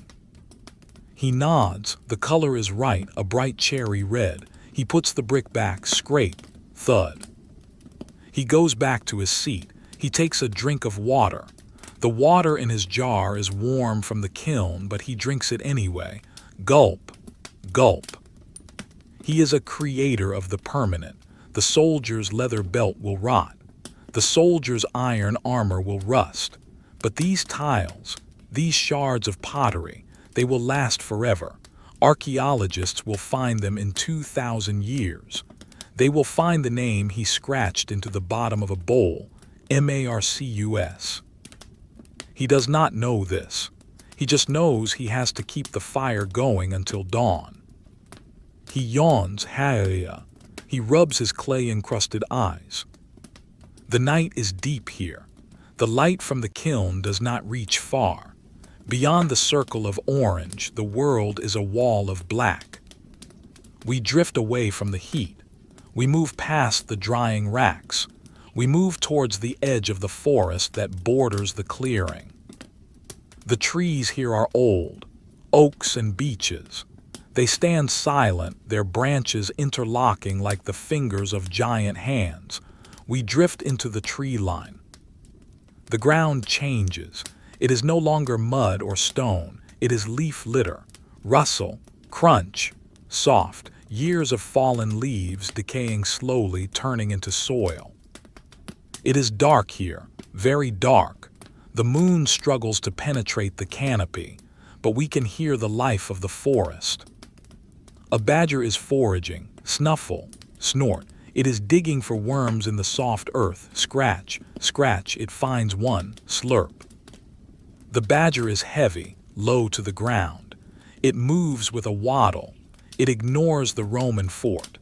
The fort is just a strange rock formation to the badger. We move deeper. We find a charcoal burner's camp. Charcoal is essential for the blacksmiths and the armorers. It burns hotter than wood. The charcoal burner lives here in the woods, apart from the soldiers and the villagers. His camp is a small clearing. In the center is a clamp, a mound of wood covered in earth and turf. It is smoking gently. Wisp, wisp. Inside the mound, the wood is cooking.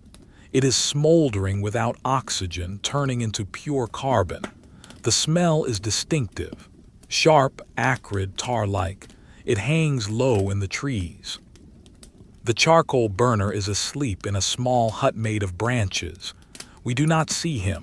We only hear his breathing, snore, whistle. He is the most solitary man of all. He has no legion. He has no unit. He has only the trees and the smoke. We watch the smoke from his mound. It rises straight up, a gray ghost in the black forest. It is a slow, dangerous process. If the fire breaks through the earth cover, the whole pile turns to ash. He must wake up every few hours to check it. But now he sleeps. We drift back out of the forest. The air feels lighter as we leave the trees. We are back in the open valley. We look up at the fort on the hill.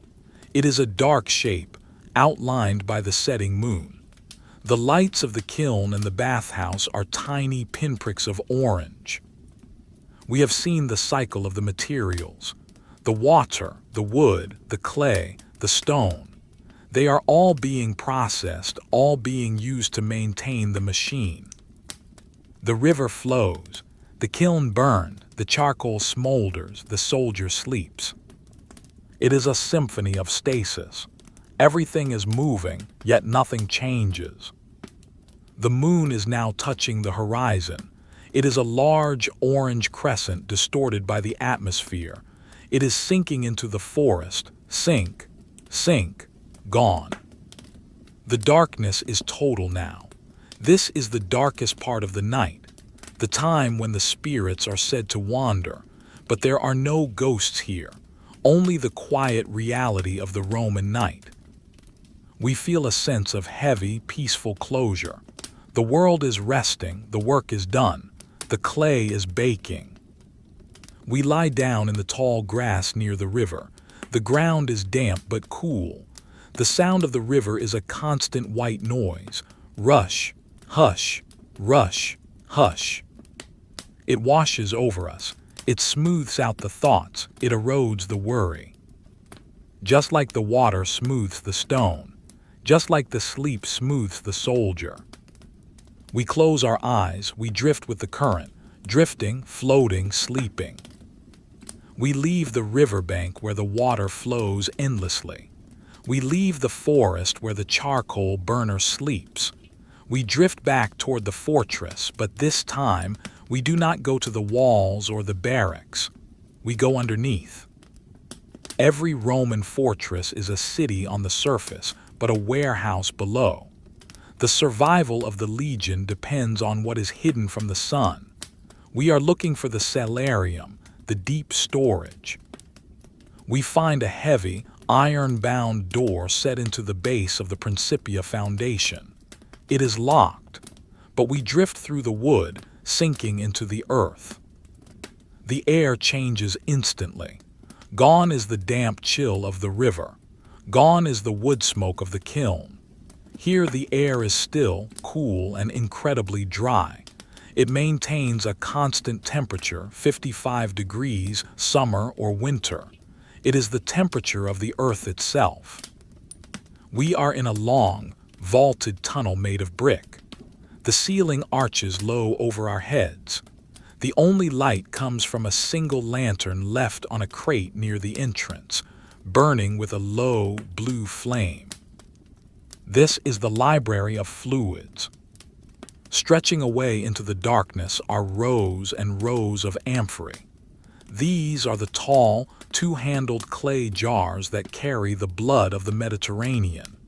They stand upright, their pointed bases pressed into deep beds of sand to keep them stable. Row after row, clay after clay. They look like an army of silent, pot-bellied ghosts. They are uniform in shape, yet each one is slightly different, bearing the thumbprints of the potter who made it in Spain or Italy. We drift closer to the first row. The smell here is complex. It is a savory, acidic, dusty smell. It is the smell of garum, the fermented fish sauce that flavors every Roman meal, and the smell of wine, sour wine, sweet wine. A man is here. He is the Salarius, the keeper of the stores. He is an old soldier exempted from marching due to a bad knee. He wears a thick woolen tunic against the underground chill. He is holding a wax tablet and a small stylus. He is counting. He moves slowly down the line of jars. He touches the rim of one. Tap. It is a dull, solid sound. It is full. He reads the titulus pictus, the painted inscription on the neck of the jar. It is written in red or black ink.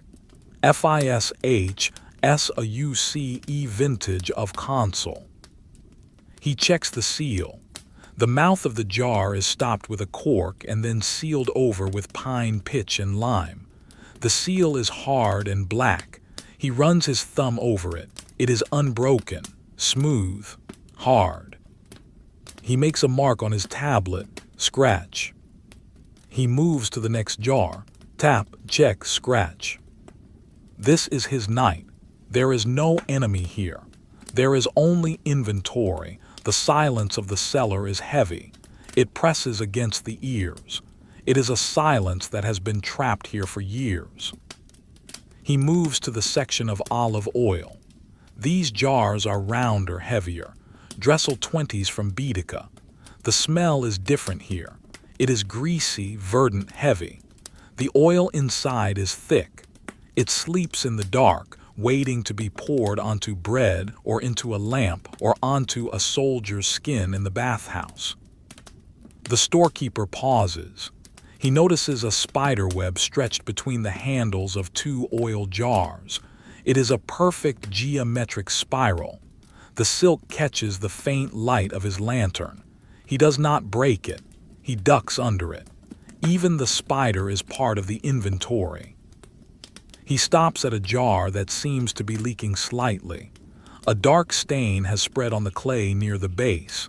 He touches the stain. His finger comes away oily. He frowns. He marks the jar with a piece of chalk. An X. It will be used first. The logic of the storehouse is simple. Use the broken, save the whole. We move past him deeper into the tunnel. The air gets drier. We reach a separate chamber. The door is thick oak. Inside there are no jars. There are wooden bins. This is the salinum, the salt store. Salt is life. Salt is money. The word salary comes from the salt allowance given to soldiers. The room is filled with white crystals, blocks of rock salt, sacks of sea salt. The air here tastes metallic on the tongue. It creates a thirst just by breathing it. There is no sound here. Salt absorbs sound. We look at the surface of the salt in a bin. It glitters faintly in the gloom. Millions of tiny cubes sparkle, static. A wooden scoop rests on top of the pile. Imagine the sound if you were to push that scoop into the salt. The sound of dry friction, like walking on snow. The storekeeper does not come in here often. Salt does not spoil. Salt waits. It is the most patient element in the pantry. It waits for the porridge. It waits for the meat. Speaking of meat, we drift to the final chamber, the carnarium, the smokehouse and cured meat storage. Here the smell is overpowering. Hickory, oak, juniper, and the rich, fatty scent of pork. Hanging from hooks in the ceiling are hams, shoulders of pork, sausages in long, linked chains. They are dark brown, cured by smoke and salt. They hang heavy and still. Sway, creak. A slight draft from a ventilation shaft makes one ham sway gently on its hook. Creak. The soldier who cannot marry does not have a pig in his backyard. He relies on this room. This is his farm. The empire processes the pig, cures it, stores it, and hands it to him in rations. It is an industrial chain of calories. We watch the meat hanging in the dark. It is grotesque, yet comforting. It represents survival against the winter. The storekeeper has finished his round in the main corridor. He shuffles back towards the entrance. Shuffle, limp, shuffle. His bad knee drags slightly on the brick floor. He picks up his lantern. The shadows swing wildly for a moment, then settle as he steadies his hand. He steps out of the cellar. He closes the heavy iron-bound door. Heave. Thud. He takes a key from his belt. It is a large, intricate iron key. He inserts it into the lock. Scrape. Clank. He turns it. Click-lock. The sound echoes in the foundation of the fortress. The food is safe. He walks away up the stone steps towards the surface. Step, step, step. We stay behind for a moment outside the locked door. We put our ear to the wood. Silence. The silence of 10,000 jars sleeping in the dark. The silence of the salt. We drift up through the earth, passing through the stone foundations, through the floorboards of the Principia above. We emerge into the main hall of the headquarters. It is late night again. The cycle has looped, or perhaps we are just drifting in the timeless state of the narrative.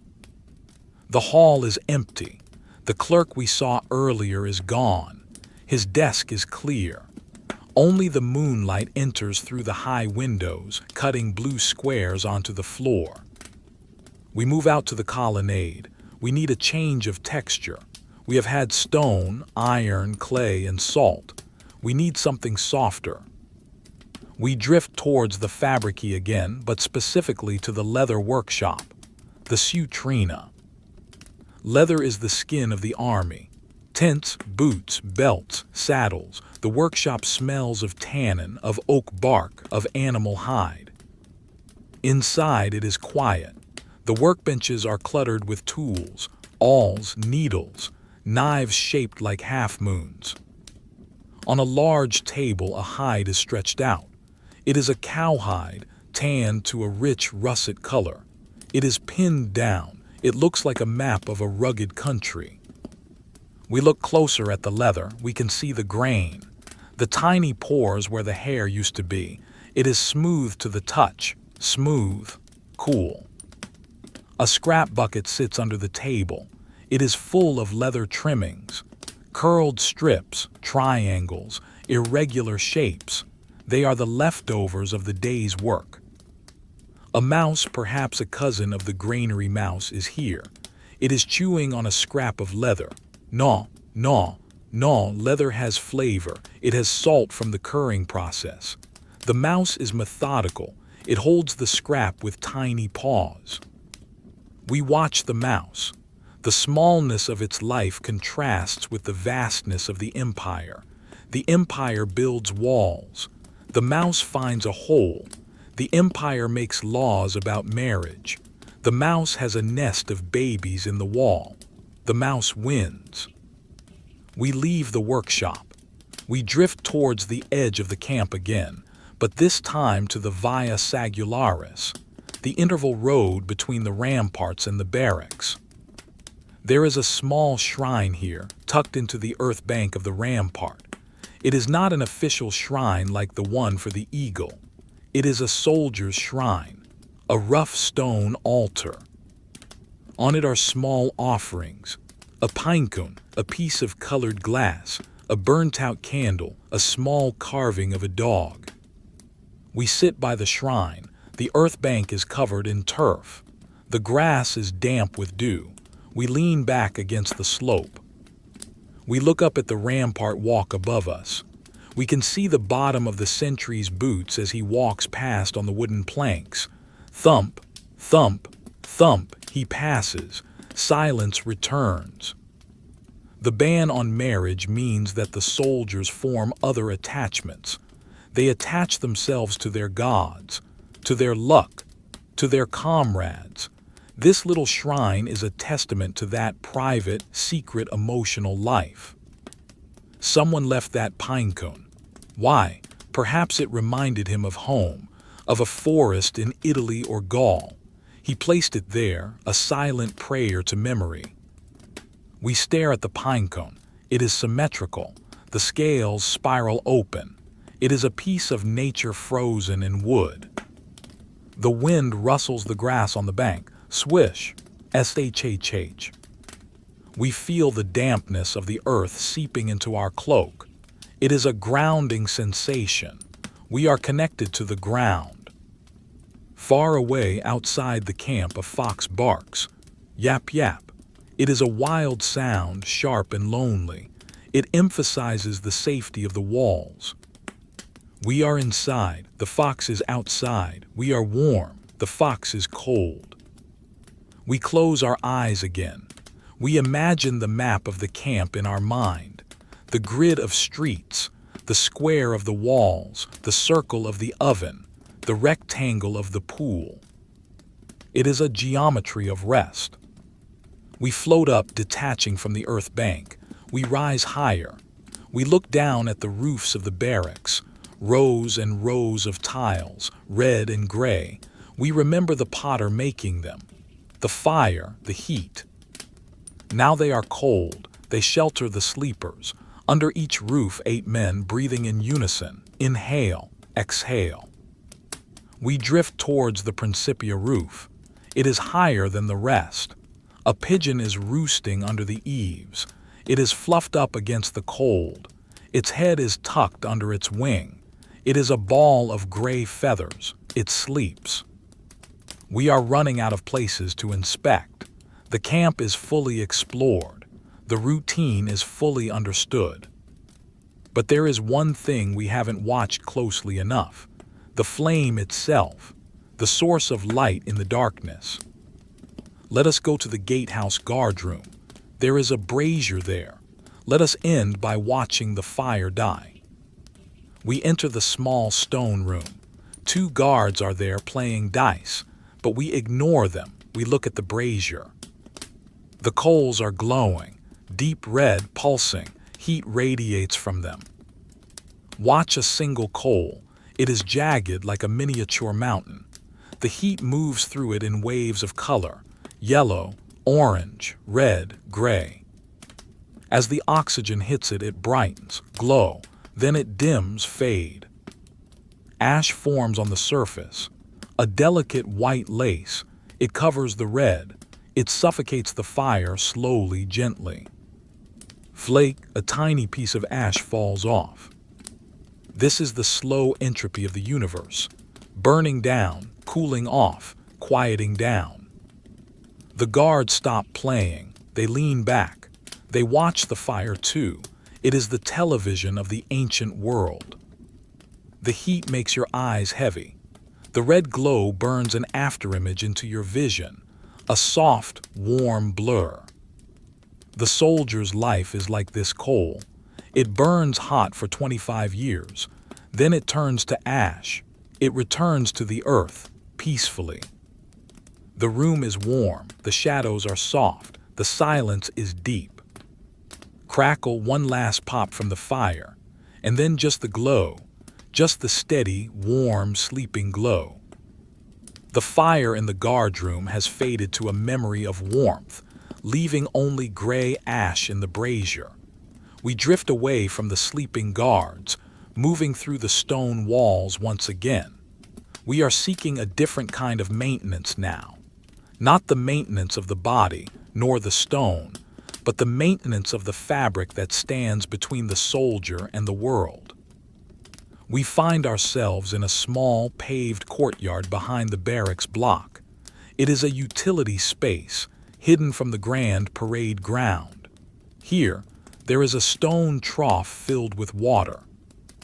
The water is still. It reflects the gray sky of a cloudy afternoon. It is not the sparkling water of the fountain. It is working water. A soldier stands by the trough. He is not in armor. He is wearing his sublegaculum, a simple loincloth. He is doing his laundry. In the Roman army, there is no laundress to take away the stains of the march. The ban on marriage means there is no wife to beat the dust from the tunic. The soldier must do it himself. It is a humble task, performed with the same seriousness as drilling with a sword. He holds his tunic in his hands. It is heavy, soaked with water. The wool is coarse, a natural brown color. He dips it into the trough, sploosh. The fabric sinks. Bubbles rise, blub, blub, blub. He pulls it out. He lays it on the sloping stone rim of the trough. He takes a lump of creta fuller's earth. It is a type of clay that acts as soap. It is gray and greasy. He rubs the clay into the wool. Rub, smear. Then the scrubbing begins. He uses his knuckles. He drives them into the fabric. Scrub, scrub, scrub. It is a repetitive, rhythmic sound. Wet wool against wet stone. Slap, squish, slap, squish. He focuses on the collar. That is where the sweat gathers. That is where the dust settles. He works the clay into the weave. He turns the tunic over. He scrubs the underarms. The water running off the stone turns a murky beige. The dirt of the quarry, the smoke of the fire, the oil of the bath, it all washes away. Trickle, drip. The soldier's hands are red from the cold water. His knuckles are raw, but he does not stop. Cleanliness is discipline. A dirty soldier is a sick soldier. He dips the tunic again to rinse it. Swish, swirl, the water in the trough clouds over. He gathers the heavy, wet mass of wool. He begins to wring it out. This requires strength. He grips one end with his left hand, the other with his right. He twists, twist, squeeze. Water pours out, splosh, drip, drip, drip. He twists tighter. The muscles in his forearms bunch up. The veins stand out, squeeze. The last drops fall. He shakes the tunic out. Snap. It is damp, heavy, and smells of wet sheep and wet clay. He walks to a wooden rail set up nearby. He hangs the tunic over it. He smooths out the wrinkles with his hand. Brush. Smooth. He stands back to inspect it. It hangs limp and heavy. It will take hours to dry in this cool air, but he has time. He picks up his cloak, his sagum. It is next. He returns to the trough. Dip, scrub, rinse. The cycle repeats. The boredom of the task is its own meditation. There is no strategy here, no danger, just the water and the wool. We leave him to his scrubbing. We drift towards the barracks wall, where another soldier is sitting on a stool. He is engaged in a task that requires more precision. He is sewing. He holds a small bone needle. It is smooth, polished by use, with a tiny eye drilled in one end. He is holding a length of linen thread. He wets the end of the thread in his mouth. He brings the thread to the needle. Watch this moment. The world narrows down to 2 points, the thread and the eye. His hands are large, calloused from the pickaxe and the sword. They are hands designed to kill, but now they must be gentle. He steadies his hand. He holds his breath. Slow, slow, the thread passes through the eye. Pull. He exhales. He ties a knot in the end of the thread. Loop, pull. He has a tear in his subtunic, a snag from a branch or a nail. He brings the edges of the fabric together. He pushes the needle through. Pop, a tiny sound as it pierces the cloth. He pulls the thread through. Zip, a soft friction sound. Poke, pull, poke, pull. He creates a line of stitches. They are small and neat. Not the fancy embroidery of a senator's robe, but strong, functional stitches. He is repairing his life, one stitch at a time. A sparrow lands on the ground near his feet. It pecks at a seed. Peck, peck. The soldier glances at it. He smiles faintly. He continues sewing. The silence around him is dense. It is the silence of concentration. If he had a wife, she might be doing this. They might be talking about the children, but he is alone. And in the silence, the simple act of pulling a thread becomes profound. He finishes the seam. He bites the thread to cut it. Snap. He inspects his work. It will hold. He puts the needle back into a small leather case. He folds the tunic. We move on. We enter the barracks room again. There is a soldier sitting on his bunk. He has a small leather pouch in his lap. He opens the drawstring. Scritch. Loosen. He pours the contents onto the blanket. Chink. Clatter. Coins, silver denarii, and a few bronze sestertii. This is his peculium, his savings. Because he cannot have a legal family, this money is his future. It is his retirement. It is what he will use to buy a small farm when he is 45. He counts them. He picks up a silver denarius. He holds it up to the light coming from the door. Look at the coin. It is small, about the size of a fingernail. On one side is the profile of the emperor, a stern face wearing a laurel wreath.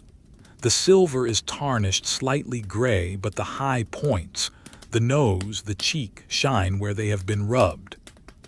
He turns it over. On the back is a goddess, Pax, peace, or perhaps Victoria. She holds an olive branch. The soldier rubs the coin with his thumb.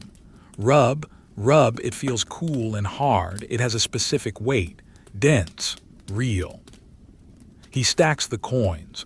1, 2, 3, 4, a small tower of silver, clink, clink, clink. He knocks the tower over. Crash. A tiny, muted crash on the wool blanket. He puts them back in the pouch, one by one. He is not greedy. He is just reassured. The weight of the pouch tells him that his time here has value, that his years of standing in the rain, of digging the ditches, have transformed into this silver. He ties the pouch tight.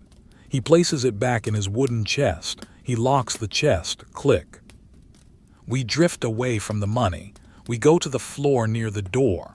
Another soldier is working on his boots, his caligy. These boots are famous. They have marched from Rome to Scotland, from Syria to the Danube. They are open sandals made of thick leather straps, but the sole is a marvel. It is a sandwich of leather, 3 layers thick, studded with iron hobnails. The soldier has the boot upside down on his lap. He is inspecting the sole. The hobnails are worn down. They are shiny and flat from miles of walking on stone roads. One is missing. There is just an empty hole in the leather. He takes a pair of pincers. He grips a worn nail. Grip, he twists, creak, he pulls. The nail comes out. Pop. He takes a new nail from a small box. It is sharp. It has a pyramidal head. He places the point in the hole. He takes a small hammer. Tap, tap, tap. He drives the nail in. He turns the boot over. The point of the nail has come through the inner sole. He places the boot on a small iron last, a foot-shaped anvil.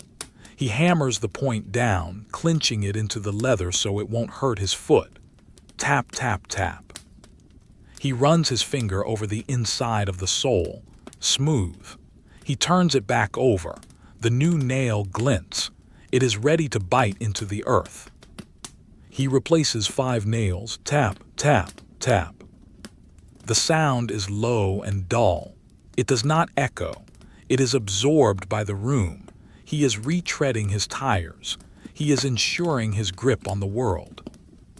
The smell of the leather, the smell of the iron, the smell of the fulling clay from the courtyard.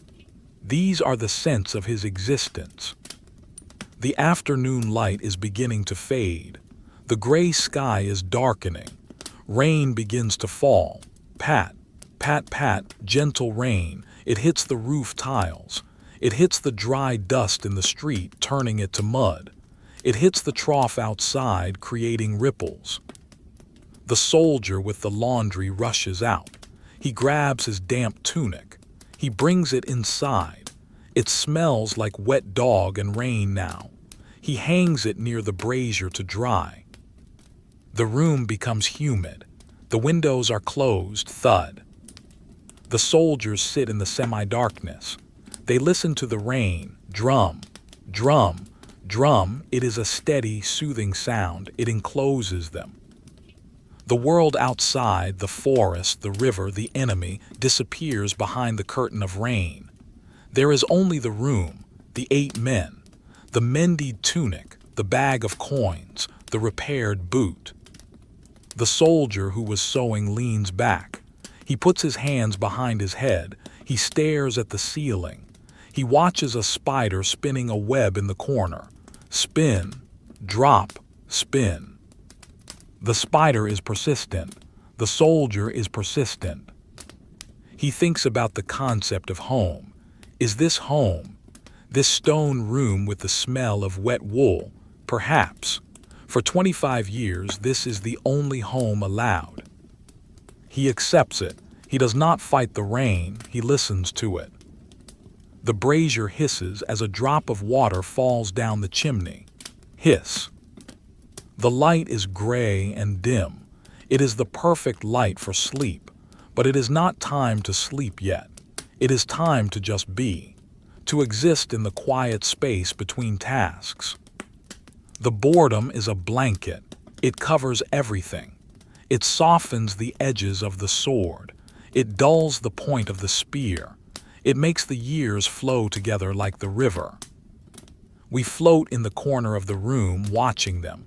They are motionless, statues of flesh and blood, waiting for the rain to stop, waiting for the next trumpet, waiting for the end of the service. But mostly just waiting. The rain has stopped. It does not end with a sudden silence, but with a gradual slowing of the rhythm. The drumming on the roof tiles softens to a patter, then to a sporadic tapping, and finally to a stillness punctuated only by the dripping of the eaves. Drip, drip, drip. The water falls from the edge of the terracotta tiles into the puddles that have formed in the drainage ditches below. It makes a tiny, liquid musical note. Plip. Inside the barracks room, the air has cooled. The humidity from the wet wool has settled. The soldier rises from his bunk and walks to the door. He pushes it open slightly. The air outside is washed clean. It smells of wet stone, of damp earth, and of the ozone that lingers after a storm. It is a crisp, sharp scent that clears the head. He looks out at the via. The dust of the road has turned to mud, dark and slick. Puddles reflect the torchlight from the centurion's block down the way. The reflections are still, perfect mirrors of orange fire trapped in the mud. He steps back inside. The draft from the door makes the lamp flame dance, flicker, steady. It is the final hour of the waking day. The bivouac is settling. The soldier sits down again. He has one last task. It is not a duty assigned by the centurion. It is a personal duty. He picks up his knife, a small utility blade with a bone handle. He picks up a small piece of wood, the tent peg he was whittling earlier. He runs his thumb over the wood. It is smooth now. He has shaved away the bark, shaved away the rough grain. He makes one last cut, slice. A thin curl of wood falls to the floor. He inspects the point. It is sharp. It will drive into the earth easily when they march next week. He nods. He is satisfied. He puts the knife away. Sheath. Click. He puts the peg in his kit bag. Rustle. The ban on marriage, the Conubium, dictates that his legacy is not in sons but in these small objects, in the sharpness of a peg, in the polish of a belt, in the straightness of a road. He does not mourn this. Tonight he does not even think of it. The law is just the weather. It is just the atmosphere he breathes. He looks around the room at his 7 comrades. They are preparing for sleep. One is taking a sip of water. Gulp. One is adjusting his pillow. Punch. Fluff. One is already asleep, his breathing a soft whistle. Wheeze. HHH.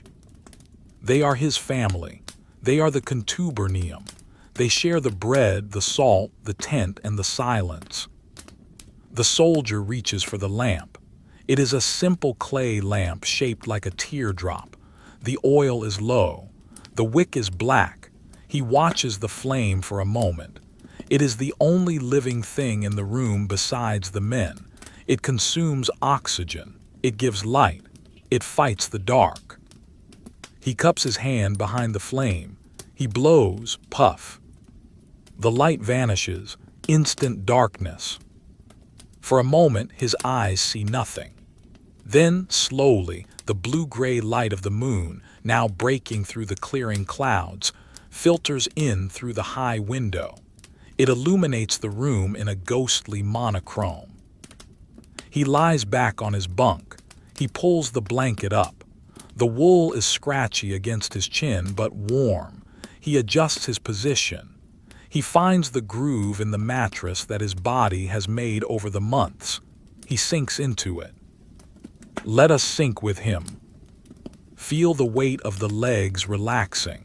The muscles of the thighs tight from the quarry loosening. Feel the weight of the arms. The hands that held the pickaxe, the spoon, the needle. They are open now. Empty. Resting. Feel the neck relaxing.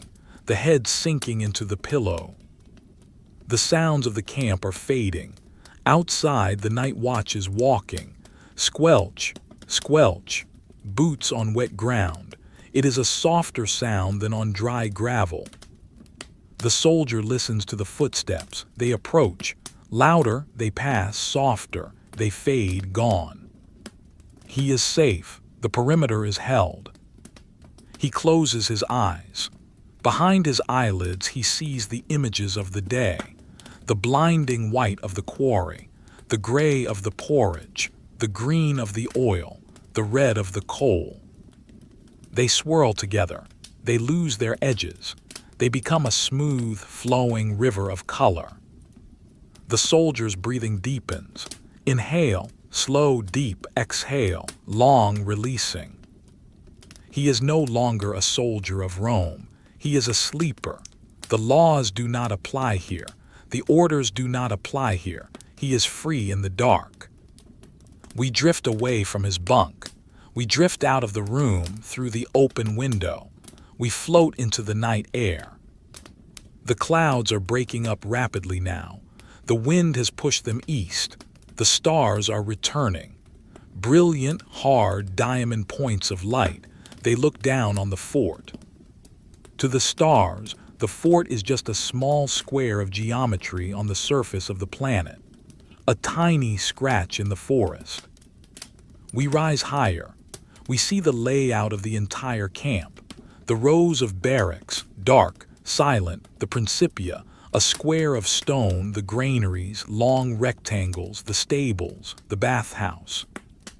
It is a blueprint of order sleeping in the chaos of nature. We see the smoke from the bakery chimney. It is just a wisp now. We see the glow of the kiln fire near the river, a red eye in the distance. We look at the walls. The sentries are small specks.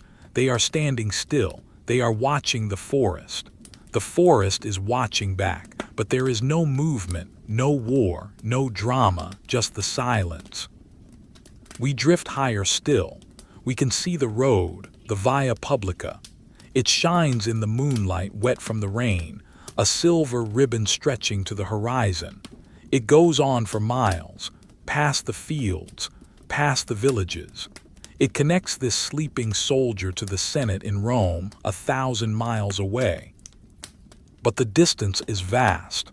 The connection is thin. Here, there is only the immediate reality of the night. We feel the turning of the earth, a slow, majestic rotation. The stars wheel overhead. The moon slides down the sky. Time is flowing like the river. Seconds, minutes, hours, years, the 25 years of service, they are made of nights like this. One night added to another, a stack of nights, a wall of time. The soldier sleeps, the horse sleeps, the bird sleeps, the mouse in the leather shop sleeps. Everything is suspended. We look back at the eagle standard in the shrine. It glints in the dark. It waits. It will be there in the morning. The trumpet will sound again. The porridge will be stirred again. The stone will be cut again. But that is for tomorrow. For now there is only this: the wet stone, the drying wool, the quiet breath. The story of the ordinary is the story of the world. It does not end with a bang. It continues, breath after breath, heartbeat after heartbeat. We let the image of the fort fade. It becomes smaller. It blends into the landscape. The stone turns to gray mist. The wood turns to shadow. There is nothing left but the feeling of rest, heavy, warm, silent, safe. The history is over. The work is done. The night is yours. Sleep.